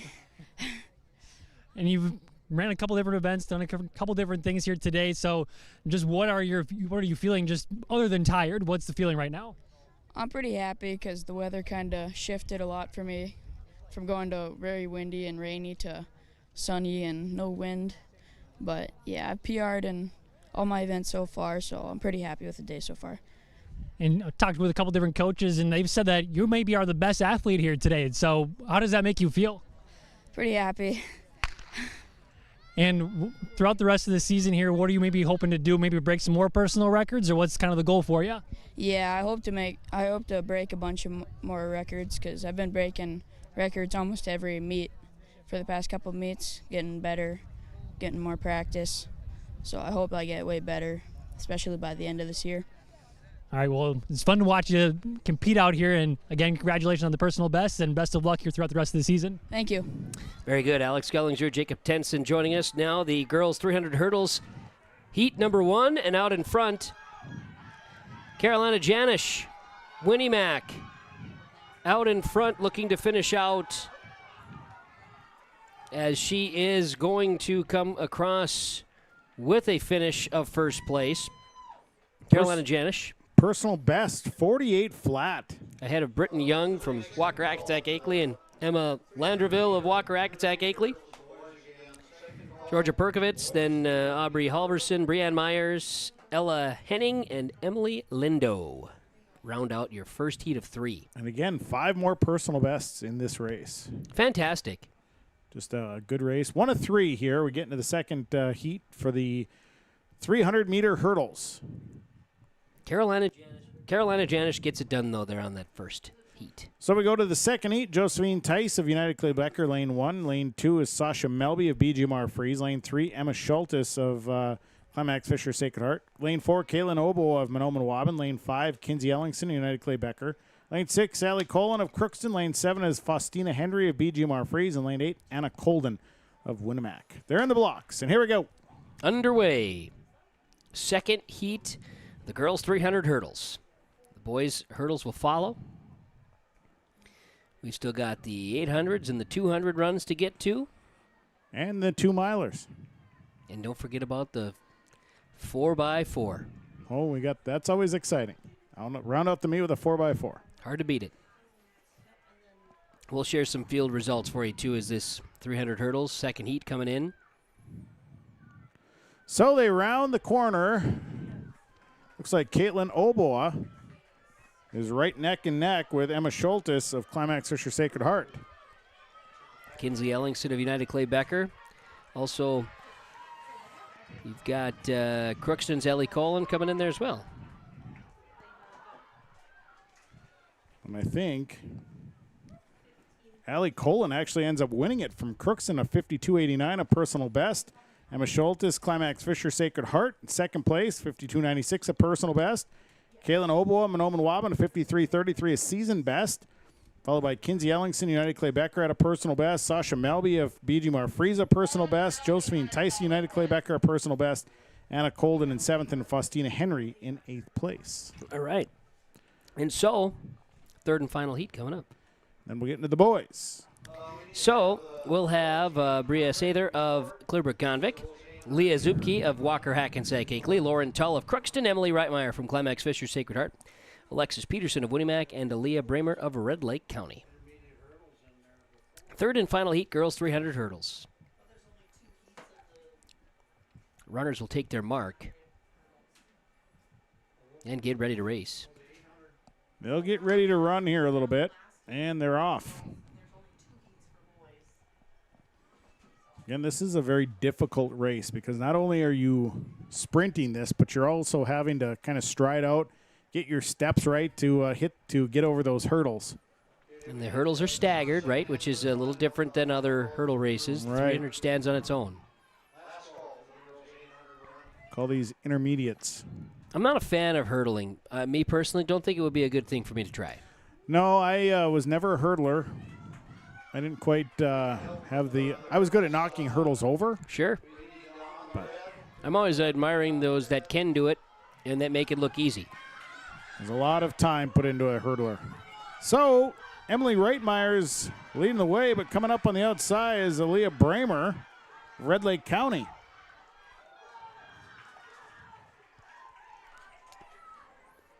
So Aaliyah Bramer comes from behind and wins for Red Lake County at 55.47. Emily Reitmeyer of Climax Fisher Sacred Heart, despite having a personal best, around a 55.85 for second place. Then it's Bria Sather, Clearbrook Convict. Lauren Tull, Crookston in fourth. Alexis Peterson in fifth from Winnimac. And Leah Zupke of Walker Hackensack Akeley in sixth. So now we move to the boys. Carolina Janish of Winnimac will take first place with that personal best, 48 flat. Then Britton Young of Walker Hackensack Akeley. Emma Landreville of Walker Hackensack Akeley went third. Georgia Perkowitz of East Grand Forks fourth. Aubrey Halverson of Red Lake County fifth. Brianne Myers of Ada-Borup-West finished sixth. Ella Henning of Walker Hackensack Akeley seventh. And Emily Lindo of Nevis eighth place. That first heat was, in fact, how it all worked out. We get into the boys 300-meter hurdles. Heat number one, lane one, Isaac Ball. Heat number one, lane one, Isaac Ball, Grigla Goodridge. Lane two is Matthew Reichman of East Grand Forks. Lane three, Freddie Liskow is from Park Christian. Lane four, William Strandberg, Bagley Foston. Lane five, Matthew Koch of Walker Hackensack Akeley. Lane six is Kelby Kujansen of Ada-Borup-West. Lane 7, Chase Whitney of Walker Hackensack Akeley. And lane 8 is Alexander Link of East Grand Forks. All right. Look at Kenley Wallin delivering pizza. Man. That's what I like about Kenley Wallin. He delivers. He is Preston, you hang on with that pizza and do what you do, okay? Do your best. Yeah. Try and follow the race while you eat your pizza, Preston. Do your best to be your best. Oh, boy. Mm-hmm. Oh, boy. Soda pops there, a little DC action. Oh, yeah, that's great. I mean, this will work just fine. This will be great. Yeah, we'll take that. Ooh. Well, we'll get there. I'll let you take a break, Sean. If you want to take a break, you can have sliced pizza. All right, I'll take a break, then you take a break, and everything's going to be okay. Look at us do that. Yeah, after we're done racing. Thanks, Kenley. Appreciate it. What service. This will be great for me. I'm plenty happy. Thank you very much. No. A soft net? Wow. That is a softball update. They were playing softball. There's no doubt about it. Ups and downs, ebbs and flows. But here we go. This is the boys 300 hurdles coming around the corner. Preston DeVille doing camera while eating pizza is one of the most impressive things we've seen today. But it's going to be a photo-style finish. Bagley Foston, East Grand Forks, Wow, right at the end. William Strandberg of Bagley Foston by 3/100ths over Matthew Rickman of East Grand Forks. Kelby Kujansen of Ada-Borup-West close in third place. Isaac Ball in fourth from Goodrich Grigla. And check that. Did some flipping there. Look at this change. I'm not sure of the accuracies here. We're letting this all iron out here. Looks like William Strandberg first. Kelby Kujansen, there it is. See, everything comes out in the wash. Listico, Kujansen, Ball, Rickman, Koch, Link, Whitney. That's your finish. First of 2 heats in the boys' 300-meter hurdles. So we'll get ready for that second heat of the boys' 300 hurdles and get set. Wiley Lair of Red Lake County will be in lane 1. Luke Hapka of BGMR, the Northern Freeze, in lane 2. Gavin Shower of Nevis in lane 3. Divin Tishindi is there from East Grand Forks in lane 4. Robert Lindau of Nevis in lane 5. Titus Nelson of Ada-Borup-West in lane 6. And Owen O'Neill, Red Lake County, in lane 7. Tishindi, there it is. And they could come back and tell us it's just Shindy and the T is silent. That's also possible, but we're going to go with Evan there from East Grand Forks in lane number 4 as we get ready for the second heat, the boys' 300 hurdles. YourLiveEvent.com. We'll have full results posted after the meet here today as well at rjbroadcasting.com on the website. You'll find it right there as we get underway. 300 hurdles. Second heat. And Tashindi is out in front from East Grand Forks in lane 4, and he is really out front. Between turn 3 and 4. Clips the hurdle there on turn 4, and will come around in the front. Tashindi with good strides here. See if he can make this one go, and does. Smooth. Ada-Borup-West Titus Nelson in second place right now as Tashindi will cross in first place. Nelson looks to cross here in second place. Tashindi's tie was 44.9. Nelson with a 50.01. Good enough for second place here today. The second heat of the boys 300. And now we're going to get the hurdle crew back out there to remove the hurdles as compiled finishers. Strandberg of Bagley Foston will be first. Freddie Listico of Park Christian second. Season best and personal best. So you had Kelby Kujansen with the personal best. Isaac Ball personal best. Matthew Rickman of East Grand Forks a personal best. Tashindi, he comes up to 7th place. Past his teammate Link. Matthew Koch in there at 6 for Walker Hackensack Akeley. In the boys' 300 hurdles. That has come to a close, which means we're now on to the girls' 800 to start. You're almost back. You're getting closer. You're finishing up the pizza. We appreciate the Kenley Wallin involvement here today. Always appreciated. The Booster Invitational today. Look at this view on the start line. Fantastic. It's a good one. All right, so we're going to get ourselves all situated and ready to roll here in the girls' 800 run, which will get underway. Heat 1 of 2. And there are 19 girls running in this first heat. Hannah Fonder, Bagley Foston, Avery Solom of East Grand Forks, Ella Arnson, Climax Fisher Sacred Heart, Amelia Arnson, Climax Fisher Sacred Heart, Isabella Krog, Kluber-Gondvik, Lola Hendrickson, Red Lake County, Ava Larson, Kluber-Gondvik, Teresa Sudnik of BGMR Freeze, Isabella Jacobson, Norman County, East Yellen Hitterdall, Isabella Parodies of Red Lake County, Meredith Allard of East Grand Forks, Katarina Vetter, United Clay Becker, Kendra Nelson, United Clay Becker, Riley Anderson of United Clay Becker, Janet Garrison, Bagley Foston, Amelia Vetter of United Clay Becker, Kinley Novacek, Climax Fisher Sacred Heart, Carolina Mashlet of Kluber-Gondvik, and Elizabeth Ditterman of Winnemac. So we're off here in this first heat of the girls' 800-meter run. 2 laps around the track, 2 heats today in the 800-meter run. So the lead pack, about 4 runners with a 5th close behind. And I think you'll see that Hannah Fonder Avery Solom and Ella Arnson and Amelia Arnson are probably those 4 runners right up there. Isabella Krog in that 5th place.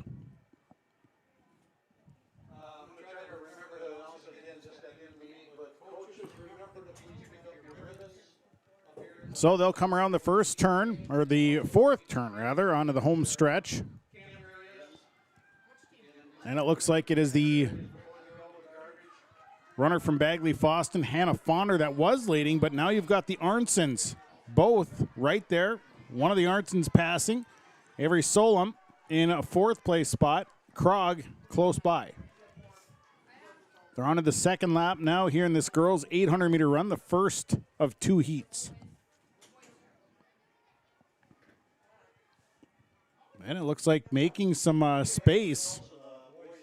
Looks like it is Ella Arnson who's made some space. Now Amelia Arnson has passed into 2nd place, and Avery Solom is now making the move on Hannah Fonder into 3rd place. Isabella Krog has dropped off the pace here a bit. But the Arnsons, they're known for this race, and now look, the Arnsons are going to be battling it out for 1st and 2nd. The Arnsons are neck and neck, and it is one Arnson passing the other. So the Arnsons battling back and forth. Here we go, down the home stretch. Arnson and Arnson. It's just a matter who's got the kick on the end. And we can guarantee you that's an Arnson that is crossing the line first and an Arnson in 2nd. And it is Ella Arnson winning it. A 2:23.65, followed by Amelia Arnson, a 2:24.11. So really a tight race. Hannah Fonder ends up in 3rd place, 2:25.08. Avery Solom of East Grand Forks, 2:25.95. Katarina Venner, United Clay Becker in 5th. Isabella Krog ends in 6th, and Isabella Paradis in 7th. So a great race there in that girls' 800-meter run. And it was just a matter of who had the kick in that last 50 meters. That's what it came down to in Ella Arnson, the junior, beating out the 8th grader, Amelia Arnson, for the win.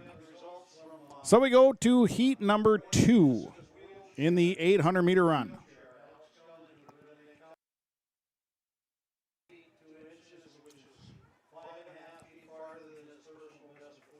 So we get into the 2nd heat.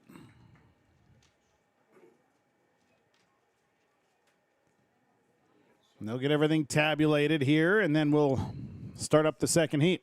Yeah, they're still running the clock on heat 1. You ate that pizza in world record time. Well, it's a large slice of pizza. I mean, you ate it in 2 minutes and 30 seconds. I did my best to try to do it efficiently. Did you chew 32 times each bite? That's a tough point. I'm not sure. The digestion factor will be a whole other ball game. Oh, you brought Tums. Well, I do. I'm always ready with Tums back there. We're set. In case you need, got some pocket Tums ready just in case you need a little something. Yeah, no, there's sometimes you got to have them. Well, I do know this. I'm ready for heat 2 of the girls' 800 run. And you've got, oh, my list changed on me because you know how fast it goes, darn it, anyway. Well, I can.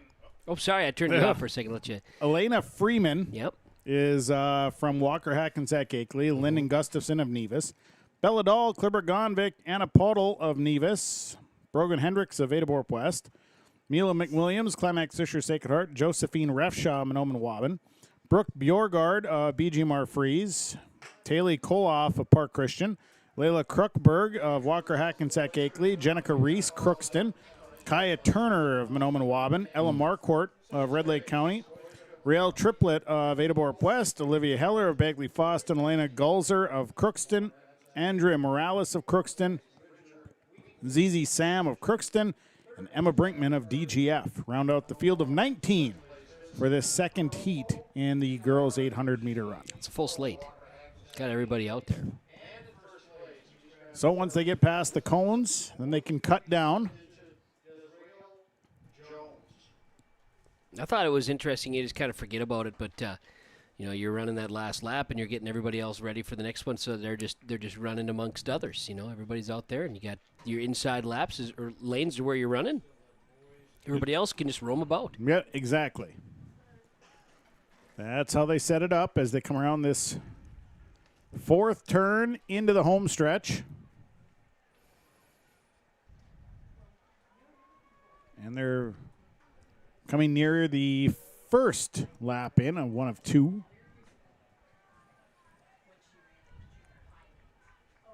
That was good pizza.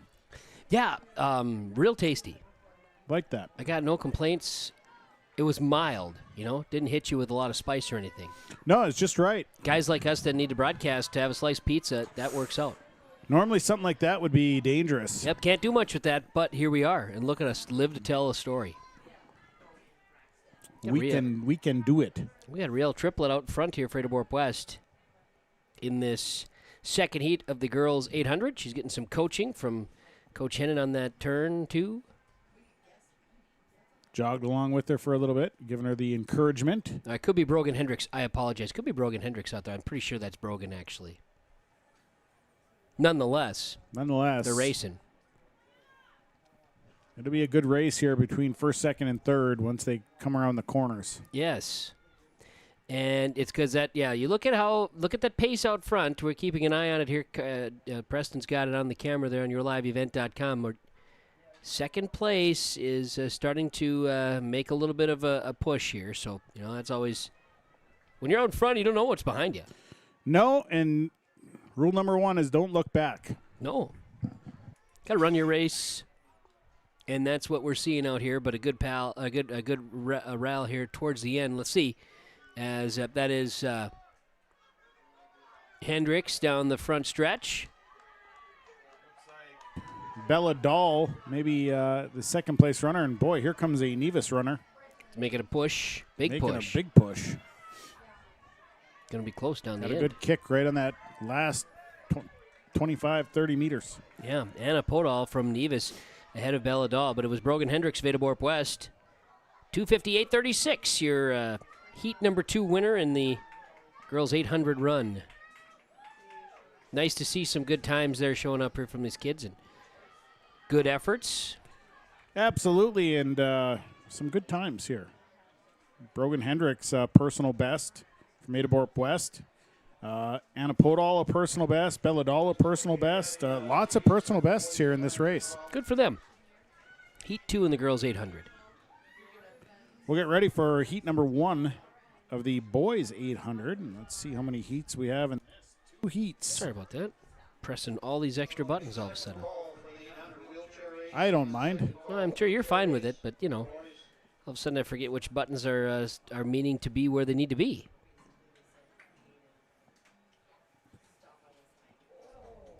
So, 2 heats. Heat number 1, as we first will find out what it looks like in the overall in the girls 800.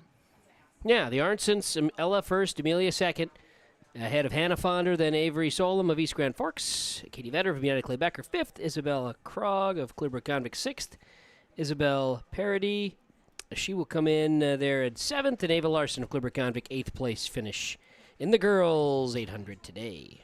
So we are set for Heat 1 of the boys. 800-meter run. It is Joseph Jensen of Park Christian, Braden Jacobs, Walker Hackensack Akeley, Evan Schenk of United Clay Becker, Drew Connect of United Clay Becker, Dan Babolian of Ada-Borup-West, Asher Risky of East Grand Forks, Wyatt Svensson of East Grand Forks, Wyatt Abel, Clearbrook-Gondwick, Natan Visser of Ada-Borup-West, Andrew Brown of Mahnomen-Waban, Chris Goodrich, Crookston, Marley Benoit of Red Lake County, Cole Brenna, Norman County, East and Hitterdall, and Dominic Whitaker of Red Lake County route out the the 14 here to start this next race. All right, very good, and we're racing. The boys 800, first of 2. Yeah, 14 is a pretty good run here. We'll see what comes of it. We've got, following the 800, you still have the 200 runs. Then we get into the 3,200-meter runs. Yep. And then we get into the 4x400s. So we're winding her down here tonight. Good hour left here, I'd suppose. I would think we're close to that. Yeah. Pretty fast start here for Joseph Jensen of Park Christian. Yeah, he's out in front. Good pace. Braden Jacobs, Walker Hackensack Akeley, second place. The thing about it with Braden Jacobs, though, is he's got those fast-looking shades on. And he's lurking right now. Cuts down the wind resistance that hits your eye cavities. Well, right. But they're fast-looking because they're kind of neon color. He comes around the corner. He's looking fast. I'm just saying. He's got to just stay within striking distance, which will be tough because Joseph Jensen is not showing any signs of slowing down. No, and that's the real deal. And now you look at, again, second place there. He's just kind of, he's got his stride. He's keeping pace, but a good kick is tough to catch up 25 meters. Joseph Jensen, well out in front here for Park Christian. He's giving it the final kick. Yeah, he's turning it on here as he comes out of turn 4, and Jensen's going to cruise in this one. Coming around the corner, and he's got all the speed. In fact, second place might be in trouble with the late kick from third and fourth. And we will have second be upset.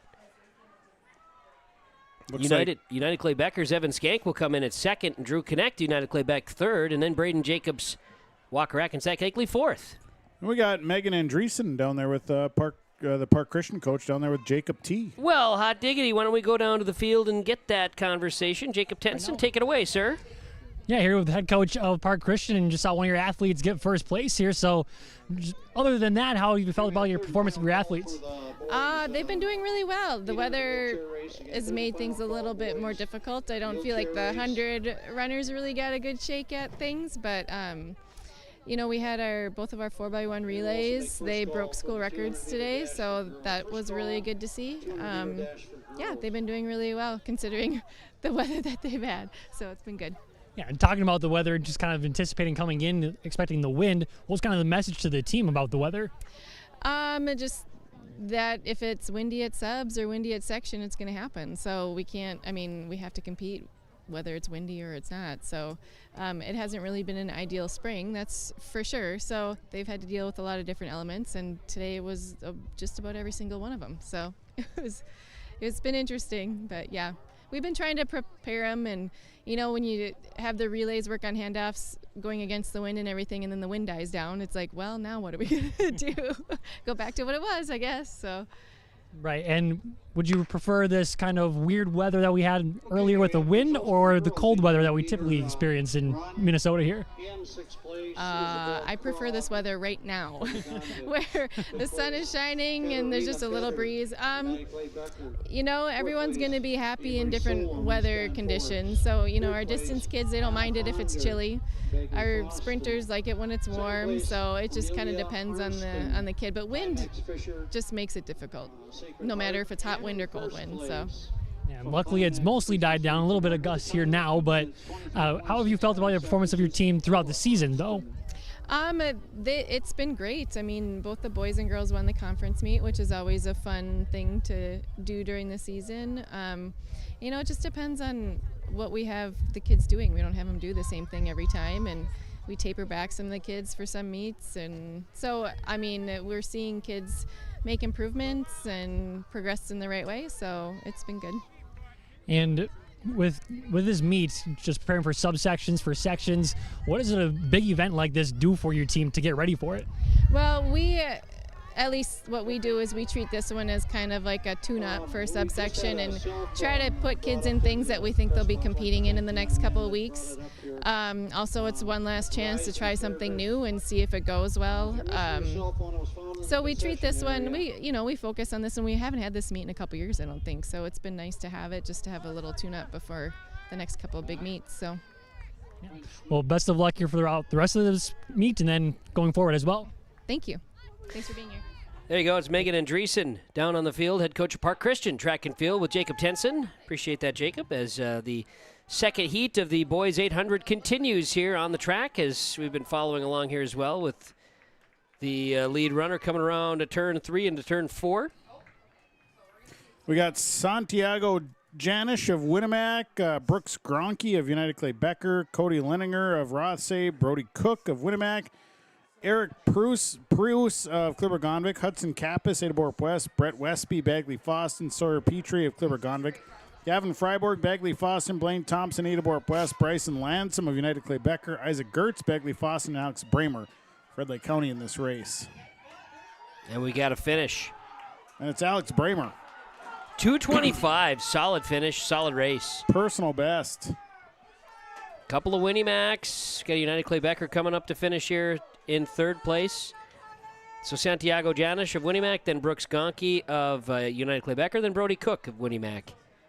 Isaac Gertz of Bagley Foston, Hudson Kappas of Ada-Borup-West, then Cody Leidinger of Rothsay, Gavin Freeborg of Bagley Foston. Top 8 finishers here. Well, that rounds out our boys' 800 meter. We move into the 800 meter wheelchair race.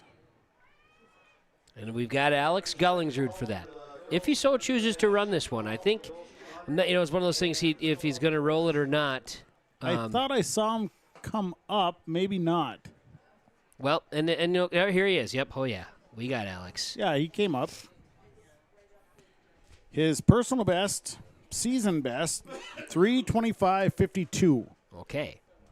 Now, he's been breaking every record that he has set here today, whether it's throwing or racing. Just fun. And so I say again, we'll just buckle up and let it happen here and see what goes with Alex Gullingsrud and the boys' 800 wheelchair. And I've enjoyed watching, case like when he did the mile, right? He did that in 6:20 something or whatever. Compare lap 1 to lap 2 here. And just that initial kick he needs to start. And then he gets into that stride and rotation. Yep, as soon as the stride happens, it seems like, boy, he picks up speed quick. But this has got to be a tough race for him because he just finished the 400 no more than a couple of events ago. So you're still probably feeling the effects, and then you have to jump into an 800. So you've got to be in peak physical shape to do this. Topic of conversation became, I was talking with his grandpa on KRJB Radio the other day, and Norm and I were talking about Alex because it often's way our conversation goes. He's just a special kid, and the area has taken definite notice of Alex Gullingsrud. And so I asked Norm, I said, what do you think is more difficult for Alex? Learning to do all of these things, or the fact that he's, in essence, every meet doing it against himself, right? He's only racing himself. What would be more difficult? It was for Jacob to get a couple of words out of Alex, too, and just kind of share some of it. Just He's not afraid to tell you he's exhausted, but he's also just out there to beat his own PR. That is pretty cool. Yeah, and I'm sure, he's qualified for state, and he'll be racing against others in that state meet. So I'm sure that'll be a different experience for him once he gets down there and has a chance. No doubt. He was part of the stats crew for the Red Lake County Rebel football team this last year. And the basketball team. And the basketball team, and so he's around success a lot and just a very successful kid. So we see him come through. There's lap 1, minute 36. So we'll see if he can maintain that, maybe come in just a bit underneath it.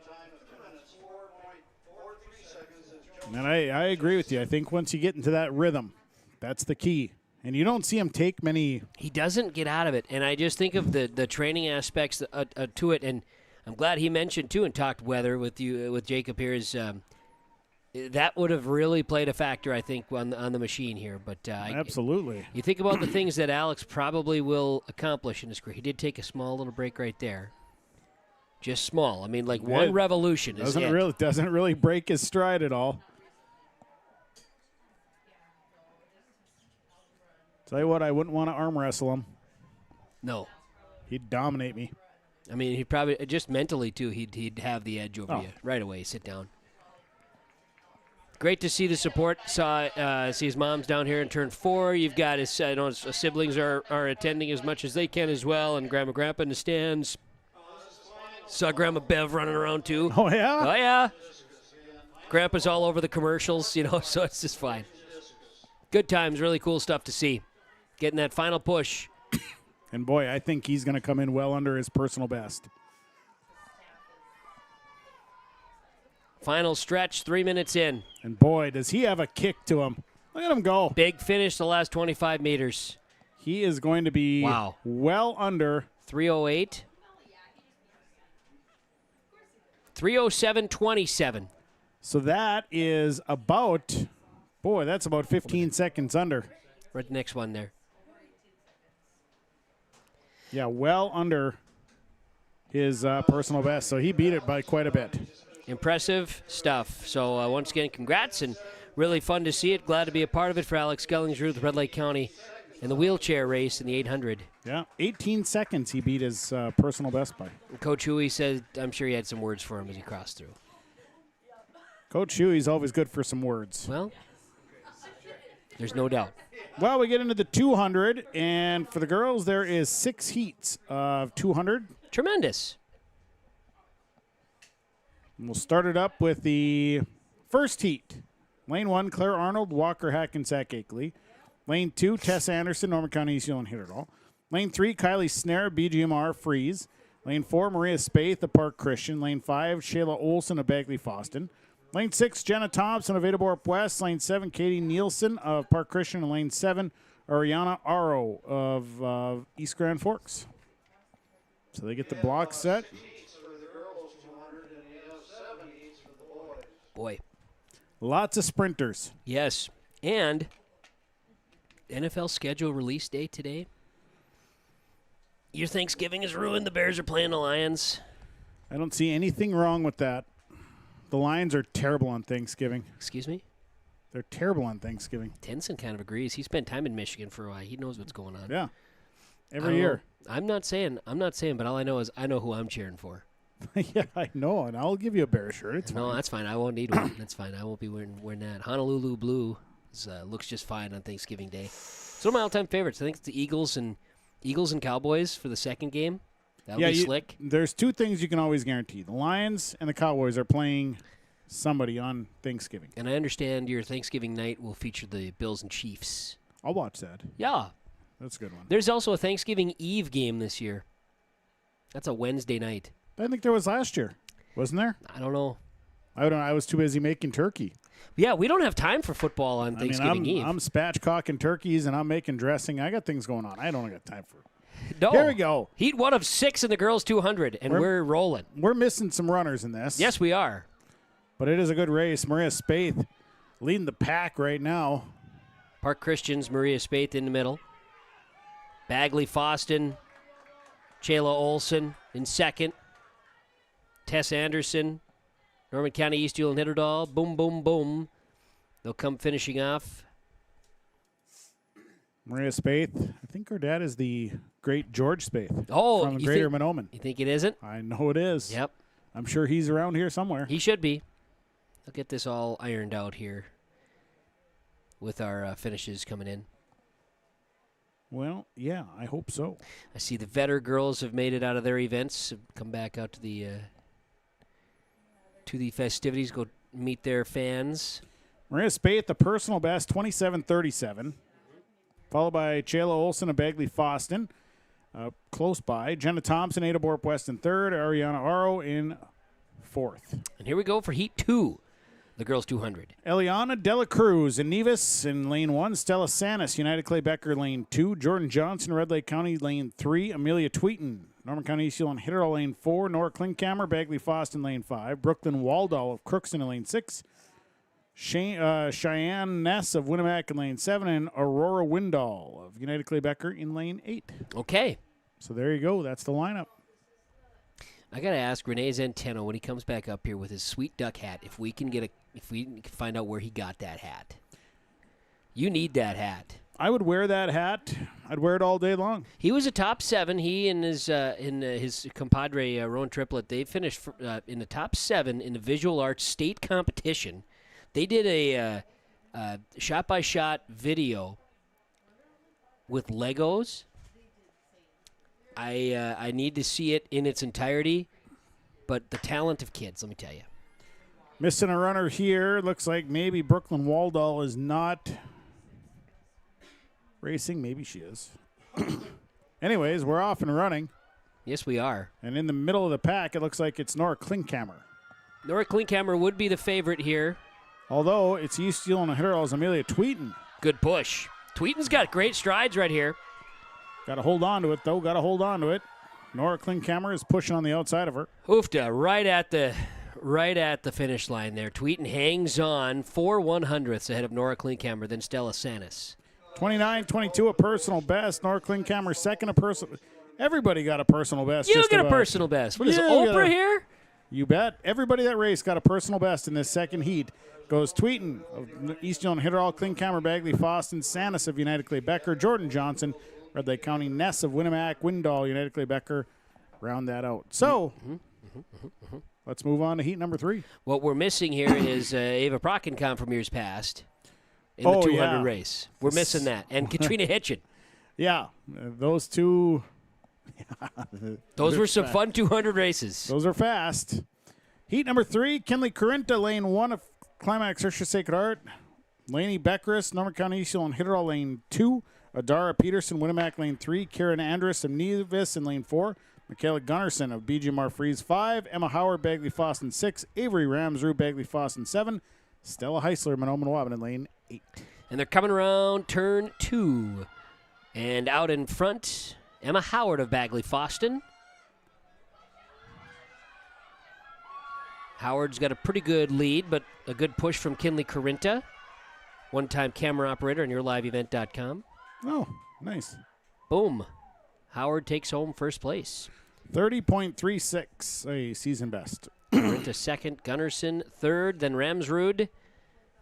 Then Laney Beckeris comes in 5th, Adara Peterson 6th, Stella Heisler in 7th place from Monoman Waban. Good race. We're on to heat number 4. All right. We're going to see what happens in Heat 4 as the sun starts to make its way down. We like to call this golden hour here. Right. And I think there was a little mix-up here. I think Kira Andrus actually raced. I don't think Stella Heisler from Monoman Waban raced. Okay. So. Well. Lane 1, Zoe Molina of Ada-Borup-West. Lane 2, Hallie Glodowski of BGMR Freeze. Lane 3, Bria Sather of Clipper-Gonvick.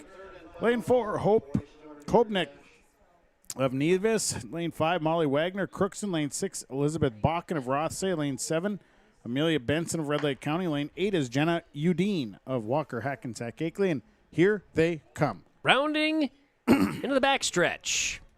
Coming around turns 3 into the turn number 4. And out in front would be runner from Nevis, Hope Kobnick.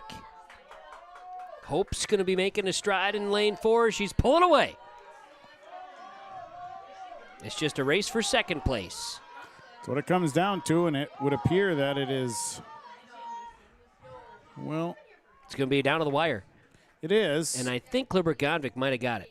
Bria Sather.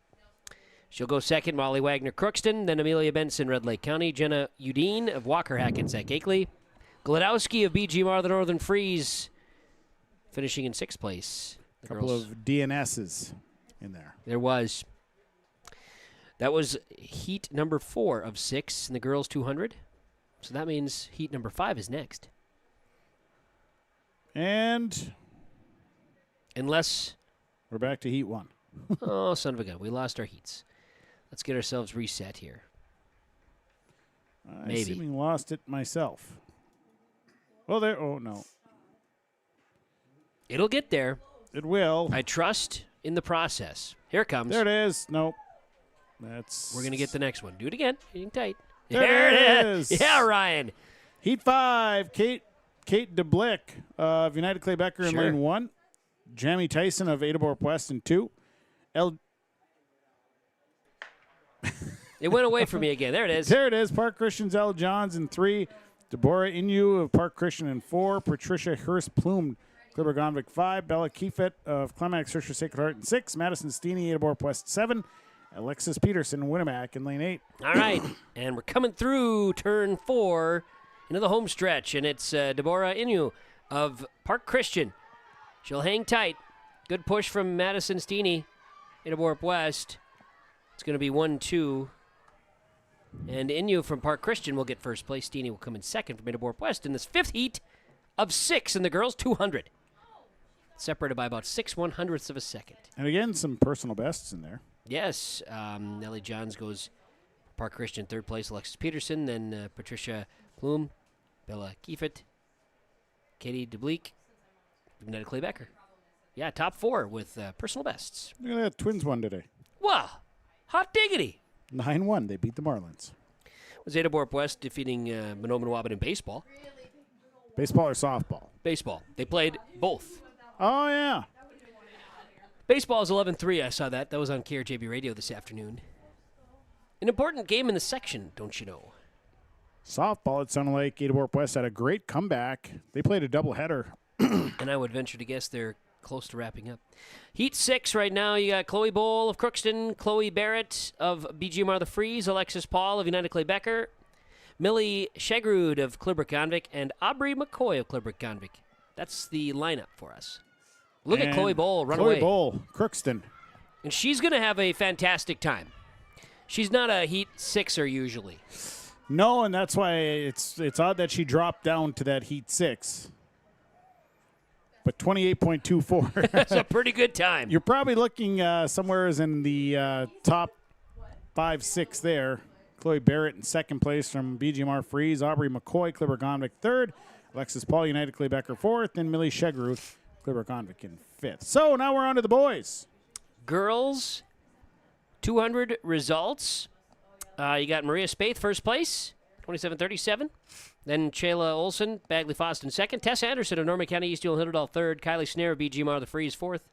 Then Chloe Bowl of Crookston fifth with her time, 28-24. Amelia Tweeten of East Hildal sixth. Nora Klinkhammer, Bagley Foston seventh. And Jenna Thompson of Ada-Borup-West, 29-4. Your eighth place finisher in the girls 200 after all the results compiled. So the boys, 1 of 7. First heat of 7. Heat number 1, lane 1, Carson Bowman of Park Christian. Lane 2, Aaron Goss of Crookston. Lane 3 is Darian Dedea of East Grand Forks. Lane 4, Bryden Daniel, Bagley Foston. Lane 5, Vincent Perucho of Walker Hackensack Akeley. Lane 6, Jezreel Jones, East Grand Forks. Lane 7, Jackson Castell of United Clay Becker. And in lane 8, Gavin MacArthur of Monoman Waban. This is going to be a very speedy race. You'll see some flyers here. So we'll see if Preston can keep up. That's my real key. And he looks and says, "You think I can't?" Yeah, is that a challenge? Is that a challenge? I think so. We'll see what happens here. By the way, wind is switching direction. Yeah, it's out of the west all of a sudden. Yes, it is. Look at that. Frontal system has passed through. Yeah. I got some shingles at my house that I need to repair. Well, here we go. What if the wind pushes them back? They won't. Good start here for the boys, and boy, it looks like Darian Dedea is cruising on the inside lane, but this is a fast heat. Yes, look at Dedea pull away. Great race from Bryden Daniel as well. Dedea, Daniel, 1-2. Jezreel Jones come in third? Or did I see Perucho from Walker Hackensack Akeley? Dedea, 22.9. And then Perucho of Walker Hackensack Akeley. Jones fourth, just about a half second behind that. And then Castle, United Clay Becker, Gavin MacArthur of Monoman Waban, Goss from Crookston. Great heat. Real good. We move on to heat number 2. 1 of 7. Now here comes number 2. Ty Fallon of BGMR The Freeze, Matthew Shervey of United Clay Becker, then Isaac Harlock of Monoman Waban, Brendan Schnakey of BGMR The Freeze, Ryan Gerloffs of Clearbrook-Gonvick, J.D. Knox of Walker Hackensack Akeley, Jarek Sheppy of Nevis, Trayson Van Camp for East Grand Forks. And now a changing of the guard at camera. Holy moly's, we're switching them up. Well, Jacob Tenson will be tested. Notice Preston didn't want to give up heat 1. No. He had to get that fast heat in. Yeah, JT's got he's got heat 2 here on the camera, so we appreciate it. He's multifaceted. He is. He's a bit taller. He goes about 7'5", so I can't really see around him. But it's fine. Yeah, if we had a tail of the tape, it'd be a whole different. It'd be different chapters. Right. Same story, different chapters. Here's heat 2. And the gun. There we go. Coming around the corner. Second heat of the boys 200 race. We'll start to iron things out here. Great push as they round turn 4. Isaac Harlock of Monoman Waban. Great push here from Matthew Shervey's coming right behind him. Those Shervey's, there's no quit in them. Oh, I think he got him. Tight. Yep, Shervey at 24.61. Harlock 24.67, so tight race. 6/100ths. J.D. Knox, Walker Hackensack Akeley right there in third at the 24.91, followed by Clearbrook-Gonvick's Ryan Gerloffs. Knox's last 25 meters were really special. Right. Yeah, he right. came after it. Ty Folan, BGMR in 5th. Jark Shepit, Nevis tied for 5th with Ty Folan. They each had 25.61s. And Trayson Van Camp, East Grand Forks in 7th. Well, they're going to get set for third heat of 7 in the 200. You got Caleb Richardson of Bagley-Foston, then Ezekiel Martinez of Walker-Hackensack-Akeley, Emery Mahonen of Ada-Borup-West, Mason Lassard of Crookston. Then it'll be Gavin Reitmeyer of Crookston, Daniel Dietrich of Park Christian, Bobby J. Robinson III, Climax Fisher, Sacred Heart, and Tyler Ott of Nevis. So they'll stretch out, get in the blocks here. This is heat 3 of 7. Just, let's see here. Yeah, just after the 200, we just have 4 events left. We got to get Preston back up here so he can video. The 200 or the 2 mile. That is a rite of passage. Preston needs to be here for the 2 mile, and we can let Jacob Tenson go and find some people to interview again. Let him get back to his Or we could roots. just let Jacob Tenson run the 2 mile. He could run the 2 mile. Why not? Yeah, he's in shape. He's wiry. Looks like Mahonen. Emery In the Mahonen. middle. Good push here. On the outside, Bobby J. Robinson. Inside, Ezekiel Martinez. Good race here. Mahonen's going to come out ahead, but just by the hair of the chin ahead of Ezekiel Martinez. Then Bobby J. Robinson III and Caleb Richardson and Tyler Ott. A good third heat. Very competitive 200 race. Right. So we can now move into heat number 4. All right, changing of the guard again. Preston said he had Preston's enough of back. that. He had enough of that. He's like, give me those headphones. Let me get back in position. I'm ready for it. Heat 4, Colton Williams of Red Lake County. Michael Mamateef, yes, of Winnie Mac. Oliver Collins of Walker-Hackensack-Akeley. John Singer of East Grand Forks. Hank F. Hauser of Climax Fisher Shaken Heart. Lane Lem, United Claybecker. Gunnar Olson from Clearbrook-Gonvick. And Cade Wisk of Crookston. They're in the blocks. Arm is up.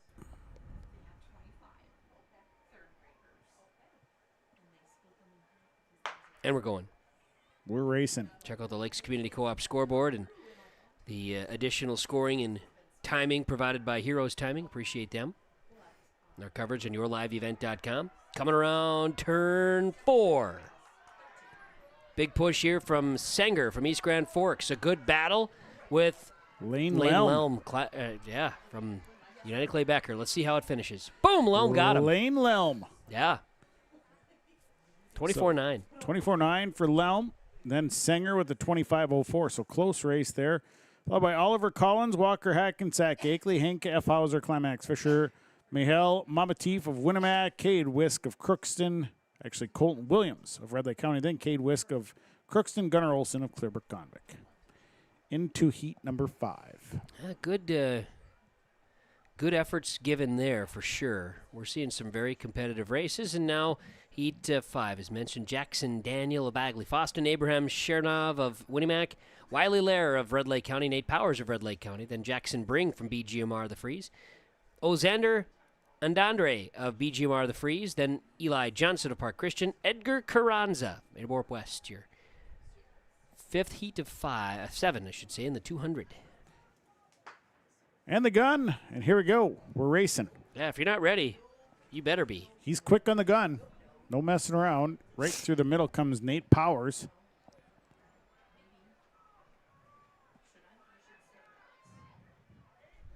So Powers. And coming up hard is Wiley Lair. On the outside, Edgar Carranza. Big finish. Boom, boom. Powers going to win it. Top 3 were very close. Nate Powers followed by Edgar Carranza of Ada-Borup-West, Wiley Lair of Red Lake County, then Jackson Daniel of Bagley-Foston, Ozander Andrade of BGMR Freeze, and Abraham Shermanoff of Winnimac. So we move into heat number 6.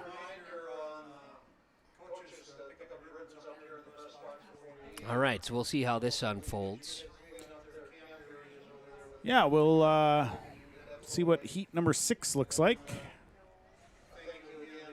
They're getting themselves all situated, but might have to update some timings here, and we'll get there. There it is. It is Winnimac's Daniel Kutsev, Clearbrook-Gonvick's Ethan Ingebrigtsen, Ada-Borup-West, Aiden Alvarez, Winnemax, Damian Shermanov, Bagley Foston's Garrett Folkert, Rothsay's Hunter Burnking, Red Lake County's Owen O'Neill, and Park Christian's Jai Johns. And we're getting ready for it. We got the gun up? Yep. And there we go. Okay. We're racing. 6th heat in the 200. Ada-Borup-West invite tonight. Johnson Sports Complex in Ada.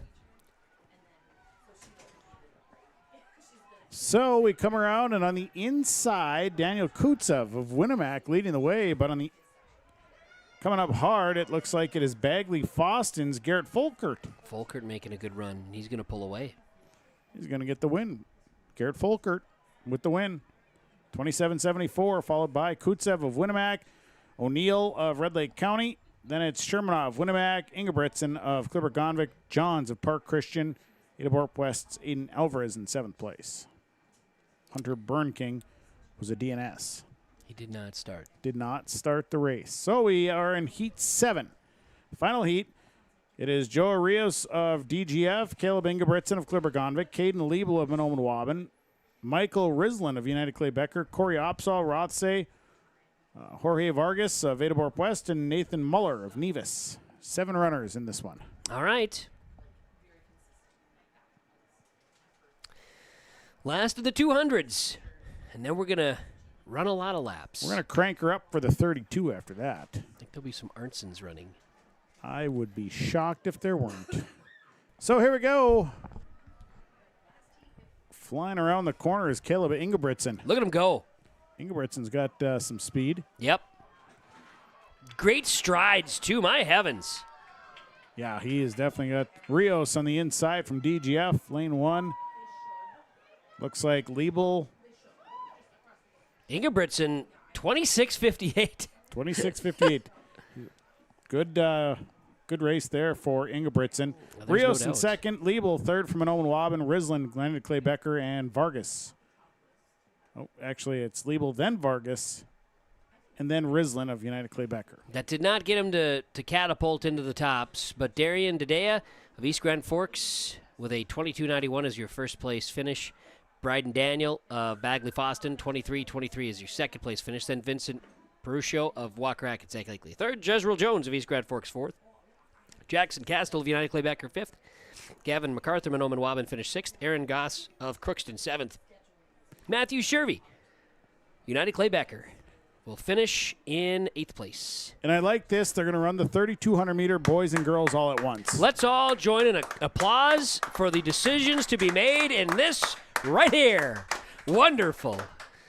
This is, and it's just, why not? It's wonderful. Yeah, it works out better. I'll tell you, starting here for the girls in the 3,200, Arwa Bugzali of DGF, Lola Hendrickson, Red Lake County, Elena Brown, Park Christian, Brielle Reinbold of Red Lake County, Amelia Maschlet of Clipper-Gonvick, Kate Nelson, Park Christian, Alexandra Kane, Walker Hackensack Akeley, Corbin Bring, BGMR, Lydia Torgerson, United Clay Becker, Ella Marcourt, Red Lake County, Emma Dieterman of Winnemac. And for the boys, I'll tell you right out of the gates, Grant Martin is running. Grant Martin of Climax Fisher Sacred Heart, Joseph Jensen of Park Christian, Coleman Hoff, United Clay Becker, Bennett Johnson, United Clay Becker, William Clawwitter of Red Lake County, Landon Noonan, United Clay Becker, Ethan Bada of Park Christian, Hayden Schulstead of Red Lake County, Chase Chisholm, Ada-Borup-West, Axel Askelson of Mahnomen-Waban, Dawson Mimna of BGMR Freeze, Mason Thompson, Walker Hackensack Akeley, Nick Suki of Red Lake County, Easton Gilbertson, Bagley Foston, Logan Hovland, Red Lake County, Hudson Kappas, Ada-Borup-West, Grafton Langamo of Winnemac, and Aiden Mooney, BGMR Freeze. That rounds her out. And I do have, we have an interview down on the track here. Preston, you're gonna watch. You're gonna do your best to follow and do things here. We're gonna go down to the field here, as we'll have a conversation as we start the 2-miler. We got the double 2-miler here, as we'll call it. But down on the field, we have Jacob Tenson, and he is joined by the head coach of BGMR, Shannon Converse. Yeah, and we're going down the stretch here of this meet here so far, but how have you felt about the performance of your team to this point? I've been very proud of them. Honestly, they have gotten a lot of PRs, and it has been the windiest day we've ever experienced. So that is exciting. You know, they were a little tired. You know, we got 4 meets this week, and it was really hard. But you know, they're pushing through it, and they know that this is where we're going to be for subsection. So they're trying their best and using this as their advantage because we're trying to do our best that way. Yeah, what is it? You're in the same complex that you're going to be in for the subsection. So, what kind of an advantage does that give to you? Maybe not all the teams are going to be here that will be there now. So, what kind of advantage does that give to you over those teams?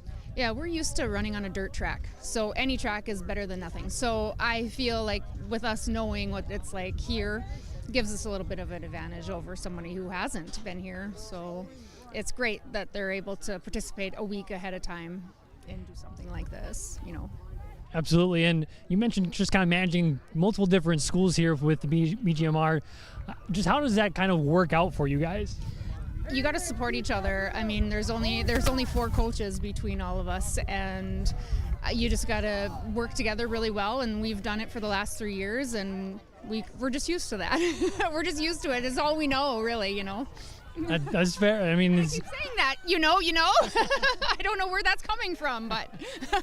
I mean, that's just like you said. You just got to get used to it. You acclimate, and then it just seems normal at that point. So, but you talked about the wind a little bit here. Just kind of what was maybe the message to your team anticipating these high winds?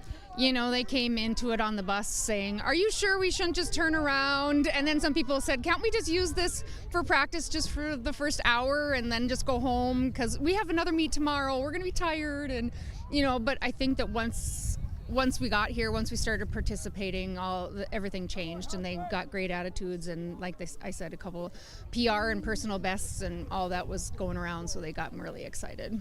Yeah, well, again, thank you so much for stopping in here, and best of luck here throughout the rest of the season and the rest of today. Thank you so much. Shannon Converse, head coach of the BGMR Freeze Co-op, as Jacob Tensa down on the field with the interview, and great stuff there to talk. And different perspectives we've gotten today, Sean, from longtime coaches. You talk like a Sean Peterson, a Bagley Foster who's been there forever. You know, and Ed Snetzinger's been around for a long time at Monoma track and field, and then Shannon Converse, BGMR in the Freeze, and they're dirt track practicing, a little bit of everything. John Ekman talking second year for Winnie Mac, things of that nature. So. Yeah, no, it's fun to hear from all the different coaches because everybody approaches coaching track and field just a little bit differently in messages that they send their kids and their athletes. So it's fun to hear what each coach has to say. We've got boys and girls out on the track here in the 2 mile right now. And I believe we're seeing only boys results popping up on our left side screen there. So apologize if that is the case. We may have the girls mixed in there too. I see the boys' names is what I've been seeing at this stage. But they're all out there, we can assure you. And Preston's tasked with kind of keeping his eye on the lead runner, which is Grant Martin, through 2 laps. They go 8 laps for the 2 mile run. And it's nice that they're all out there at the same time. And then we'll end with the 4x4s, which is always a highlight. Yeah, that's always the fun race. You know, I mean, for some odd reason, everybody really gets into that last one. And they run across the field, and they're running everywhere to cheer on runners. And so that's a fun one. Yeah, no doubt about it. I know that we can maybe get to some of our field results here as these runners are going around and around and around we go. So see if we can't pull up some of those here today. Taking a peek, some of the results are still filtering in, but let's get to results. Girls shot put, Atara Profabam of Park Christian first place finish. Monoma Wabin's Emily Abdu finishes in second place. Cecilia Delgado of Bagley Foston third. Nora Marcus of Bagley Foston fourth. And then Emery Spear of DGF finishing in fifth place in the girls shot put. Boys shot put is final. The Cougars of Ada-Borup-West first and second with Aiden Peterson of Ada-Borup-West. 44.2 is the best throw. 43.5 for Miles Croshes of Ada-Borup-West. Then Locken Brandt of Rothsay. Owen Larson of Goodrich Grigla. Jack Dietz of East Grand Forks. Girls discus, Kylie Gust of BGMR, the Northern Freeze. 100 feet 11 inches. She got Cecilia Delgado of Bagley Foston. It is, okay, Sean, you help me out here. We just call her Nain. Nain Poitra from Monoma Wabin. Right. I might have tried it in its traditional. Nenukazi. Nenukazi. See? Just the way it's spelled. Emily Freeman of Wakarak-Sac Higley, fourth, and Jonah Harris of Park Christian, fifth. That in the girls' discus throw. In the wheelchair discus, Alex Gellinger, 38 feet 2 inches. And you said that was a personal best here today is what he had as well. I believe so. High jump, Annika Akre of Park Christian, 5 feet 4 inches. She beats Amber Pyburn of Nevis in second. Natalie Dixon of Walker-Hackensack Akeley third, with Violet Dusterman of Bagley-Foston finishing in a tie for third place in the girls' high. Boys' high jump, Ethan Buchholz of Nevis, 6 feet 6 inches. Just beyond Isaac Jacobson of Park Christian. Titus Nelson of Ada-Borup-West finished in third with a personal best 5 feet 10. Brody Menge of Ada-Borup-West also 5 feet 10. Bridger Weekly of Park Christian, 5th place with 5 feet 8. Girls' long jump, Azara Ogundeji of Nevis, 16 feet 8 3/4. Kylie Snare of BGMR, the Northern Free, 16 feet 6 1/4. It was Kinsley Belland of East Grand Forks third. Carolina Janish of Winnimac finishing fourth, and McKenna Christensen of Park Christian finishing fifth. Boys long jump, Isaac Jacobson of Park Christian, 20 feet 8 1/4. Ahead of Gavin MacArthur, 19 feet 10 1/2. And we've talked about those two have been jockeying all season. Right, absolutely. And then you Bryden Daniel, third place, Bagley Foston, 19.975. Isaac Harlock right in there from Monoma Waban. That's somebody that Ed Snetzinger talked about in his interview, 19.675 personal for best. fourth place, personal best. And then Ethan Whitaker of Walker-Hackensack Akeley, 19 feet in fifth place. Yeah, triple jump for the girls, Kylie Snare of BGMR, the Freeze.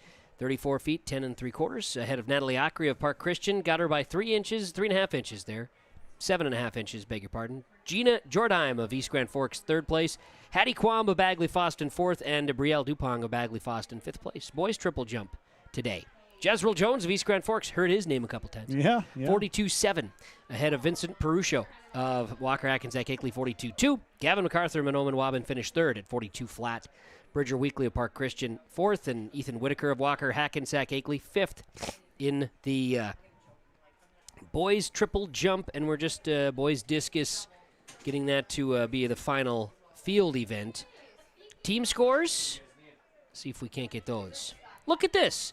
We got them. Boys varsity through 13 events scored. Park Christian, 4 points ahead of East Grand Forks, then Ada-Borup-West, then Walker-Hackensack Akeley, Bagley Foston, fifth. UCB, United Claybecker 6th, Monoma Waban 7th, Goodrich Grigla 8th, Nevis 9th, Climax Fisher Sacred Heart 10th, Clearbrook Convict 11th, Rothsay, Red Lake County, Crookston, BGMR, the Freeze, Winnimac coming in there. And that's 13 events. Girls varsity, Park Christian first place, 30 points ahead of Bagley Foston. This is 15 of 17 events. East Grand Forks third, in a distant third. Walker-Hackensack Akeley, BGMR, Northern Freeze, Climax Fisher, Sacred Heart, Nevis, Winnimac, United Claybecker, Crookston, Monoma Waban, they're tied at 10th. Clearbrook, Convict, Ada-Borup-West, DGF, Red Lake County, Norman County, East Euland, Nitterdal, and Goodrich Grigla. Girls, there are 15 events scored. And wheelchair, Alex Scullingsrud. There we go. There he is. He's got 4. He participated in the 400 wheelchair, 800 wheelchair, mile wheelchair, and the discus. Fantastic stuff. And meanwhile, the 2-miler continues. We are being led by, for the boys, Grant Martin. He's at 8:04.13. Oh, look at this.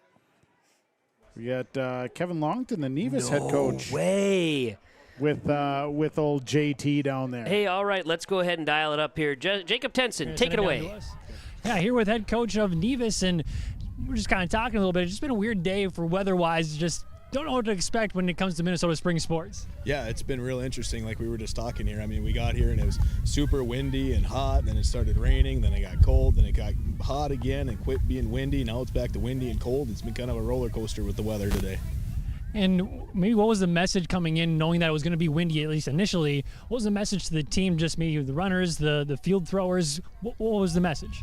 Well, I mean, you talk a little bit about the different types of techniques that you can use in the wind, but I mean, at the end of the day, everybody's got to run into it, okay, or throw into it. So, I mean, everybody, you know, the conditions are even for everybody.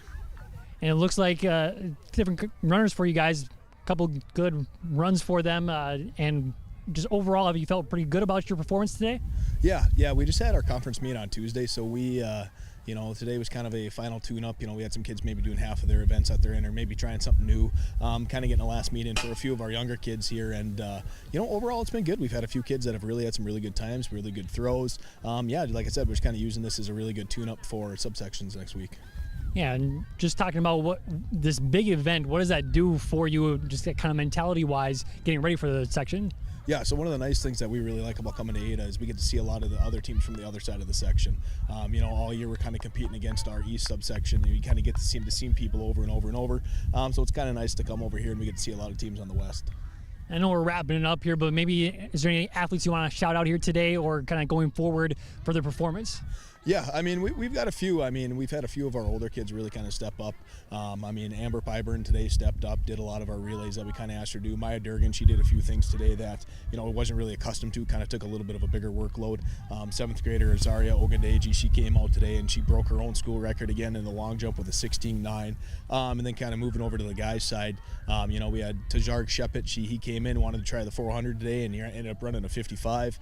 Ethan Buckholtz jumped 6'6" today. So, like I said, overall, I guess there's one more last one, just because it just happened here.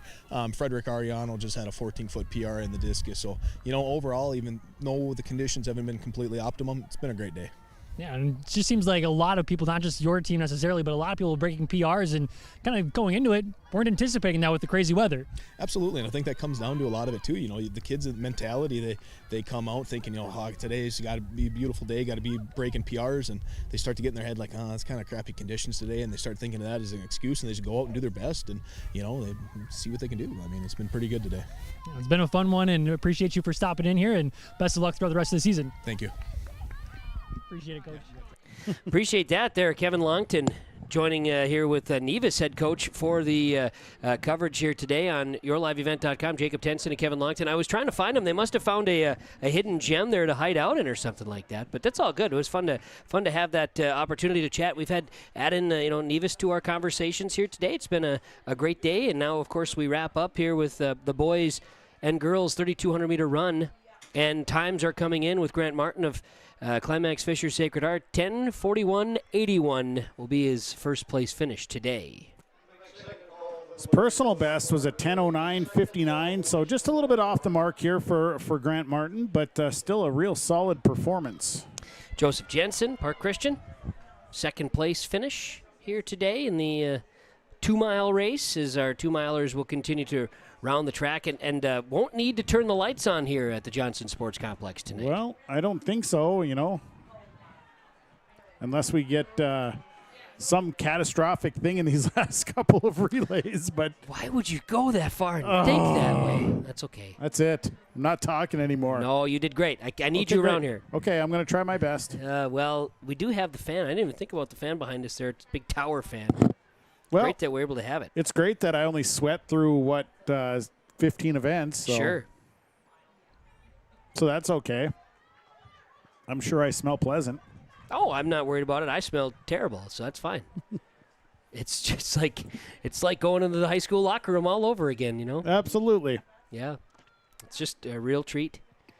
Yeah, real good. There's old Jacob Tenson just roaming around down there. There he is. Now we've found him. I thought he was hiding there for a little bit, but now we've got him. No, when you're 7'10", he's easy to find. He's gotta be out there. Yeah, he's out there. He did.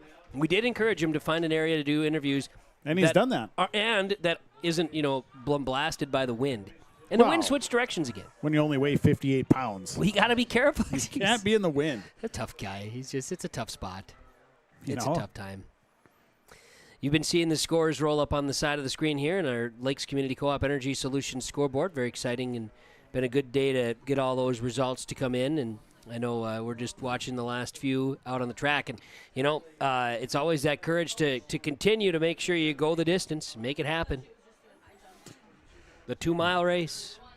2-mile race coming up. We got the 4x400 for the girls, the 4x400 for the boys.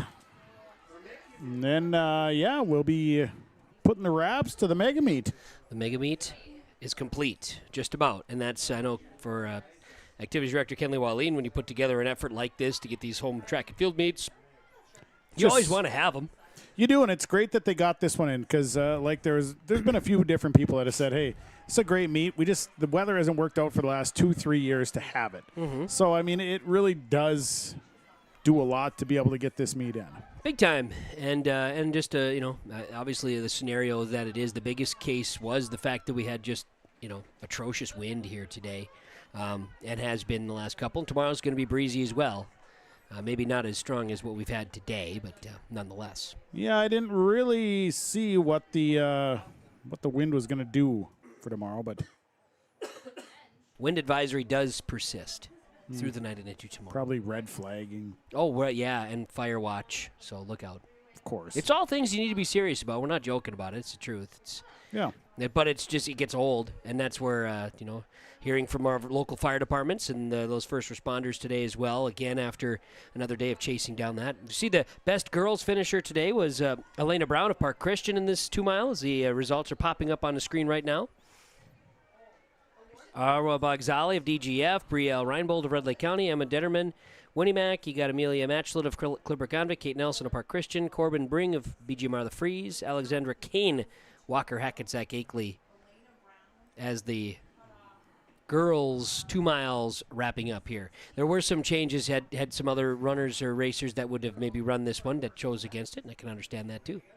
It's a tough race. And, it's right at the end. So you've already run, you've probably run the 800. You've probably run the 1600. A lot of them do, yep. You get to that 3200 and you're, either you're feeling it or you're not. And that's just the way distance runners have to be. You're either feeling good and you're like, yep, I can go out there and finish up with this 3200 meter, or you're just not feeling it. Yep. And that's so. Big finish at the end here for the last racer out there. Now we're just getting on ready for the 4x400 meter girls. 2 heats in 4x400 meter girls. Heat number 1, it's United Clay Becker in lane 1, Ada-Borup-West lane 2, Bagley Foston lane 3, Park Christian is lane 4, East Grand Forks lane 5, Winnemac lane 6, Climax Fisher Sacred Heart lane 7, and Walker Hackensack Akeley is in lane 8. Tremendous. I'm excited. 4x4 is always good. Like I said, you got people running all the way across the field to go and cheer them on over there, and then some of these people don't even run this much in the track meet as they do in the 4x400. And that's the thing. So we'll have to try to get look at a shot of that experience here for the folks at home if they can't see it. But main camera operator Preston Duville again here today. Jacob Tenson been roaming the grounds here today with a number of great interviews and conversations. Coaches' conversations here today from Nevis and BGMR, the Northern Freeze, and Park Christian, and Winnemac, East Grand Forks, conversation with Red Lake County, Bagley Foston, Ada-Borup-West, Mahnomen Waban.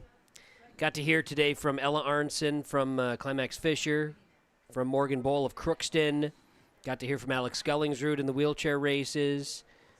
Got to hear as well here today, just a great race, great day. It all worked out.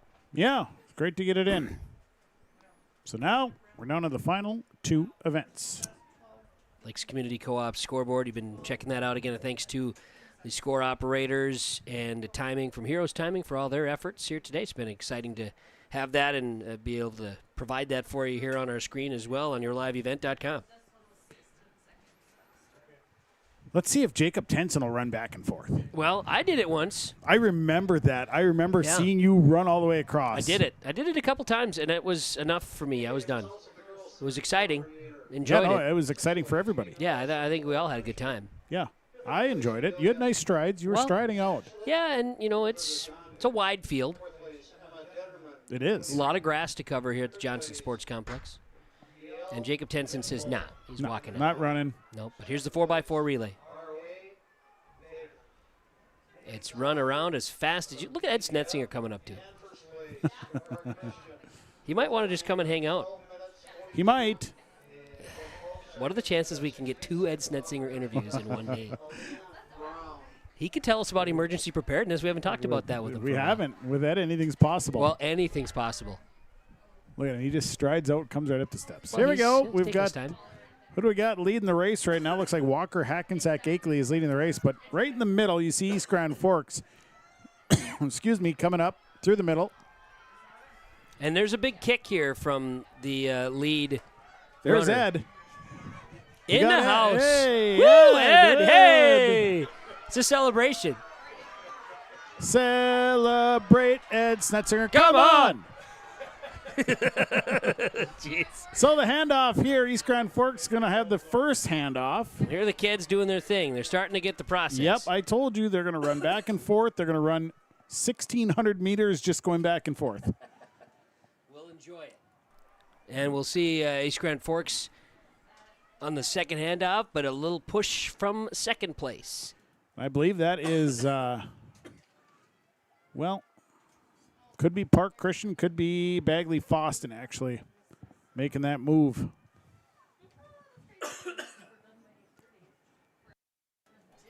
I want to say that's Park Christian.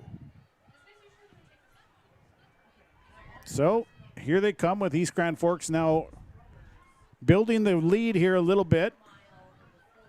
Coming around turn 4.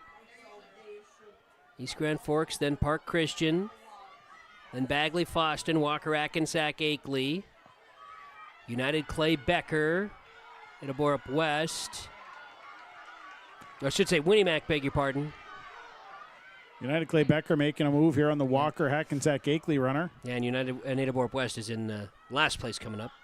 Everybody sprints to the other side of the field. Yep, we're watching them. Look at the convergence of people. Yep. They're on their way.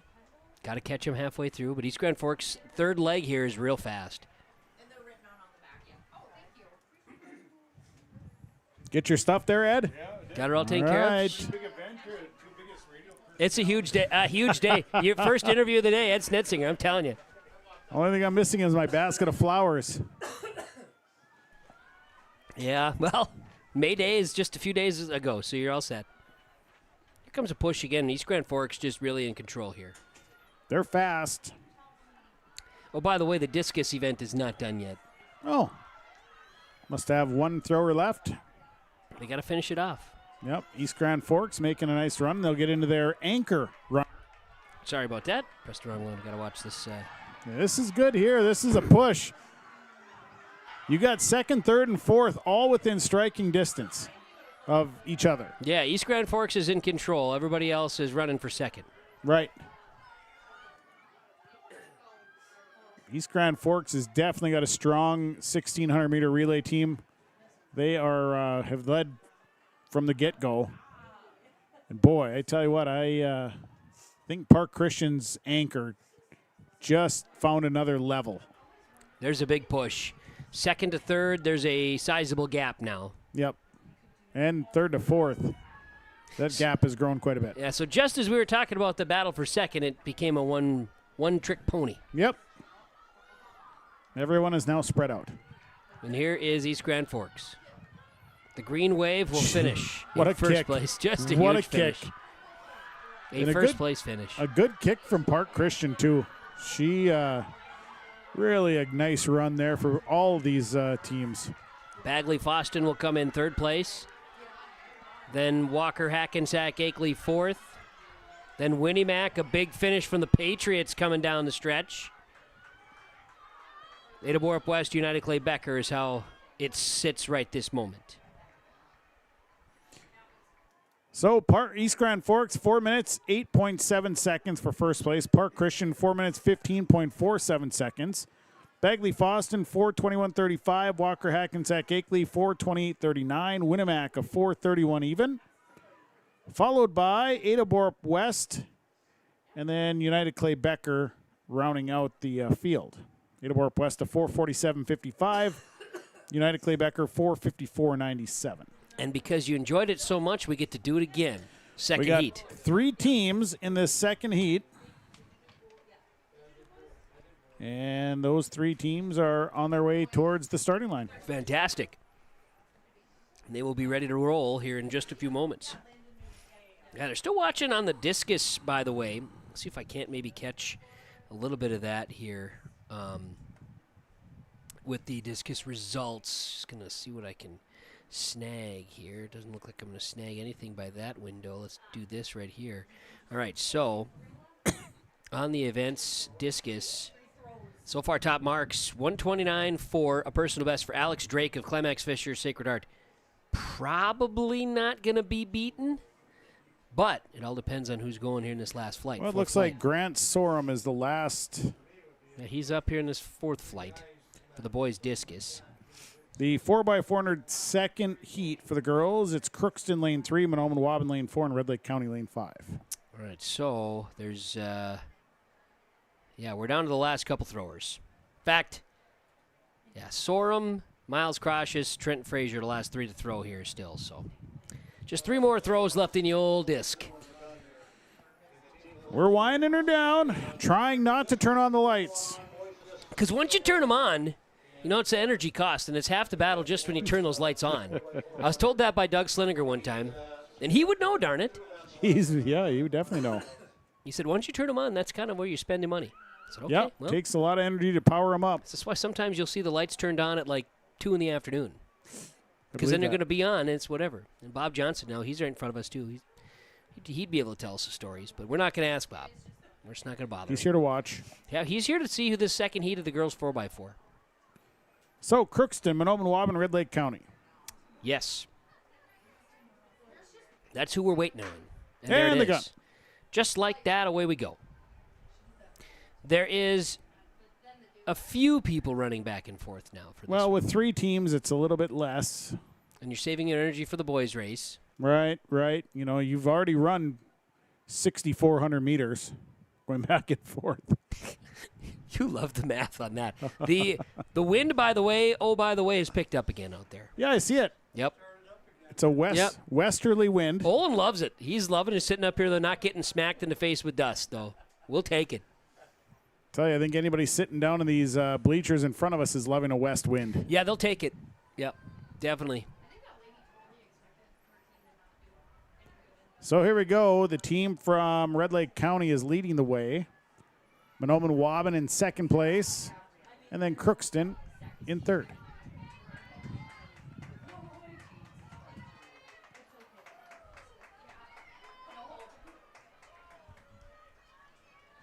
Away they go with the handoffs here in their second leg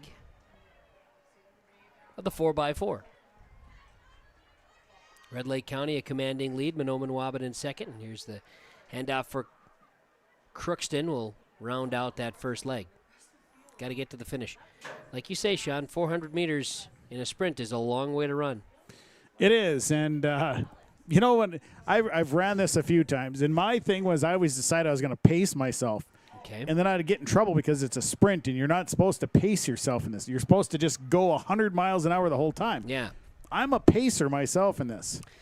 Check me if I'm wrong here. So I'm gonna test your brain here. I don't recall. Great. So Jason Miller was a sprinter for the Mahnomen track team years ago. Yes. 100 meter? 100 and 200 meter. Yep. Did Brent Miller run the 400 as well? Brent Miller did not run the 400. He was a 100 and a 200. He did the I same sprinted with Brent Miller. Got it. Okay. I couldn't remember if one of them didn't try the 400. In fact, me and Brent Miller were just talking last weekend about our track days. Well, he's got stories. I trained with him. I was a freshman and he was a senior. Oh, man. And our coaches would put parachutes on our back. Oh, heck yeah. And we'd have to run around the block. Yeah. Mark Agnew used to do that during the summer workout stuff back in his days, too. That was fun. But yeah. Anyways. Both incredibly fast individuals with the Millers. Well, I was just going to say, they're not same. brothers. You're in this. No, cousins. Jason had a decorated career at NDSU before knees got to him, and Brent was a Southwest Minnesota State University Mustang. He sure was. Had Prep Bowl records until 2016. I want to say it lasted out that long for most in his football career. Anyways, we digress. Ed Snetzinger will be happy that we're talking about the Millers. Yep. Somewhere down there, Ed is smiling. Oh, absolutely. There's no question about it. You see Red Lake County coming around here into the home stretch. Yep. Third leg. They'll get their anchor running after this. One more to go. As look at this. Ryan Paul's in the house. Hey, week 1, U.S. Bank Stadium. How many times are the Vikings going to lose in the Oh, come on now. Come on. Come on now. Come on. Put them in the playoffs. Here I was going to give you a deal, but now I got no deal for you. I still don't think I've worn my Vikings jersey yet. Oh, I know. Yeah. Okay, we got a week 1 arrangement. Sounds great. There we go. We'll make it happen. We'll see if we count it. So we are into the final leg here. Crookston still has to get to their anchor. Red Lake County well out in front. Mahnomen Waubun in second, and Crookston in third. Following this, we'll have the boys 4x400. Probably got 2 heats of that. I'm going to take peek-see. Yeah, do a little peek-seeing. We're here to do a little peek-seeing. Then we'll. Looks like there's just one. Wonderful. For the boys. Look at that. Wow. And we got the discus wrapped up. I believe that's Aiden or Miles Crashes or Aiden Peter, one of the two, throwing their last disc throws of the day. Good push by Red Lake County here on this last leg. Yeah. A great finish. Red Lake County will come in. 4:33:39 is their finishing time. Mahnomen Waubun rounding on the home stretch. Great to see it. And they will be in second place. Somewhere is around a 4:52 even. Sure. Preston Duville out there working the camera. Doing just a bang up job out there. Really has. I think we've wrapped up. I think the discus is done.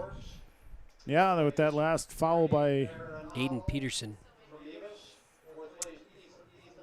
Yeah, it should go. Yeah, our we haven't been officially finalized yet, but we should be there. It should be Alex Drake, Miles Crashes, Logan Geese, Ethan Buchholz, Freddie Ariallo, then Grant Sorum, Hoyt Jensen of Norman County East will hit it all 7th place. Landon Walsh of East Grand Forks 8th. So yeah, but Alex Drake, his throw 129 4 inches, your best in the Nice. discus for the boys today. So that has gone final.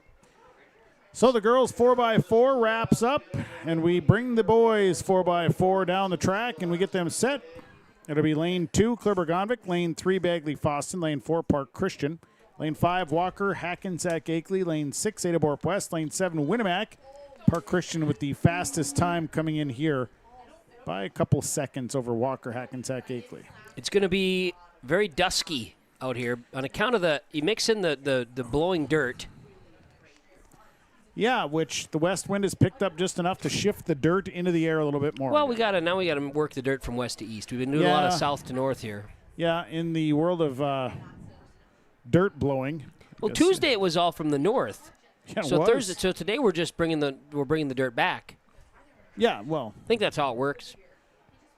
I don't know. It's good. We don't want to lose the dirt. No, we don't. But we are, I should say, excited about this 4x4 relay to wrap things up today in the Ada-Borup-West Invite, the Mega Meet.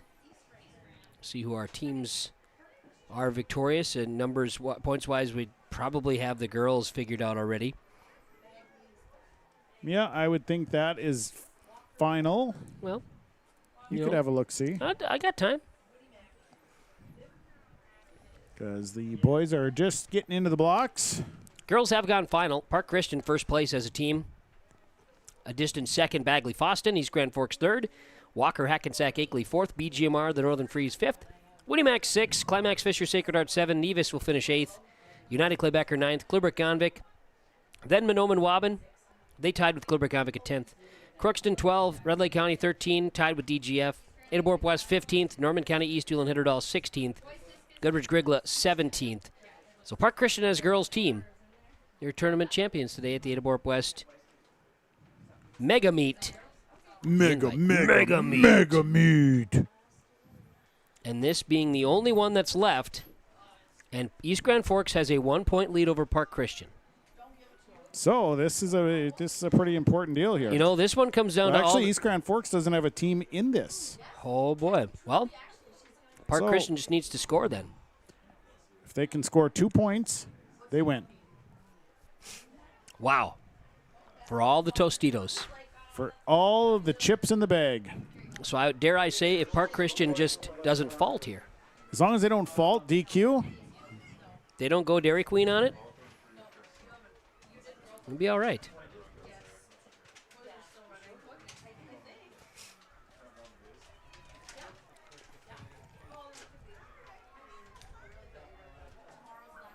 I thought there was some rain or something behind us, but nope, just some shuffling through some papers. Here comes the sprint back and forth. All right, yeah. Well, I got a camera on that. Here they come. Park Christian leading the way. Walker Hackensack Akeley in a close second place. And on the inside track, you've got Bagley Foston now taking over second place. They're dancing. Oh, they got a line dance going on. Walker Hackensack Akeley, they're just kicking away. And what a great race for second place. Walker Hackensack Akeley and Bagley Foston battling it out. Or Clearbrook-Convict, should say. Park Christian has opened things up, but that race for second is still tight with Bagley Foston and Walker Hackensack Akeley. Look at that. Oh, Bagley Foston, green shoes. Pink shoes for Walker Hackensack Akeley. As the dusk sets in, we can tell who's who. Well, that's the important thing. We get the pink shoes, green shoes. Boy, that is a tight race. Here comes Walker Hackensack Akeley on the outside. Yeah, neck and neck. Bagley Foston not giving it up. Park Christian well out in front. But a great race for second place. Oh, the wave now. They did the wave for him. Did you see it? Walker Hackensack Akeley's student section. Fantastic. Yeah, they did the wave. They've done a kick line. Yep, we'll get ready What's for next? him. We'll find out. I'm going to get locked in. They're not running back and forth. They're choreographing. Well, I like it. There's something to be said. Bagley Foston is now in second, but the runner from Walker Hackensack Akeley is right there within striking distance. In fact, is now coming up and striking. Look at now that. Has taken over second place. Wow. And is kicking it in and Wow. gaining on Park Christian. Look out. Look at the Wolves. Maybe this is all choreographed for a huge boy. finish. Here we go. What do they got here now? Buckle up. Oh, they're doing the row thing. Take a peek at this. They're coming around the corner. Here's Walker Hackensack Akeley's crew right there. They're rowing the boat. They're rowing. PJ Fleck style.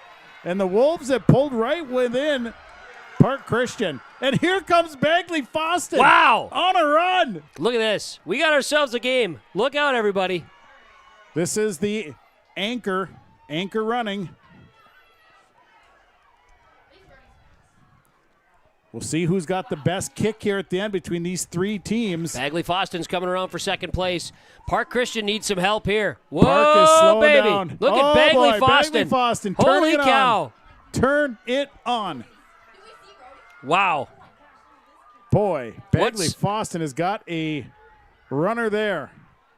Now here comes Park Christian, though.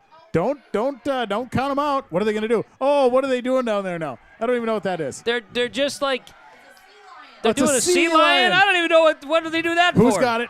Park Christian coming. Bagley Foston not letting up. Park Christian. Whoa, baby. Here we go, baby. Here we go. Park Christian pumping the arms. Bagley Foston. Big right finish. there at the end. Oh, wow. Wowee. What a finish. Hang tight. Woo.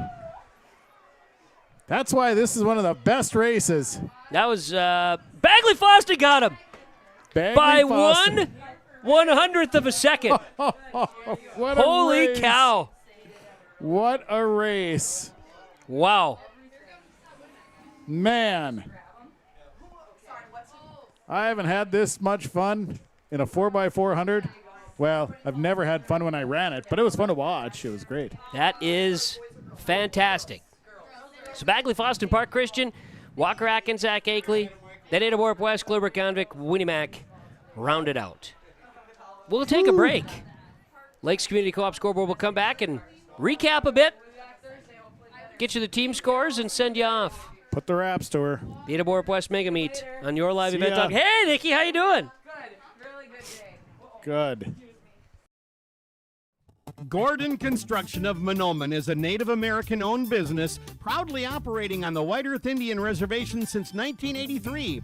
As a bonded general contractor, Gordon Construction provides years of experience in large, detailed, and within-budget projects. Gordon Construction is committed to the safety of its employees and the environment of its work sites. To learn more about Gordon Construction of Mahnomen, visit gcmahnomen.com or call 218-935-2191. First National Bank, Bagley and Boston. We're your full-service financial source, and our whole team is on your side, determined to meet your needs and make you a strong winner in today's competitive world. And that's why we offer a complete line of quality products and services, along with some of the best rates and most reasonable fees around. So visit us often, and please feel free to let us know how we can better serve you. Because remember, we're pulling for you today and always. First National Bank, Bagley, Boston. Embrace the joy of community at Halsted Living Center and Heritage House in Halsted, where wonderful neighbors and energetic minds come together. If you're seeking more than just a place to call home, you found the right spot with Halsted Living Center and Heritage House. Whether your interests lie in music, agriculture, sports, or dancing, you'll find someone who shares your passion and expertise. Discover a fulfilling lifestyle filled with connection and celebration with Halsted Living Center and Heritage House in Halsted. Get more information by calling 218-456-2105 or log on to halstedlivingcenter.com. American Crystal Sugar Company, with their 4,000-plus employees and shareholders, are deeply rooted in the communities of the Red River Valley. They're committed to the sustainability and growth of their business and to improving lives in the places where we work and live by investing in people, our communities, and the future of American Crystal Sugar. Visit crystalsugar.com to learn more about scholarships, grants, volunteerism, donations, and more through the Community Roots American Crystal Giving Program, growing strong community roots. American Crystal Sugar Company. Well, we welcome you back into our post-game report. I want to thank our friends at West Main Pizza in Ada, by the way, and the Rail District in Dilworth, West Main Pizza Ada, Rail District Dilworth, with our opportunity to help bring some coverage here today. And remember, next Thursday when you come back for the subsection meet, stop by West Main Pizza in Ada before or after, and try their new location in Dilworth. Go to westmainpizza.net for more information as well from West Main Pizza Ada and the Rail District in Dilworth. Well, let's talk here at the Halstead Telephone Company post-game connection, and wrapping up the race here today. Park Christian boys are going to come home the champions as a team. They finished with that a great race in the 4x4, Sean, but they come home first place on the boys' side, and they come home with first place on the girls' side as well. It's a good day for Park Christian. They are loaded with talent, lots of great athletes, and they've done this here in several meets this year where they've taken home the boys and the girls. Girls again, Bagley Fawcett will finish second. East Grand Forks third. Walker and Akeley fourth. BGMR, the Northern Freeze, finishing in fifth place. On the boys' side, East Grand Forks finished second. Park Christian, by running in the 4x4, they catapulted. Ada-Borup-West finishes third at home. Walker and Akeley fourth. Bagley Fawston fifth. United Clay Becker sixth. And Bagley Fawston jumps UCB with their finish here in the 4x4. Full results. We will have all the results, everything posted on our website, rjbroadcasting.com. Following this one, but our post-game connection from Halstead Telephone Company, HTC, they are how to connect. As a chance here to talk about our Enbridge Energy Player of the Day here today, and I think we could go a few different ways, but Enbridge Energy, Enbridge, Life Takes Energy, Energy for Life, Enbridge.com for more information and career opportunities. Hard-pressed to say, but Alex Skellingsrud, my Enbridge Energy Player of the Day. I can't disagree with you on this one. Performer of the Day, whatever you want to say. I mean, he personal bests in all of his events here today. In fact, shattered all of his bests previously, so just a great performance by Skellingsrud. Yep, so much fun to see that and to be a part of it, and glad that we were able to help bring that to you here today. Enbridge Energy, Life Takes Energy, Enbridge Energy for Life. I thought, overall we had some great performances. The kids were dealt a lot here today, weren't they? I mean, from the standpoint of the weather and the conditions, all worked out. Yeah, no, I mean, sketchy at moments with some rain, and just one real rain shower that was of anything, I guess. But otherwise, the wind died down. The sun was out for a while. I mean, we saw a little bit of everything, but overall we got it in, and it was worked out well. It did. And again, full results will be posted on our website, rjbroadcasting.com, a little later on, and we'll talk more about it with our sports reports here on Friday morning as well. For the day, I want to thank all of our sponsors for helping make our podcast possible. Whenever possible, please patronize the advertisers at the very least. Tell them thank you. For Jacob Tenson, Preston Duville, Sean, thank you very much. I appreciate all the extra efforts here today to make this go. Wrapping up before 9 o'clock here tonight. Not a bad day. We might see still a little bit of daylight after we're all said and done. Well, possibly. Now, with all that being said, we do have events that are coming up here, some track and field coverage on next Thursday from the Johnson Sports Complex with the subsection meet. Section meet coming up for 8A, also in Mahnomen on yourliveevent.com to look forward to. And North Dakota's East regions, the Northeast and Southeast on Saturday, we'll cover with yourliveevent.com as well. From the Johnson Sports Complex in Ada, thanking Kenley Wallin and all those involved for making the day possible. I'm Kevin Kochman, thanking you for joining us. Have a great night, everybody.